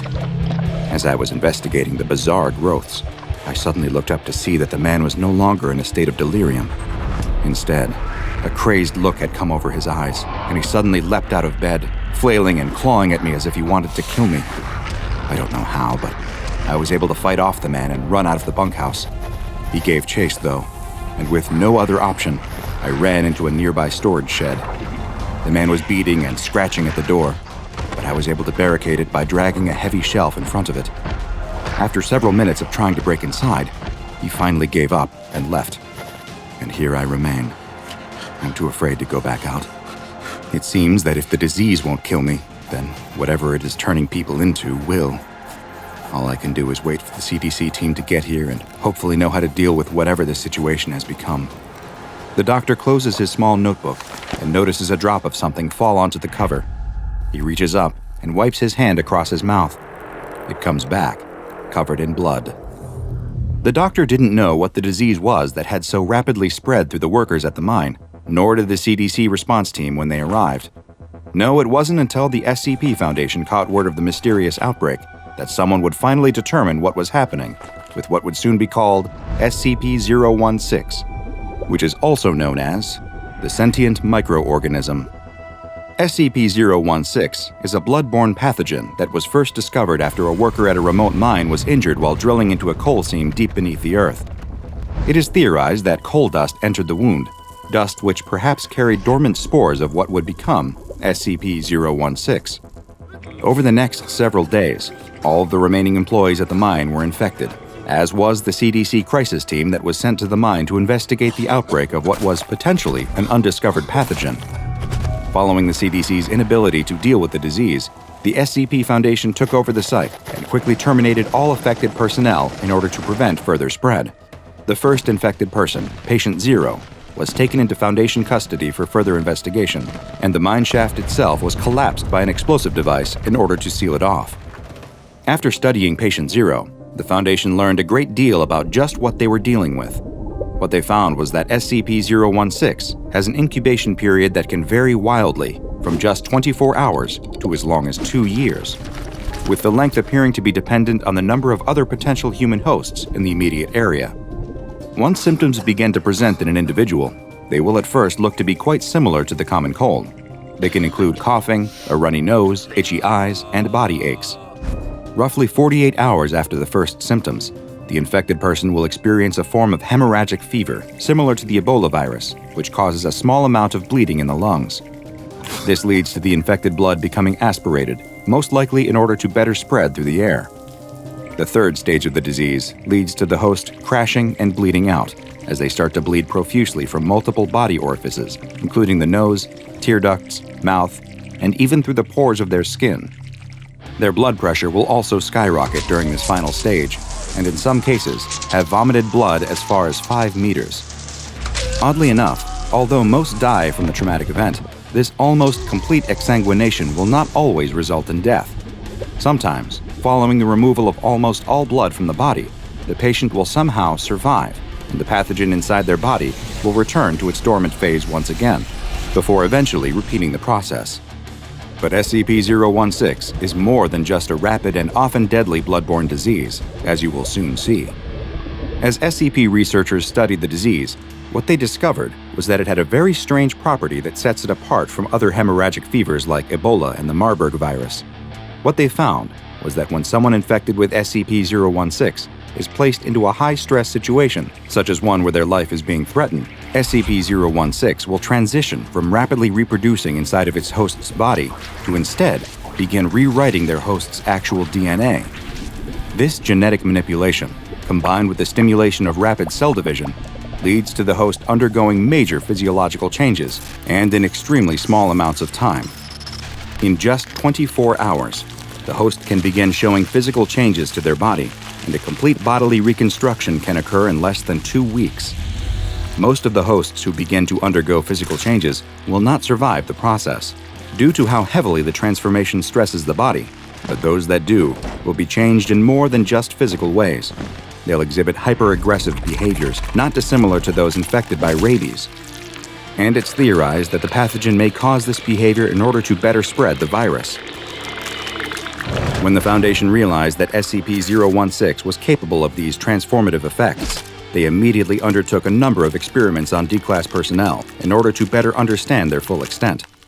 In the first test, a D-Class was infected with SCP-016, and as soon as they began showing symptoms, their cell was slowly flooded with water in order to stimulate the life-threatening situation needed to trigger the transformation process. Over the next 24 hours, researchers watched as the subject appeared to develop gills, which would allow it to survive in the now water-filled cell. The transformations didn't stop there, though, and over the next 2 weeks, the subject also had their limbs change into fins, their eyesight deteriorated, and their sense of hearing increased as they developed an echolocation ability very similar to the one employed by whales and dolphins. The experiment was concluded by removing all of the water from the cell, leading to the death of the subject from asphyxiation, as they could no longer breathe in the open air. A similar experiment was performed on another D-Class, but this time, instead of taking on aquatic animal properties, the D-Class experienced rapid muscle growth, and their knuckles grew bone-like protrusions. It attempted to use both of these to break through the door of their flooding cell, but they were unable to breach the reinforced steel, and soon died from drowning. The Foundation now knew that the virus could react in different ways to the same situation. The same experiment was run a third time, but in this instance, the infected D-Class exhibited an entirely different means of trying to escape. The subject had a massive growth appear on its chest, which seemed to be fed from 2 different tubes of flesh, also emanating from the subject's body. Fearing what it planned to do, the Foundation ended the experiment early and terminated the subject. An autopsy revealed that the growth was actually a hollow chamber that was being fed by the tubes with oxygen and acetylene gas, which when combined in sufficient amounts would cause a massive combustion event. In other words, SCP-016 was turning the subject into a living bomb. Moving on from flooded cell tests, the researchers next left the D-Class inside of a room with no stressing elements, and instead told them to focus on growing a pair of wings. Without any reason to begin the transformation process, SCP-016 went through its normal stages, and the subject died from blood loss without any other changes occurring. In the final test, a D-Class was placed inside of an acrylic box that was suspended over a mine shaft, with a timer attached indicating the time when the bottom of the box would open and drop the D-Class into the 1,000-foot deep shaft. This D-Class was also told to focus on growing wings that would allow them to survive the plunge. The subject began to transform over the next 24 hours, but rather than grow wings, they instead developed a tentacle-like appendage on their arm that was capable of producing silk, similar to a spider's spinneret. They used the silk-producing organ to secure themselves to the box, showing that subjects did not appear to be able to control the way in which SCP-016 would alter their bodies. This experiment concluded when the timer reached 0, and the bomb attached to it detonated, as had been the plan all along. Following this last test, SCP-016 samples were placed into containment, and access to the sample for experimental purposes is only allowed with prior authorization from Level 4 or 05 personnel, with full documentation of the proposed experiment required beforehand. Failure to follow any of these procedures will lead to the offending personnel being reassigned to D-Class duty or terminated. SCP-016 has been classified as Keter, and the only existing sample is kept in a petri dish which is under extreme lockdown inside of a 5x5 by 5 meter room, where the temperature is kept below 0 degrees Celsius at all times. Should an outbreak of SCP-016 occur, all infected personnel are to be immediately terminated on site, and if the infection cannot be contained within 48 hours, then the on-site nuclear device is to be detonated prior to any additional personnel being evacuated. While the containment procedures may sound callous, unfortunately, when it comes to anomalous pathogens as dangerous as SCP-016, no chances can be taken. The early morning sun rises, casting its radiance over the field. The shepherd stands guard, watching his sheep graze. It's a beautiful morning. The sheep are quiet, and his loyal dog is at his side. But the shepherd is perturbed. He is certain that there are sheep missing. He wanders through the field, counting the sheep off one by one, but no matter how many times he counts, he simply cannot make the numbers gel. There are definitely 5 sheep missing. How is this even possible? His family has been in the sheep herding business for generations. They survive on the money that they make from shearing, selling, and spinning the wool from these sheep. They can't afford to simply lose sheep. That's money directly from the family wallet, food directly off the family table. But even worse, it's a matter of pride. He likes to think of himself as a good shepherd who cares about his flock. Losing a single sheep is a failure of his responsibility to his charges, and he can't stand it. He knows that if he returns to the farm without those 5 missing sheep, he's going to be in big trouble. He's already thinking about the lecture he's going to get from his father, and that's if he's lucky. 1 missing sheep might be forgiven, but 5? He'll be lucky if his family doesn't throw him out of the house for his failure. It's imperative that he find them and bring them back. He pats the head of his trusty sheepdog. Every shepherd, of course, has a sheepdog to help them keep their flock safe. His dog has been with him for many years, and she has never failed in the past. She keeps watch over the flock as if they were her own puppies, so the shepherd thinks it very strange that his dog didn't bark to sound the alarm when the missing sheep started to wander off. Could something more sinister be at play here? Maybe someone stole his sheep. If a thief came during the night to sneak away with the lost sheep, that might explain why they were able to get away without his dog knowing. They might have been clever enough to cause some kind of distraction to keep her busy. The shepherd notices that the fence at the edge of the field is broken. This must be how the missing sheep got away. He examines the splintered wood. It's not a natural break, because the wood is sturdy and far from rotten. Someone, or something, must have broken the fence sometime last night. He clutches at his shepherd's crook, his brow set in determination. This isn't good. It's looking more and more likely that thieves are behind this disappearance. He needs to track them down, but he will have to be careful. Sheep thieves are usually desperate men, and they might resort to violence to protect their ill-gotten gains. A glint of sunlight flashes against something shiny caught on the fence, catching the shepherd's eye. He scoops it up and examines it closely. It looks like a scrap of fabric. Could it be that the thief snagged his clothes against the fence as he made his escape? The fabric is thin and brittle, and doesn't look like any sort of material that the shepherd has ever seen before. It more resembles a scrap of snakeskin than a scrap of shirt, but it's his only lead, so it'll have to do. He holds the scrap to his dog's nose and allows her to sniff it. She snuffles at it and then immediately raises her ears, alert. He commands her to follow the scent, and she obeys. She puts her nose to the ground and starts to track. He follows her. The dog leads him out of the field and across the way. He is surprised to see that she is leading him toward a nearby forest. He gulps in sudden fear. He's never been into these woods, and, in fact, his family has often warned him to stay away. Everyone in his village loves to repeat rumors that this forest is haunted, filled with every sorts of scary monsters and demons. Why would the sheep thief brave these cursed woods? On the other hand, that would make sense though, wouldn't it?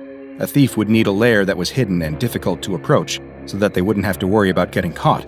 These woods would be a perfect hiding place. Still, he can't help but wonder. His dog lifts her head and whines at him, indicating that he should follow. He steels his resolve and continues on. His fingers clutch tightly to his staff, his knuckles going white with fear and tension. He's almost convinced that he might see a monster here in these woods, and he's ready to defend himself from the worst. Eventually, his dog leads him into an unexpected clearing. The shepherd blinks in amazement. Standing at the center of the glen is what appears to be the remains of an ancient temple.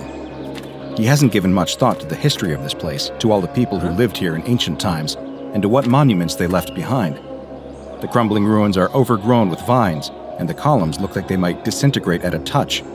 He wonders what ancient civilization might have built this lost citadel, and what strange rites they might have performed here.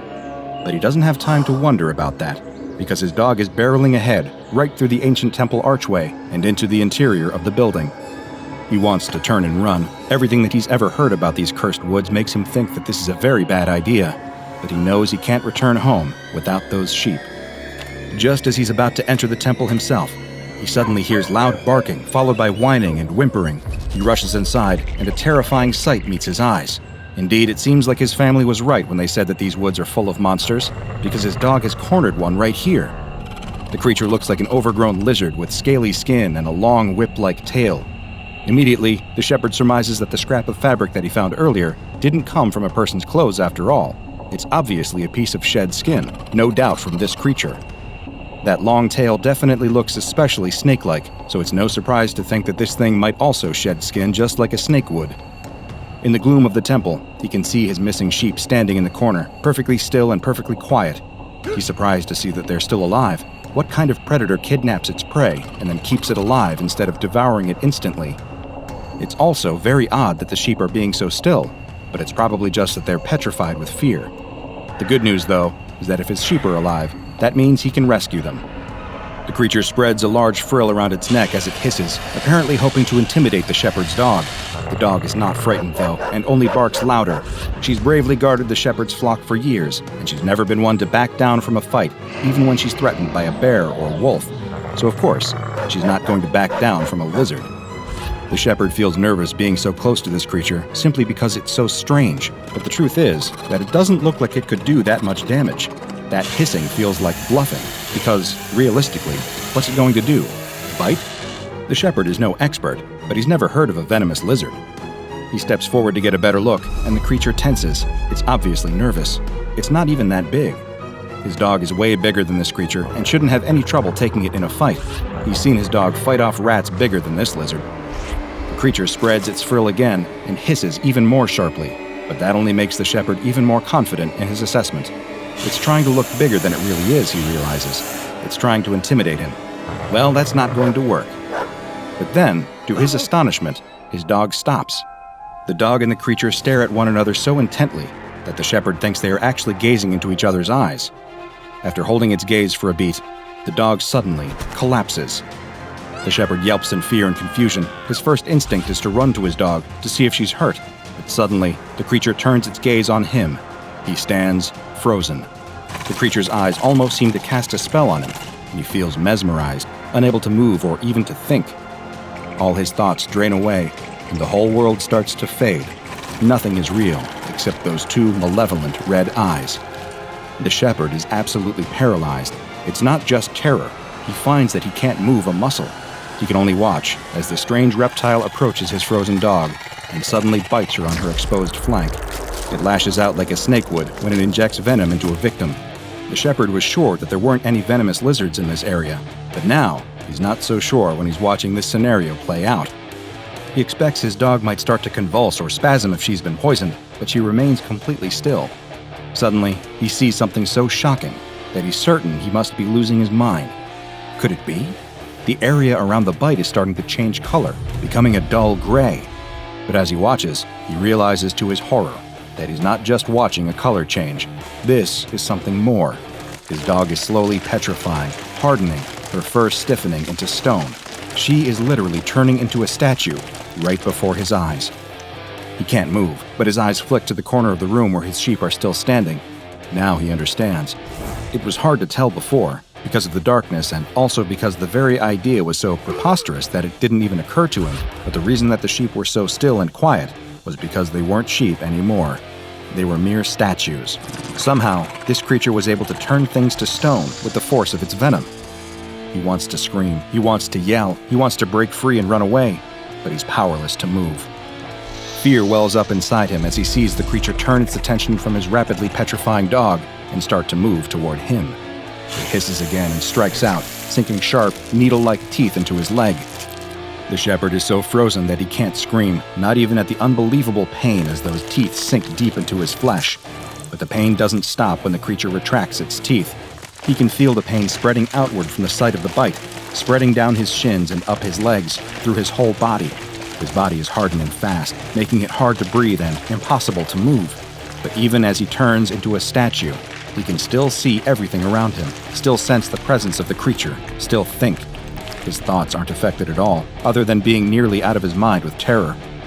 What could be next? The shepherd is frightened, but all he can do is wait. He's not sure how long he waits, because time has no meaning here. In the gloom of this ancient temple, he's not sure if it's day or night. He idly wonders if this temple was built for this monster, by people who worshipped it for its great and terrible power, or by people who feared it, and hoped that maybe this temple would keep it contained. Or is it mere coincidence that it's taken up residence here, just as bats might roost in an abandoned building? He has no way of ever knowing. The only indication of the passage of time is the coming and going of the creature, which, even if he can't turn his head to see its movement, he can hear its shuffling and hissing. Occasionally, he hears a sound that frightens him even more, a sound that can only be described as statuary shattering, and he wonders if that will ultimately be his fate. His question is answered one day when it seems that hunger has driven the creature to dig into its larder of petrified prisoners. The creature approaches him, and he can feel it gnawing at his feet with its big, ugly beak. It's pecking at him, harder and harder, until suddenly, the shell breaks, and it's chewing on the flesh of his leg. Once again, the pain is unbearable, but the shepherd can do nothing but wait. At least he thinks it will all be over soon. Better a quick end at the jaws of a monster than a slow death trapped frozen in stone, he thinks. It's the very best that he can hope for. That shepherd had just run afoul of a creature that appears to come straight out of medieval mythology, matching the description of the deadly monster known as a cockatrice or basilisk, but the SCP Foundation knows it as SCP-1013, a nasty little piece of work with, quite literally, a paralyzing stare. SCP-1013 is a small reptile resembling a lizard, but with several key differences that set it apart from any other animal in this order. It was recovered in Egypt. An interesting coincidence, since medieval bestiaries often regard that region as the ancestral home of the basilisk. However, Foundation agents believe that since no other specimens were found in the area, that SCP-1013 is not a naturally occurring animal and might have actually been bioengineered. While SCP-1013 itself is only 60 centimeters long, its abnormally long tail measures nearly 121 centimeters long. It can use its tail to distract prey. It has a wide frill around its neck that it can extend at will, similar to that of the Australian frilled lizard.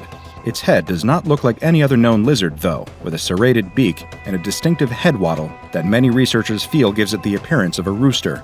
Its beak is filled with long, needle-like teeth. But stranger than its appearance is its hunting methods. When it spies potential prey, SCP-1013 will extend its neck frill with a sudden, snapping sound. The frill appears designed to attract attention and encourage victims to look into the eyes of SCP-1013, because its eyes are, of course, where it holds its real power. The mythical cockatrice was said to be able to turn a person to stone with the power of its gaze, similar to the petrifying powers attributed to the Gorgon Medusa of Greek mythology, and SCP-1013 is very similar to its legendary namesake in this regard. Anyone or anything making direct eye contact with SCP-1013 will experience stabbing pain in most major muscle groups, followed by full paralysis setting in within 3 seconds and lasting up until 8 minutes. It is currently unknown how SCP-1013 achieves this paralyzing effect. Once its prey is paralyzed, SCP-1013 will bite its victim with its needle-like teeth, thus initiating a process of calcification. The victim will gradually stiffen and harden, almost as if they are turning into a statue. The process will begin at the site of the bite and gradually work its way through the body so that a full-grown adult will become completely calcified within 15 minutes. As of yet, there is no known way to stop or reverse the process. The calcification process only affects the outer layers of the victim, extending about 3 centimeters into the body, leaving all organs and internal tissues intact. It also does not affect the eyes or mucous membranes. This means that victims of SCP-1013 are still alive, but cannot move or react. Perhaps even more horrifying, SCP-1013 then eats its victims alive. SCP-1013 feeds by breaking the hardened outer layer with its beak, much like a young chick would break its way out of an egg, and then feeding on the soft tissues preserved within. The victim will experience excruciating pain as the creature eats them alive, but they cannot resist. They cannot even scream to give voice to their pain. SCP-1013 has a voracious appetite and will consume nearly twice its body weight at each feeding. Victims usually die of blood loss before SCP-1013 can complete its meal.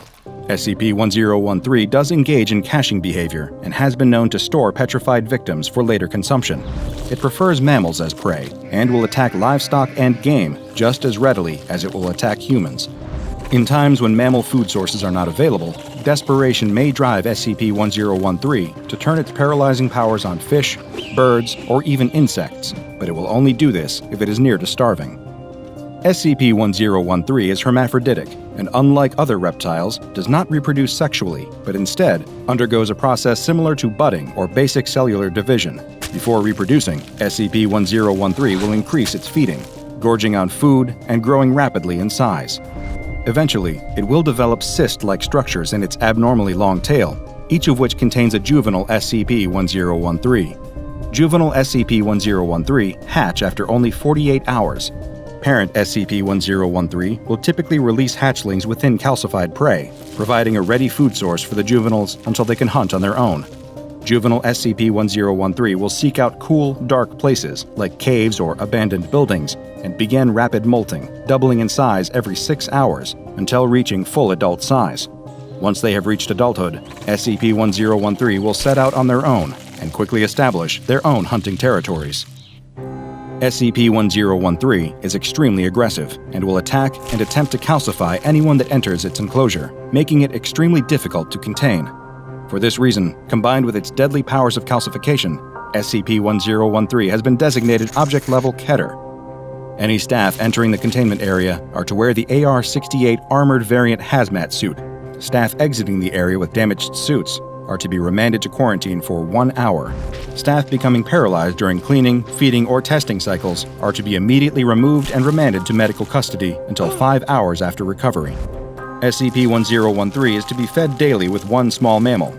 However, any calcified animal remains are to be removed from the 1013 containment chamber and incinerated for safety reasons. 1013 is a frightening reminder that, while many entities have piercing gazes, comparatively few can end your life. Few, however, does not mean zero. The girl has been sitting in the waiting room for at least 20 minutes now, curled up on a hard plastic chair and staring at an inspirational poster on the wall.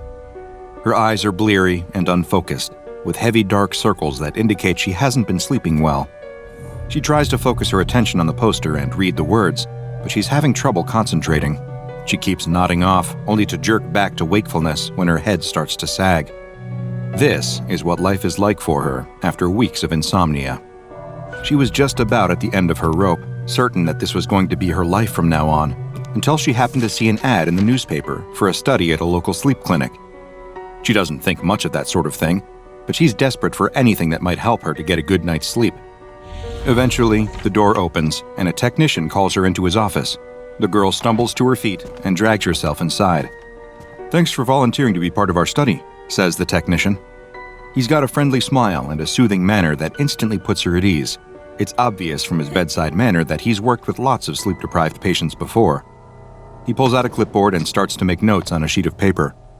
"We've gone over your application and we think that you would be a really good fit for this project." "Thank goodness," thinks the girl. She had just about given up hope after that long wait. She half expected that they would simply tell her that she didn't qualify and send her home to try and figure out how to get over her insomnia by herself. "So you've been having trouble sleeping," says the technician. "Tell me about that." The girl hunches her shoulders. "There's not much to tell.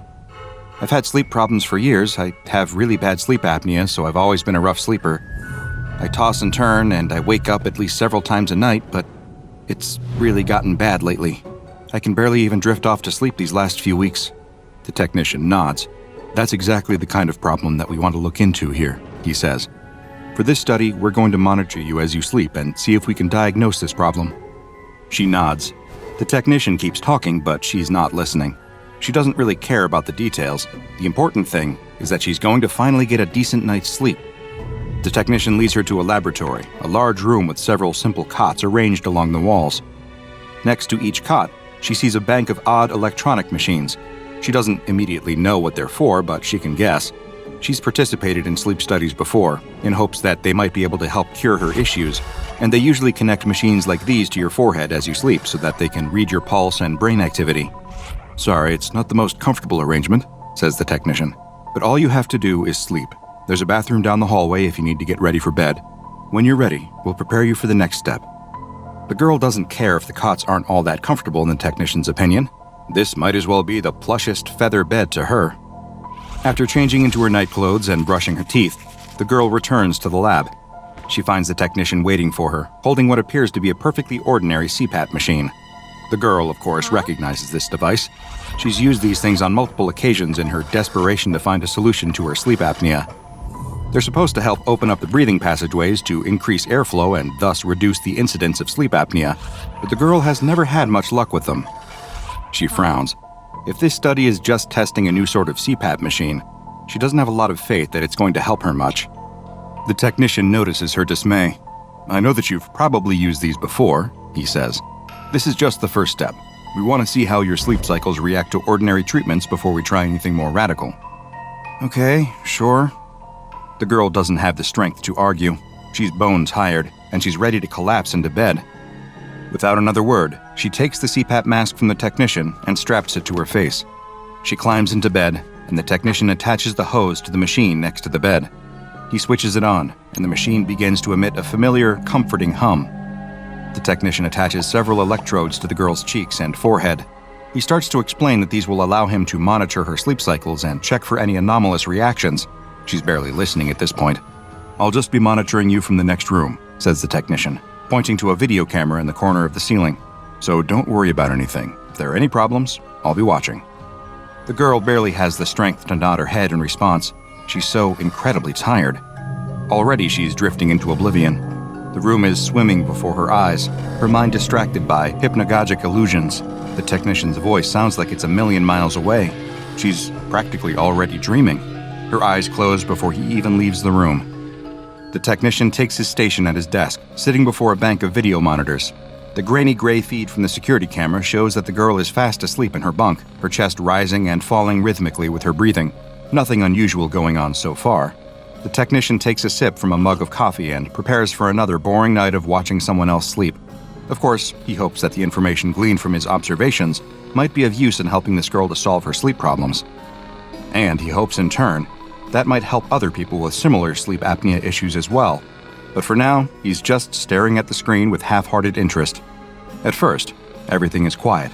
The CPAP machine seems to be doing the trick, allowing the girl to breathe quietly and sleep peacefully. The technician watches without interest as the girl progresses through the different levels of sleep, the monitors in front of him reflecting the changes in her biorhythms. It isn't until she reaches her second round of REM sleep, the stage in which a sleeper dreams, that something strange happens. Under her eyelids, the girl's pupils quickly flick back and forth, almost as if she's watching a film. This is totally normal behavior, of course, during REM sleep. The technician barely even looks up as the monitors register her transition into this new sleep stage. He's been working at the sleep clinic for long enough that he knows to expect this. He might not have even looked up if his coffee cup hadn't happened to finally run out. When he hefts his empty mug, mumbling to himself in annoyance that now he's going to have to walk all the way across the facility to refill it at the coffee machine in the break room, that's when he finally catches sight of it. It happens so suddenly that at first, the technician doesn't believe his eyes. He thinks it must be a glitch in the hardware or possibly that his own eyes are playing tricks on him. He has been drinking a lot of coffee to stay awake after all. But no, it's really there. He can see that there is a second person in the room now, a large, dark silhouette standing over the girl as she sleeps. He blinks in surprise. How did someone get into the building, much less the laboratory, without him knowing? The figure is silent and motionless. It hardly seems threatening, but at the same time, it's hard not to read someone as threatening when they break into your room and stare at you as you sleep. As he watches, the figure starts to change subtly before his eyes. Soon, it's not just a solid blob of shadow. It's coalesced into a human figure, that of a large male humanoid. Its torso bulging with muscles, its arms laced with sinews, but instead of a face, this figure has the gleaming white skull of a horse. It remains standing over the girl. The girl snorts and turns in her sleep, grunting and mumbling. She's acting as if she's caught in an especially troubling nightmare and is struggling to wake up. The creature standing over her does not react to her movements, instead, staring down at her with an eerie, unflappable calm. The grainy camera footage makes it hard to make out the details, but the technician is almost certain he can see the tiniest flicker, like the reflection of light in a dilated pupil, in the empty sockets of the mysterious stranger's skull. The skull doesn't react. How could it react, after all? It's just a skull. But its silence, with that rictus grin and empty sockets, only makes it more frightening than if it had reacted. The technician gulps and rises to his feet, his knees shaking. He can't let this go on. He doesn't know what kind of practical joke is going on, but he did promise the girl that he would be responsible for her safety if anything weird happened. More to the point, the presence of this masked stranger might jeopardize the results of the study. He hurries from the office, making a beeline for the laboratory. He doesn't exactly know what he's going to say or do when he confronts this stranger. He just knows that he has to do it. But then, he starts to feel sleepy himself. The closer he gets to the laboratory, the more his own body starts to defy him. His limbs feel rubbery, his eyes feel heavy, and his thoughts start to swim. Despite all the coffee in his system, he also feels himself succumbing to sleep. He's only 50 yards from the door when he finally collapses into a heap on the floor. His eyes remain wide open, staring sightlessly ahead of him, and his mouth gapes like a fish out of water. Whatever he's experiencing, whether it's something that only he can see or something in his mind, his expression reveals only abject terror. Meanwhile, at the exact moment that the technician collapses, the figure standing over the girl in the lab blinks momentarily out of existence, as if somehow reacting to the commotion outside. And when it returns, it isn't alone. A second dark figure has also appeared in the room. It too starts life as an indistinct, only vaguely humanoid shadow, but quickly starts to gain form. This one is different from the first. It's a female body, but the figure's head has a blank face devoid of eyes, mouth, or nose. This second figure ignores the sleeping girl or her strange, stoic, horse-headed observer. Instead, it starts to move, ambling toward the western wall of the room, as if it knows that the comatose technician is directly on the other side.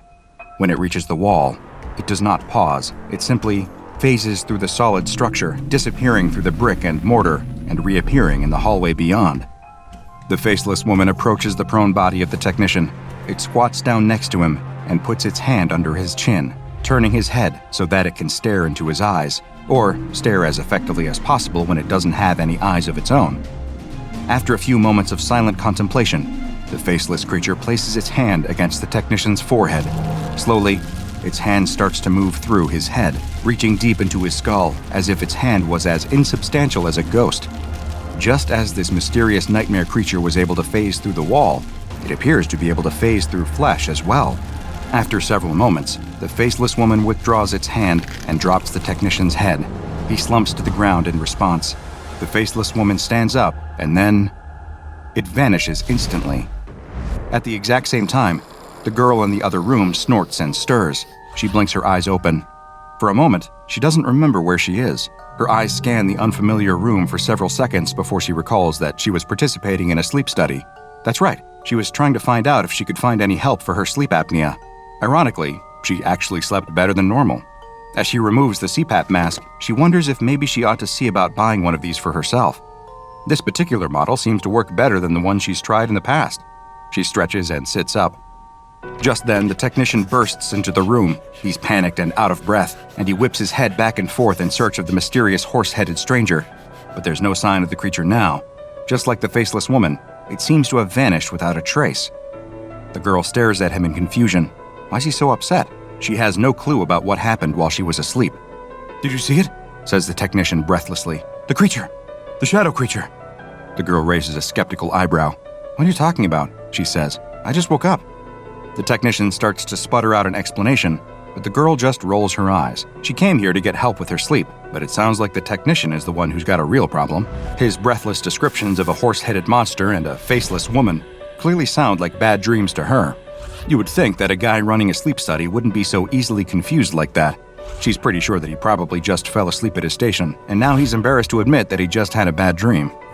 Little do either of them know that although they won't see the strange entities again, those creatures are always going to be very, very close to them going forward. What a nightmare. But what seems like just a bad dream is, in fact, an anomaly well known to the SCP Foundation. It's formally been designated as SCP-3060, but agents more often refer to it as the Dream Machine. Instances of SCP-3060 are small medical devices that superficially resemble continuous positive airway pressure, or CPAP machines. The individual materials that compose SCP-3060 instances are non-anomalous and operate in the same way as a typical CPAP machine of its size and make. The Foundation currently has 5 instances of SCP-3060 in its custody. SCP-3060's anomalous effects become apparent when worn by a sleeping human. When an individual wearing an instance of SCP-3060 enters their second REM cycle, a humanoid incorporeal entity, hereafter referred to as SCP-3060-A, will appear within a 5-meter radius of the individual and stand over them until they wake up. At this point, SCP-3060-A will disappear, and the individual wearing SCP-3060 will become infected. From that point on, regardless as to whether the individual wears SCP-3060, the same SCP-3060-A entity will appear when they enter their second REM cycle each night and remain watching over them until awakening. While instances of SCP-3060-A appear as featureless silhouettes upon their first manifestation, they quickly take on a unique shape based on each infected individual. SCP-3060-A entities have no standard appearance, and it is not clear what factors determine the final form of any individual SCP-3060-A. Since the manifestations are connected with REM sleep, agency researchers speculate that an SCP-3060-A's appearance may be influenced by an infected sleeper's dreams. So far, observed SCP-3060-A's have included a human infant composed entirely of fused teeth, an eyeless elderly woman dressed in dark clothes, a partially disintegrated humanoid composed of ash and dressed in red lingerie, a naked humanoid covered in tire tracks and showing signs of severe crush injuries, a humanoid whose torso consisted of a large mouth, and a clown. Some researchers have noted that the initial shadowy appearances of SCP-3060-A recall descriptions of entities reported during bouts of sleep paralysis, but so far, no conclusive link has been found. While an SCP-3060-A instance is present, any person standing within a 50-meter radius of the infected sleeper will enter a catatonic state. At this point, an additional instance of SCP-3060-A will appear. The additional SCP-3060-A entity will then approach the catatonic subject, phasing through solid matter if the subject is in a separate room. Upon arriving at the subject, the new SCP-3060-A instance will phase its hand through the subject's skull, and then vanish, causing the subject to fall asleep immediately. All subjects touched by the SCP-3060-A entity in this manner will become new instances of SCP-3060 infected upon awakening. Awakening an infected sleeper will cause the attending SCP-3060-A to immediately vanish and catatonic subjects to regain movement. All attempts to communicate with SCP-3060-A instances have thus far been unsuccessful. People infected by SCP-3060 will inevitably suffer long-term health effects, most often associated with severe sleep deprivation. After 3 days, infected individuals begin to display fatigue, mood changes, impaired performance, and memory problems, all of which are so severe that even obtaining a full night's sleep does little to dent their impact. Infected individuals often report frequent nightmares, though no central themes or correlations have been observed in the content of these dreams, nor do they seem to correspond with the appearance of the infected persons attending SCP-3060-A. Within a month, infected individuals will start having visual and auditory hallucinations, as well as delusions that their mind is being controlled by some outside force. Soon after, infected individuals descend into full psychosis as they become unable to distinguish the content of their dreams from reality. In extreme cases, after at least 2 months of infection, hair loss, conitis subita, partial or complete blindness, somatic complaints, cataplexy, and alien limb syndrome have been observed. Attempts by medical staff to alleviate these conditions in the long term have thus far been met with failure, although sleep deprivation has ironically proven effective in temporarily delaying the onset of more severe symptoms. If no human subjects enter the area of an SCP-3060 infected individual's effect during REM sleep for 7 consecutive days, or the infected individual dies, an instance of SCP-3060-A will appear. The SCP-3060-A entity will then proceed to search for the nearest sleeping human. Upon locating a sleeper, SCP-3060-A will stand over them until they enter their next REM sleep cycle, at which point, the SCP-3060-A entity will reach into their skull and vanish. At this point, the sleeping individual will become infected. If the sleeping individual wakes up before the process is complete, or if SCP-3060-A cannot locate a suitable subject within 3 hours, it will vanish without spreading the SCP-3060 infection. In one experiment, an infected individual was placed in a standard humanoid containment cell. 4 D-Class personnel were placed in adjoining cells. When the infected individual fell asleep and entered their second REM cycle, an SCP-3060-A entity appeared with predictable results. The first SCP-3060-A to appear resembled a headless humanoid with its arms and legs replaced by spinal columns. It stood above the infected sleeper, watching without movement, even as 4 additional instances of SCP-3060-A manifested inside the cell. All 5 SCP-3060-A instances stood in silent observation of the infected sleeper for approximately 5 minutes. By this point, all 4 D-Class personnel in adjoining cells had gone into catatonic states, seeing as they were within the 50 square meter blast zone established by the initial SCP-3060-A. Each D-Class personnel who was awake at the time of manifestation was observed to have frozen with expressions of extreme distress on their face. The 4 additional SCP-3060-A instances then began to disperse, each one moving toward a different D-Class personnel's cell, phasing through solid matter as necessary to reach the intended target. Each additional SCP-3060-A instance completed its manifestation by reaching into the skull of its target and then subsequently assuming a definite, final form before vanishing. The 4 additional SCP-3060-A's, respectively, took on the appearance of a male human with mathematical symbols in place of facial features, a humanoid composed of tightly wound thread, a featureless white humanoid dressed in a Foundation lab coat, and a featureless black humanoid dressed in a hodgepodge of regalia from different authoritarian regimes. The initial SCP-3060-A continued to stand in silent observation of the original infected sleeper after the other instances vanished, remaining so for the rest of the night until she woke up. Since SCP-3060 has not been found to differ in any way from a normal CPAP machine, SCP agents currently know very little about how SCP-3060 can cause these manifestations, who is manufacturing SCP-3060, or for what purpose. At this time, the only advice that SCP researchers can offer is this: if you're having trouble sleeping and want to make use of a CPAP machine, make sure you're buying a name brand. Otherwise, you might just be opening yourself up to a world of nightmares, insomnia, and silent but all too present nocturnal visitors. A scientist sits in his lab working on an experiment when the door suddenly opens and a tall, hard-nosed man enters. The scientist hastily stands up and salutes the general who oversees the scientist's entire program. The general dispenses with formalities and tells the scientist that he's being assigned to something new. Before the scientist can even ask what it is he'll be working on, the general gives a small wave of his hand and 2 soldiers appear in the doorway. They are each holding the side of a large metal box, and from the strained expression on their faces, it's clear that the box is very heavy. They set the box down on the scientist's heavy wooden desk with a loud thud before stepping away from it. The scientist looks over the bulky lead case that's been brought to him, no idea of what could be waiting inside. "Be very careful with this," the general says, before handing a folder full of papers to the scientist. The scientist, unsure of how to respond, moves his hand to salute the general, but he has already turned on his heel and started to exit the small lab, followed closely behind by the 2 soldiers. The scientist looks over the folder that was given to him. There's nothing on the cover, so he opens it and starts looking inside, skimming over the long, dry paragraphs that say nothing at all and seem to be included in every government report for some reason. Ah, there it is. Contents. 1 6.2 kilogram sphere of plutonium-239. Plutonium-239? He's been doing research in this Army-run research lab for some time and knows exactly what this is. A sphere of plutonium-239 can only be one thing: a core for a new atomic bomb. 2 were already dropped on the cities of Hiroshima and Nagasaki, and their never-before-seen power caused death and destruction on a truly horrendous level.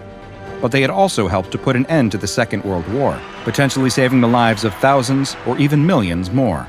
And no matter what moral questions he had about it, this was his job, and as an expert in physics and chemistry, his research would potentially help put a stop to fighting in the future. After all, no one would dare go to war when they knew their opponent had weapons that could cause devastation on this scale, right? The scientist pores over the typewritten records, reading each and every handwritten note in the margins. As he reads through them, he sees warnings about the experiments from the report's unnamed author. There are references to how slim the safety margins are when handling the material for testing. Since the core is intended to be used in a new nuclear weapon, it needs to be right on the edge of supercriticality, the point where fissile material undergoes a chain reaction that is key to nuclear detonations. The report then describes an experiment where the core was to be surrounded with bricks made of tungsten carbide that would act as a mirror of sorts, bouncing neutrons back at the core, which would knock loose other neutrons. The experiment was to be stopped before the core went supercritical, but when the scientist turns the page to view the results, he finds nothing. There's no more pages in the folder. The scientist had heard rumors about these types of experiments. Tickling the dragon's tail, they called it. But where were the rest of the reports? Was this really the last experiment that was done? He sees at the top of the page that this last experiment was performed over a year ago. Just then, the scientist notices someone walking by in the hall. It's the general. He runs out into the hallway waving the report at him. "General! General!" The general stops and turns around, clearly annoyed at being intercepted while on the way from one important meeting to another. "General, what happened in the last experiment?" The general somehow looks even more annoyed by the question. "Don't worry about it," he barks back at the scientist. "His time on the project was finished. It's yours now." And with that, the general leaves the scientist standing in the hall with his incomplete file. Days pass, and the scientist receives additional orders on what types of experiments he should be carrying out. All of them are designed to guarantee that the core of plutonium will be suitable for use in a new weapon. For the latest test, he's performing an experiment not dissimilar to the last one described in the report, but instead of using tungsten carbide bricks to reflect neutrons back at the core and achieve criticality, a beryllium dome had been created, which is to be lowered down over the sphere of plutonium. As he lowers the dome, he knows that if it were to close completely, it would cause the core to go supercritical in an instant. In order to prevent this, he uses a screwdriver to prop up one side of the dome, allowing just enough neutrons to escape so that the core can maintain its stability. As he lowers the dome just a small amount more, he starts to hear something. It's a faint noise at first, but gradually grows more and more audible. Radioactivity produces no sound, so the scientist is confused, especially since it sounds like the noise is coming from inside the dome. But surely that's impossible. There were no processes happening within that should be creating any sort of noise. The scientist bends down and lifts up the edge of the dome ever so slightly more, just enough so that he can peek inside. As he does, the sound grows louder. He looks right into the core of plutonium-239 and sees something. There is movement on the sphere. He knows this is impossible, but he can see them with his own eyes, images dancing on the surface of the plutonium sphere. They were faces, unnatural faces, contorted and twisted in pain. He can see now that these are the source of the sound he was hearing, because the faces are screaming. The scientist jumps back, and the screwdriver slips away from the edge of the beryllium dome, allowing it to fall and completely cover the plutonium. Out in the hallway, a security guard covers his eyes, momentarily blinded by the flash of intense blue light. When his vision returns, he runs into the laboratory it came from. The exposed sphere of plutonium sits on the desk, and the security guard looks up to see that the dome that once covered it has been embedded into the ceiling. He hears a moan come from the other side of the desk and rushes around to help the scientist, but when he looks down at the ground, he doesn't see a man. Lying there on the floor is a charred and bloody body, the small amount of skin and flesh that is left sloughing off his body. The scientist reaches toward him with a skeletal hand, emitting one final groan before collapsing. Nuclear weapons have claimed many lives, not just those who suffered directly from their overwhelming destructive energy or the subsequent residual radiation known as fallout, but many of those who researched and developed the science and technology behind them also became victims of their incredible, almost otherworldly power. Today's anomaly is an example of exactly that, combining the astonishing power of nuclear weapons with the world of the supernatural. This is SCP-095-FR, the Demon Core. SCP-095-FR is a 6.2 kilogram sphere, 89 millimeters in diameter, that is composed entirely of plutonium-239. Despite at one point seeming to be a normal sphere of the plutonium isotope, SCP-095-FR now seems to be in a permanent, self-sustaining state of criticality. This results in a near-constant emission of alpha radiation, which is powerful enough to damage any electrical circuits within a 20-meter radius. The sphere's danger grows the closer you get to it, too. Within a 10-meter radius, any living tissue will become extremely irradiated, leading to radiation sickness, while denser materials like metal or bone will themselves become extremely radioactive. The plutonium sphere is somehow able to maintain a consistent mass, despite its state, which should lead to a decrease in overall mass. It's theorized that it may be undergoing some sort of regenerative process, though it's been impossible to determine just how this might be occurring. SCP-095-FR was recovered from the seafloor near Bikini Atoll, which was the site of a series of nuclear weapon tests by the United States government known as Operation Crossroad.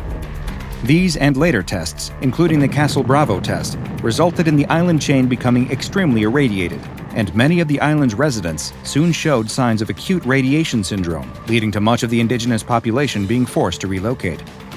Following the Operation Crossroad test, An anomalously high source of radiation was detected in the sea. Though records are incomplete, it appears that the core of plutonium that had been responsible for the deaths of multiple scientists had somehow ended up on the ocean floor. Whether it got there due to being part of a failed bomb detonation, or if it somehow appeared there by other, more anomalous means, is unknown. But regardless of how it got there, the attempted recovery of the object led to the deaths of several American service members from radiation-related illnesses, which the SCP Foundation soon learned of. After assisting in the retrieval of the sphere, the plutonium was relinquished to the Foundation's custody for containment. The SCP-095-FR sphere was placed under the purview of the French branch of the SCP Foundation, owing to their having a readily available site for containment, where the sphere was stored in a lead-lined radiation-blocking safe and classified as Euclid. Only D-Class were permitted to transport and handle the plutonium, since its effects amounted to a death sentence for anyone who got too close. They were also responsible for transferring the sphere to a new safe every 6 months, due to the damage it was causing them from constant bombardment of radiation. All of these containment procedures would have to be changed, though, following the events of January 7, 2015.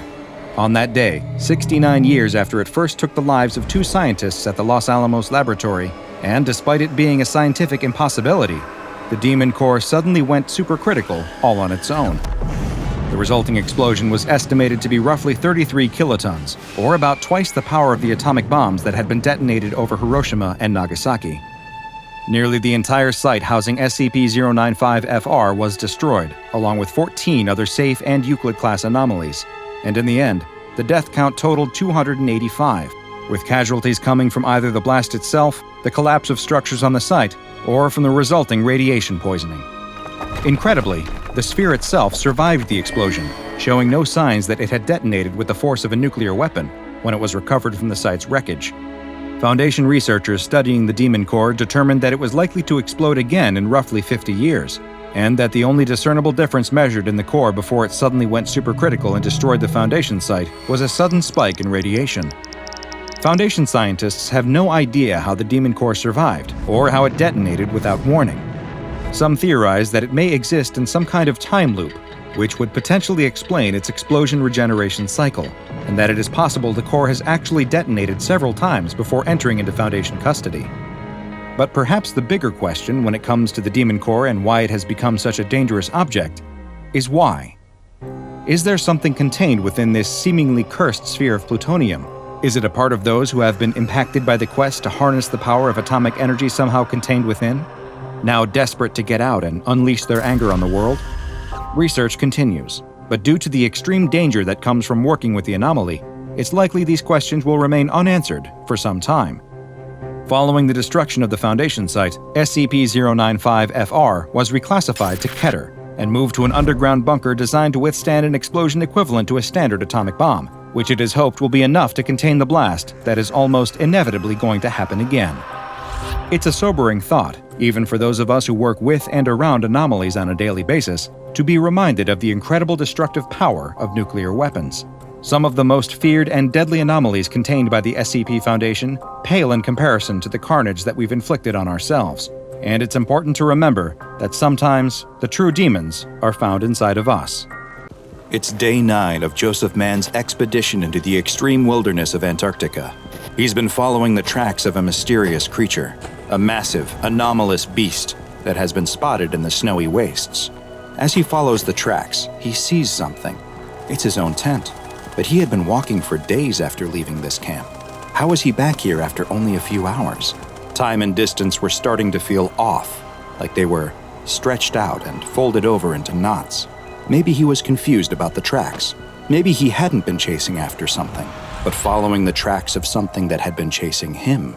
Maybe he was wrong about everything. Hi, I'm Dr. Bob, and this is SCP-2764, also known as the Eldritch Antarctic. SCP-2764 is a massive biological entity, standing over 380 meters tall and estimated to weigh over 150,000 metric tons. It possesses around 80 tentacle-like arms that it uses for movement and simple actions like grasping objects. It also has what looks to be a head with 4 eyes. SCP-2764 possesses a number of anomalous properties, including the ability to communicate telepathically with humans, though the language used changes based on the person who is receiving its messages. Strangely, this communication appears to go one way only, as it has never demonstrated that it understands any attempts to communicate back to it. Its physical state has also been observed to be quite anomalous. Its size does not follow normal Euclidean geometry, with the creature appearing many times larger or smaller than it should, based on the viewer's distance from SCP-2764. There appears to be a critical zone lying roughly 50 kilometers away from the creature that stretches around it in a circle. As you move away from the creature and approach this line, SCP-2764 actually appears to grow larger until the critical zone is passed, at which point it begins to shrink as you move farther and farther away. Its body has a number of other strange properties too. Its tentacle-like arms rapidly translocate around its body at random intervals, jumping around all over its body, creating a twitchy, writhing mass that makes it impossible to count how many tentacles it actually possesses.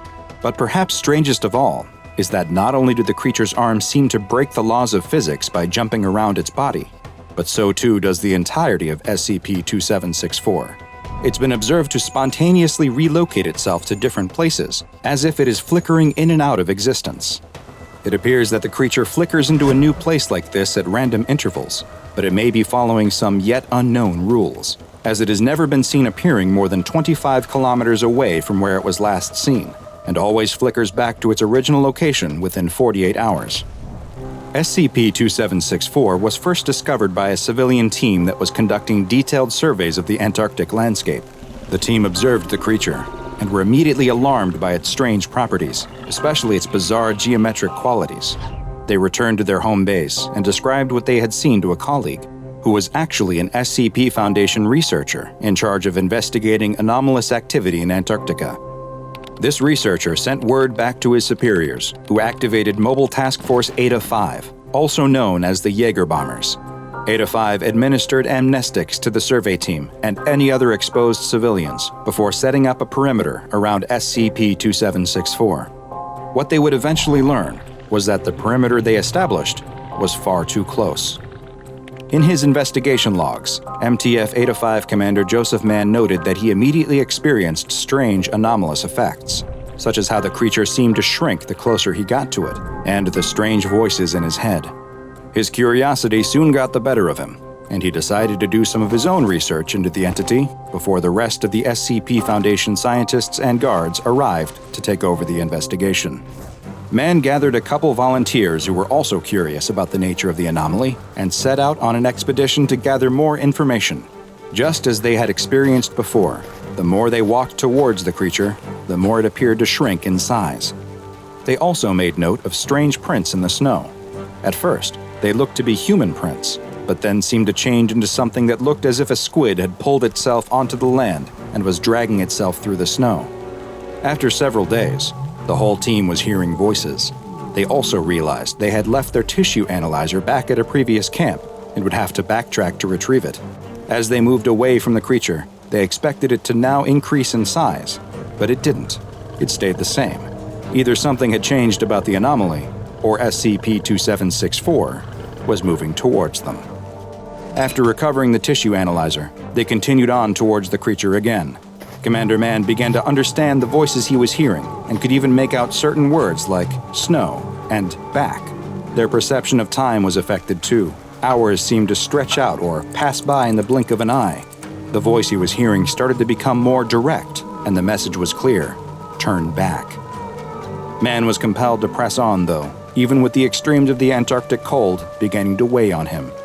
But then, SCP-2764 suddenly vanished, flickering out of existence, and the team was left with no choice but to follow the strange tentacle-like tracks in the snow, hoping they would lead to the creature. The tracks led them back to their old tent, the same one they had left the tissue analyzer at before, which should have been impossible based on the time and distance they had walked. Just then, Commander Mann realized that he had been wrong. They were the ones who had been pursued. They hadn't been following the tracks forward, but backwards to where they had been. Even worse, he realized that his team had disappeared. He was completely alone. Commander Mann continued to trudge through the snow, walking without direction, when he spotted SCP-2764 again. It was circling him, trying to maintain its distance, but he raced towards the creature and sliced off a piece of its flesh for analysis. Something strange happened when he placed it in the analyzer, though. The machine displayed a 0, which was the reading for human tissue. This strange result required further analysis from the Foundation researchers who should now have arrived to take over the investigation.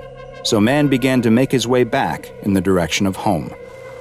He spotted what looked to be members of his team off in the distance and assumed that they must be on a mission to rescue him. Try as he might, though, the spatial anomalies prevented him from ever getting closer. It felt like it would take him an entire day just to walk a few feet. He assumed it must be the same for his rescuers as he watched them off in the distance, seeming to never get closer. At one point, he could even see as they stopped and turned back, appearing to return to an old campsite. He couldn't understand what they were doing, but then they disappeared entirely, only to reappear much closer to him.